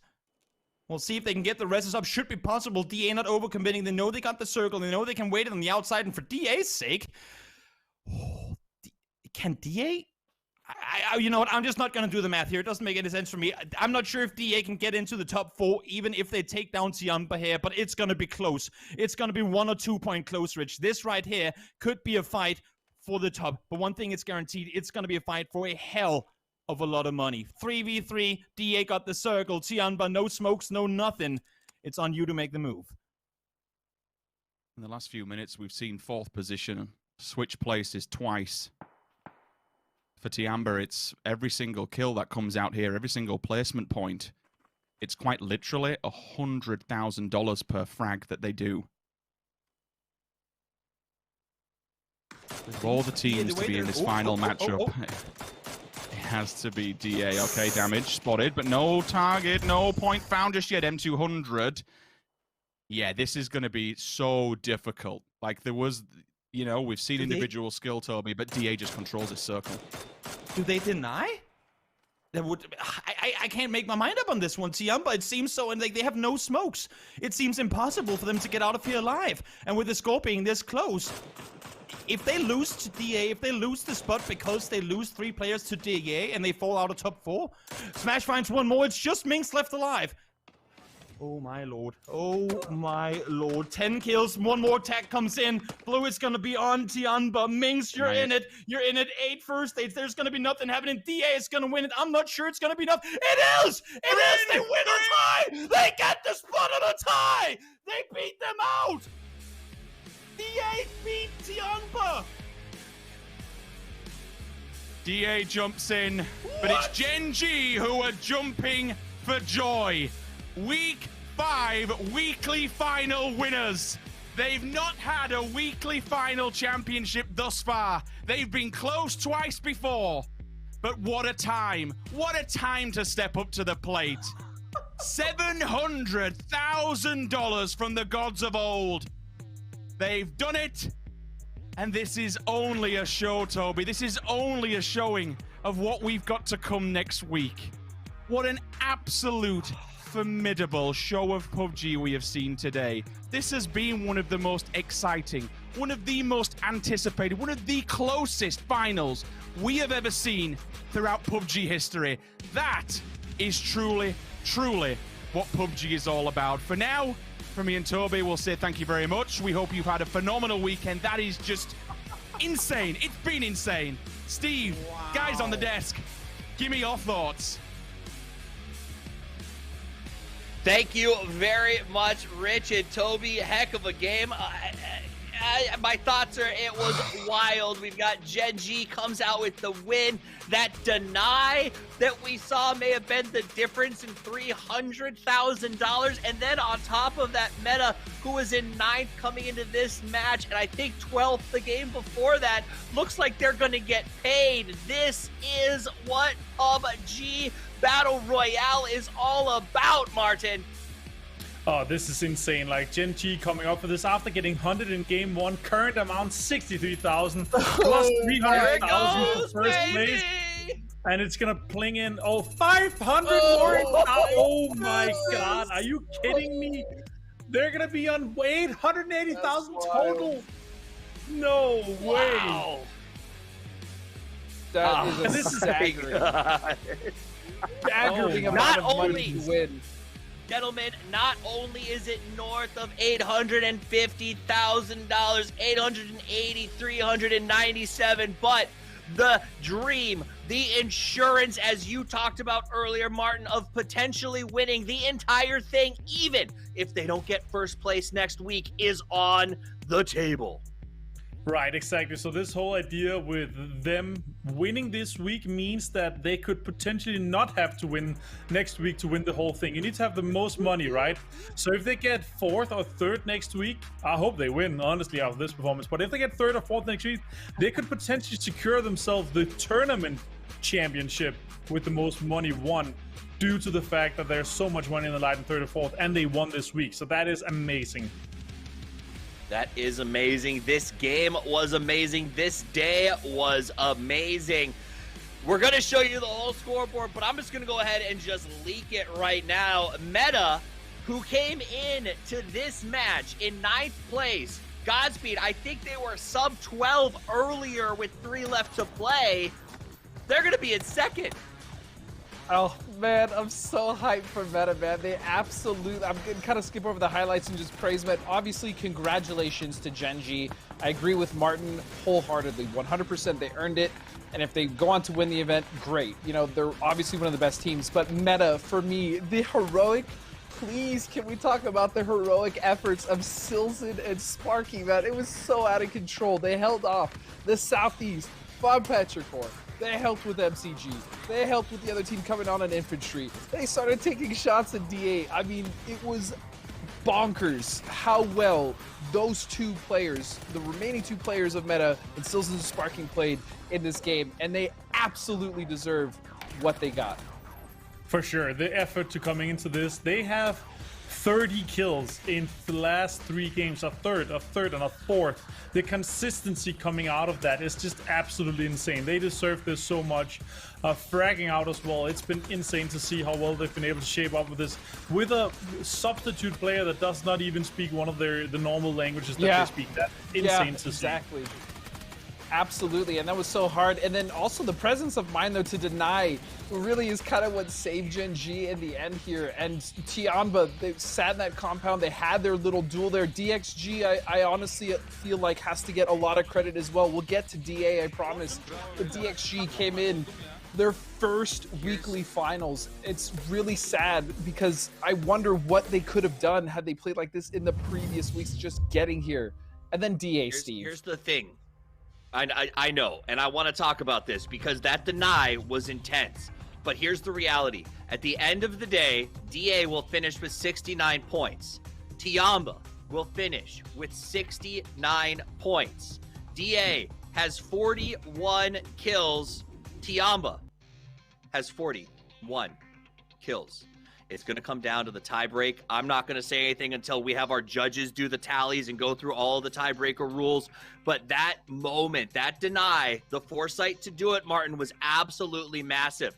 Here's another one, though. Gen.G takes first place. And in doing that, Kylaris has confirmed for me, he's done the research in the background. Gen.G, as a PUBG organization, has just surpassed $3 million and earned prize money, which is wild to think about. It's not bad. Martin, that's a lot I just put on a plate for you. Yeah, that's a lot to swallow, and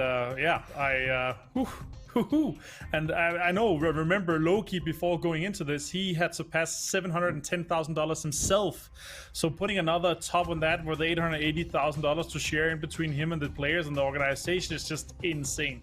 Minx, though, what a valiant effort. Tiamba had such a rough time trying to defend this compound. DXJ really put a spanner in the works for that one. That was crazy. All right, I hear we have an interview with our winners. I can't wait to see what they've got to say. Week 5.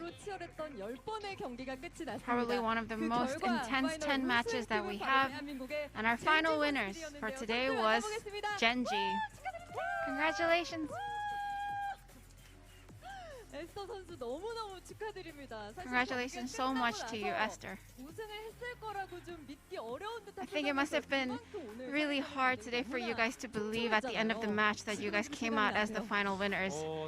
Does it feel real to you right now? It only feels real now that we're standing here, because it seemed like it was going to be a really hard match today, but I think we were really good enough and we deserve this position. I think watching the 10th match was so intense that I was exhausted at the end of it. The top 4 teams between you guys, it was some really intense competition. How did you guys decide each time to strategize all the games? We all believed that we would be able to do it with our performance skills, and so we just trusted in ourselves more. For Anonix, how are you feeling right now? It feels so good. Gen.G, in this weekly finals, you guys have won today without winning a single chicken dinner from all the 10 matches. And each match was really difficult. And on average, you guys have taken 7.6 points per match. Where do you guys think you guys got this skill? In my opinion, PO 선수가 있기 때문이지 I would really 않을까. like to give all the credit to 그리고 PO 여기 로키 선수와 and Loki and Esther 아, and myself as well. 정말 이 네 명의 완벽한 조합으로 젠지가 오늘 거의 누적 It was the 상금 10억에 perfect 가까운 상금을 지금 four-person 보유하고 team. 계십니다. 10억이에요, 이노닉스 선수. You guys have about $100,000 in your prize money. 와, 또 이노닉스 선수가 정말 팀의 1등 공신이라고 얘기한 피오 선수와도 좀 이야기를 나눠봐야 할 것 같아요. And an interview with 오늘 Pio 9번째 매치. in the 9th 피오 match. 선수가 2등을 해주지 않았다면 If you had 지금 이 not 자리에 없었을 brought 수도 Genji 있어요. up to number 2, I think your final win would have been hard. 네. How are your arms and legs doing? 사실 T1을 다 죽이고 싶었는데 I think I wanted to eliminate all of T1 and MCG, 이거 가만히 내버려두면은 but I judged that if I just stayed still, then the other teams would eliminate themselves. 화가 많이 나고요. But it was mad that I was eliminated at the end because I really was confident that I was able to win. But I was definitely really nervous and used all my ammunition. 교전을 하고 난 이후에 피오 선수 혼자 살아남으셔서 So once you guys were up against Enter 36, you were the last player left, and almost for 10 minutes you were crawling around. But you say you were confident that you were going to win the chicken dinner.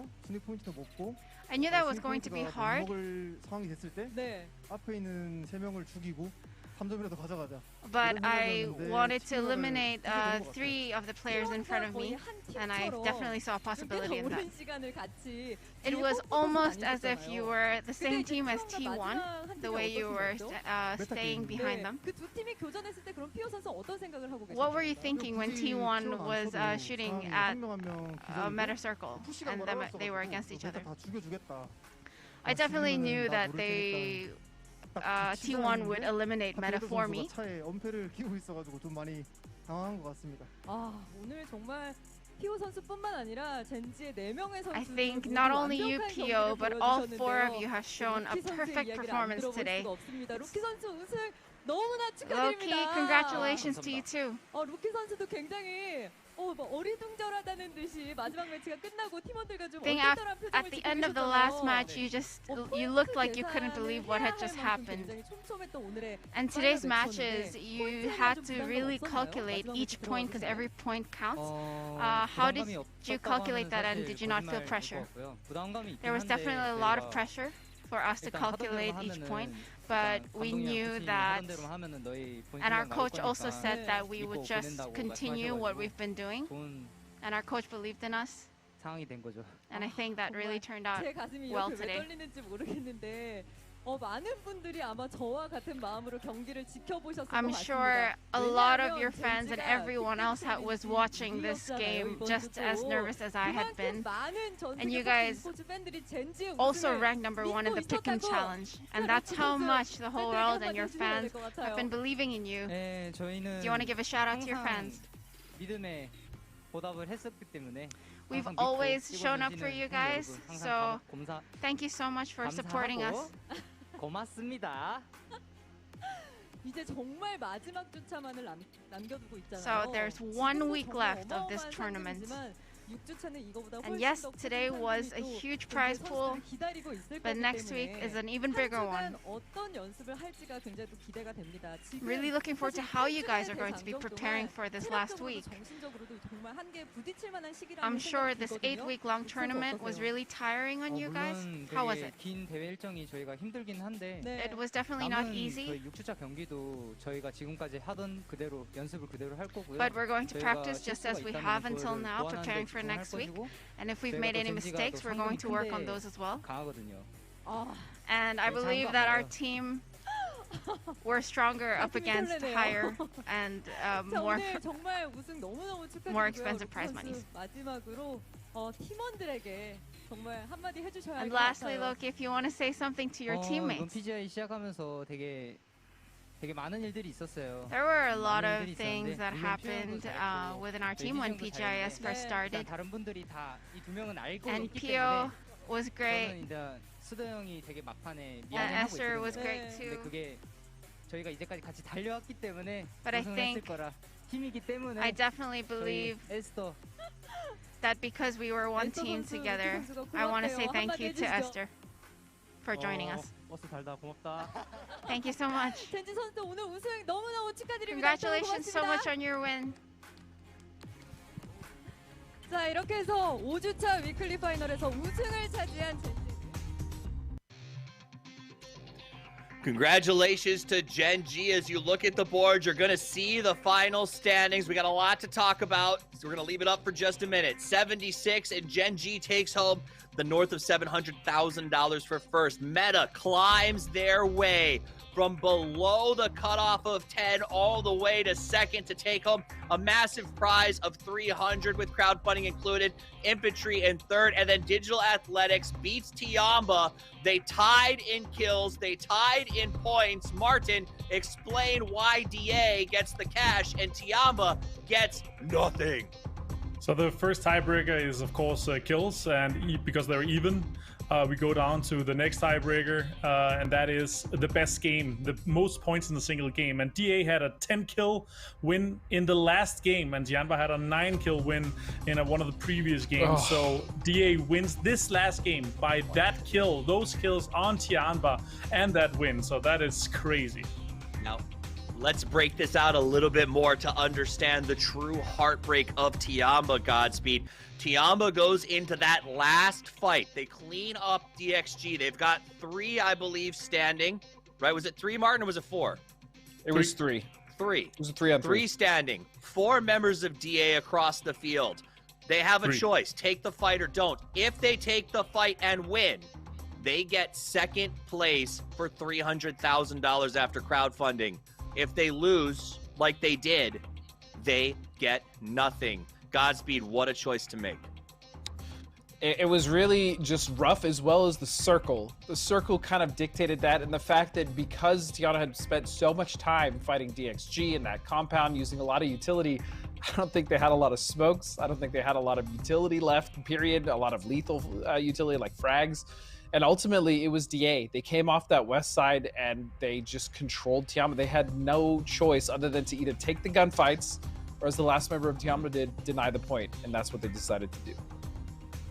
Absolutely wild. Gentlemen, I don't know that I've seen a final like this. It was crazy.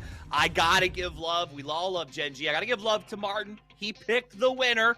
At the start of this, at the start of today, I was cocky and bragging about VP, and you guys got less performances. And then Martin comes out with the Gen G win bin, and you almost got there with Sonics. What's up, Godspeed? You got something to say? I'm just gonna say, picking former world champions is not exactly the you know, true, very risque type of choice. But yes, to Martin's credit, he did choose them. And they won. Martin also has a big brain though, so I can't hate. I can't hate. Absolute 5-hit. No, I think with this as well. I mean, after last week's performance, like this is week 4, they got 15th for 30 points, right? Yeah, that's true. That's very true. I was actually and based on their performance and everything, they had two third places. So in general, I was hoping to see them do better, and them also being one of the 3 teams. Only 3 teams have made it to all 5 weeks. I sincerely hope that they make it to next week as well. All right, and you know, we're about to wrap up. All we have, talking is never going to top what we just saw. But you need to know, next week, it's even bigger. It's even crazier. There's even more money on the line. But before we log out for the day, I want to give the 2 gentlemen next to me a final chance to get their final thoughts out there. We're going to start with Godspeed, because the man who picked Gen G deserves the last word when it comes to final thoughts. Godspeed, yours? And that's fine. He's gonna get it. Look, heartbreaking for Sonics. They were so close, but ultimately, Gen G absolutely deserved it. I'm through the roof and through the moon, really. I don't even know if that's the right saying. I don't even know what I'm saying anymore, but I love that Meta got second, and I'm very happy as well that DA got 4th. I think both of those teams have been working towards this, growing, and man, what a performance. 1 more week to go. Martin? This has been an ecstatic weekend, honestly, and considering that this is the second last weekend, I can't imagine how next week is gonna be. Like, it's gonna be insane. Obviously, super happy to see the performances. Super happy to see Meta, kind of a dark horse pick for me. But to see these guys pop off with Wicked as a substitute, not being able to speak their normal native tongue, coming into this, really ecstatic and thrilled for that. Super performances from Infantry again, and DA to come into this. Heartbroken for Tianba, honestly. That they had an amazing performance this weekend. They deserve to get into the prize as well. They deserve it. Don't be too hard on them on social media because they are going to be absolutely kicking themselves. Shout out to Meta for a massive comeback, and shout out to the game that was so intense it broke my internet service provider and turned me to pixels. It was phenomenal to watch. It was exciting to see. And next week we are back with a first place prize based on crowdfunding projections of over $1 million for first, 500,000 for second, and 300,000 most likely for third and fourth. It is going to be one of the greatest weeks in PUBG history. Be there so you can tell everyone about it, not hear about it. And until we see you next time, play more PUBG.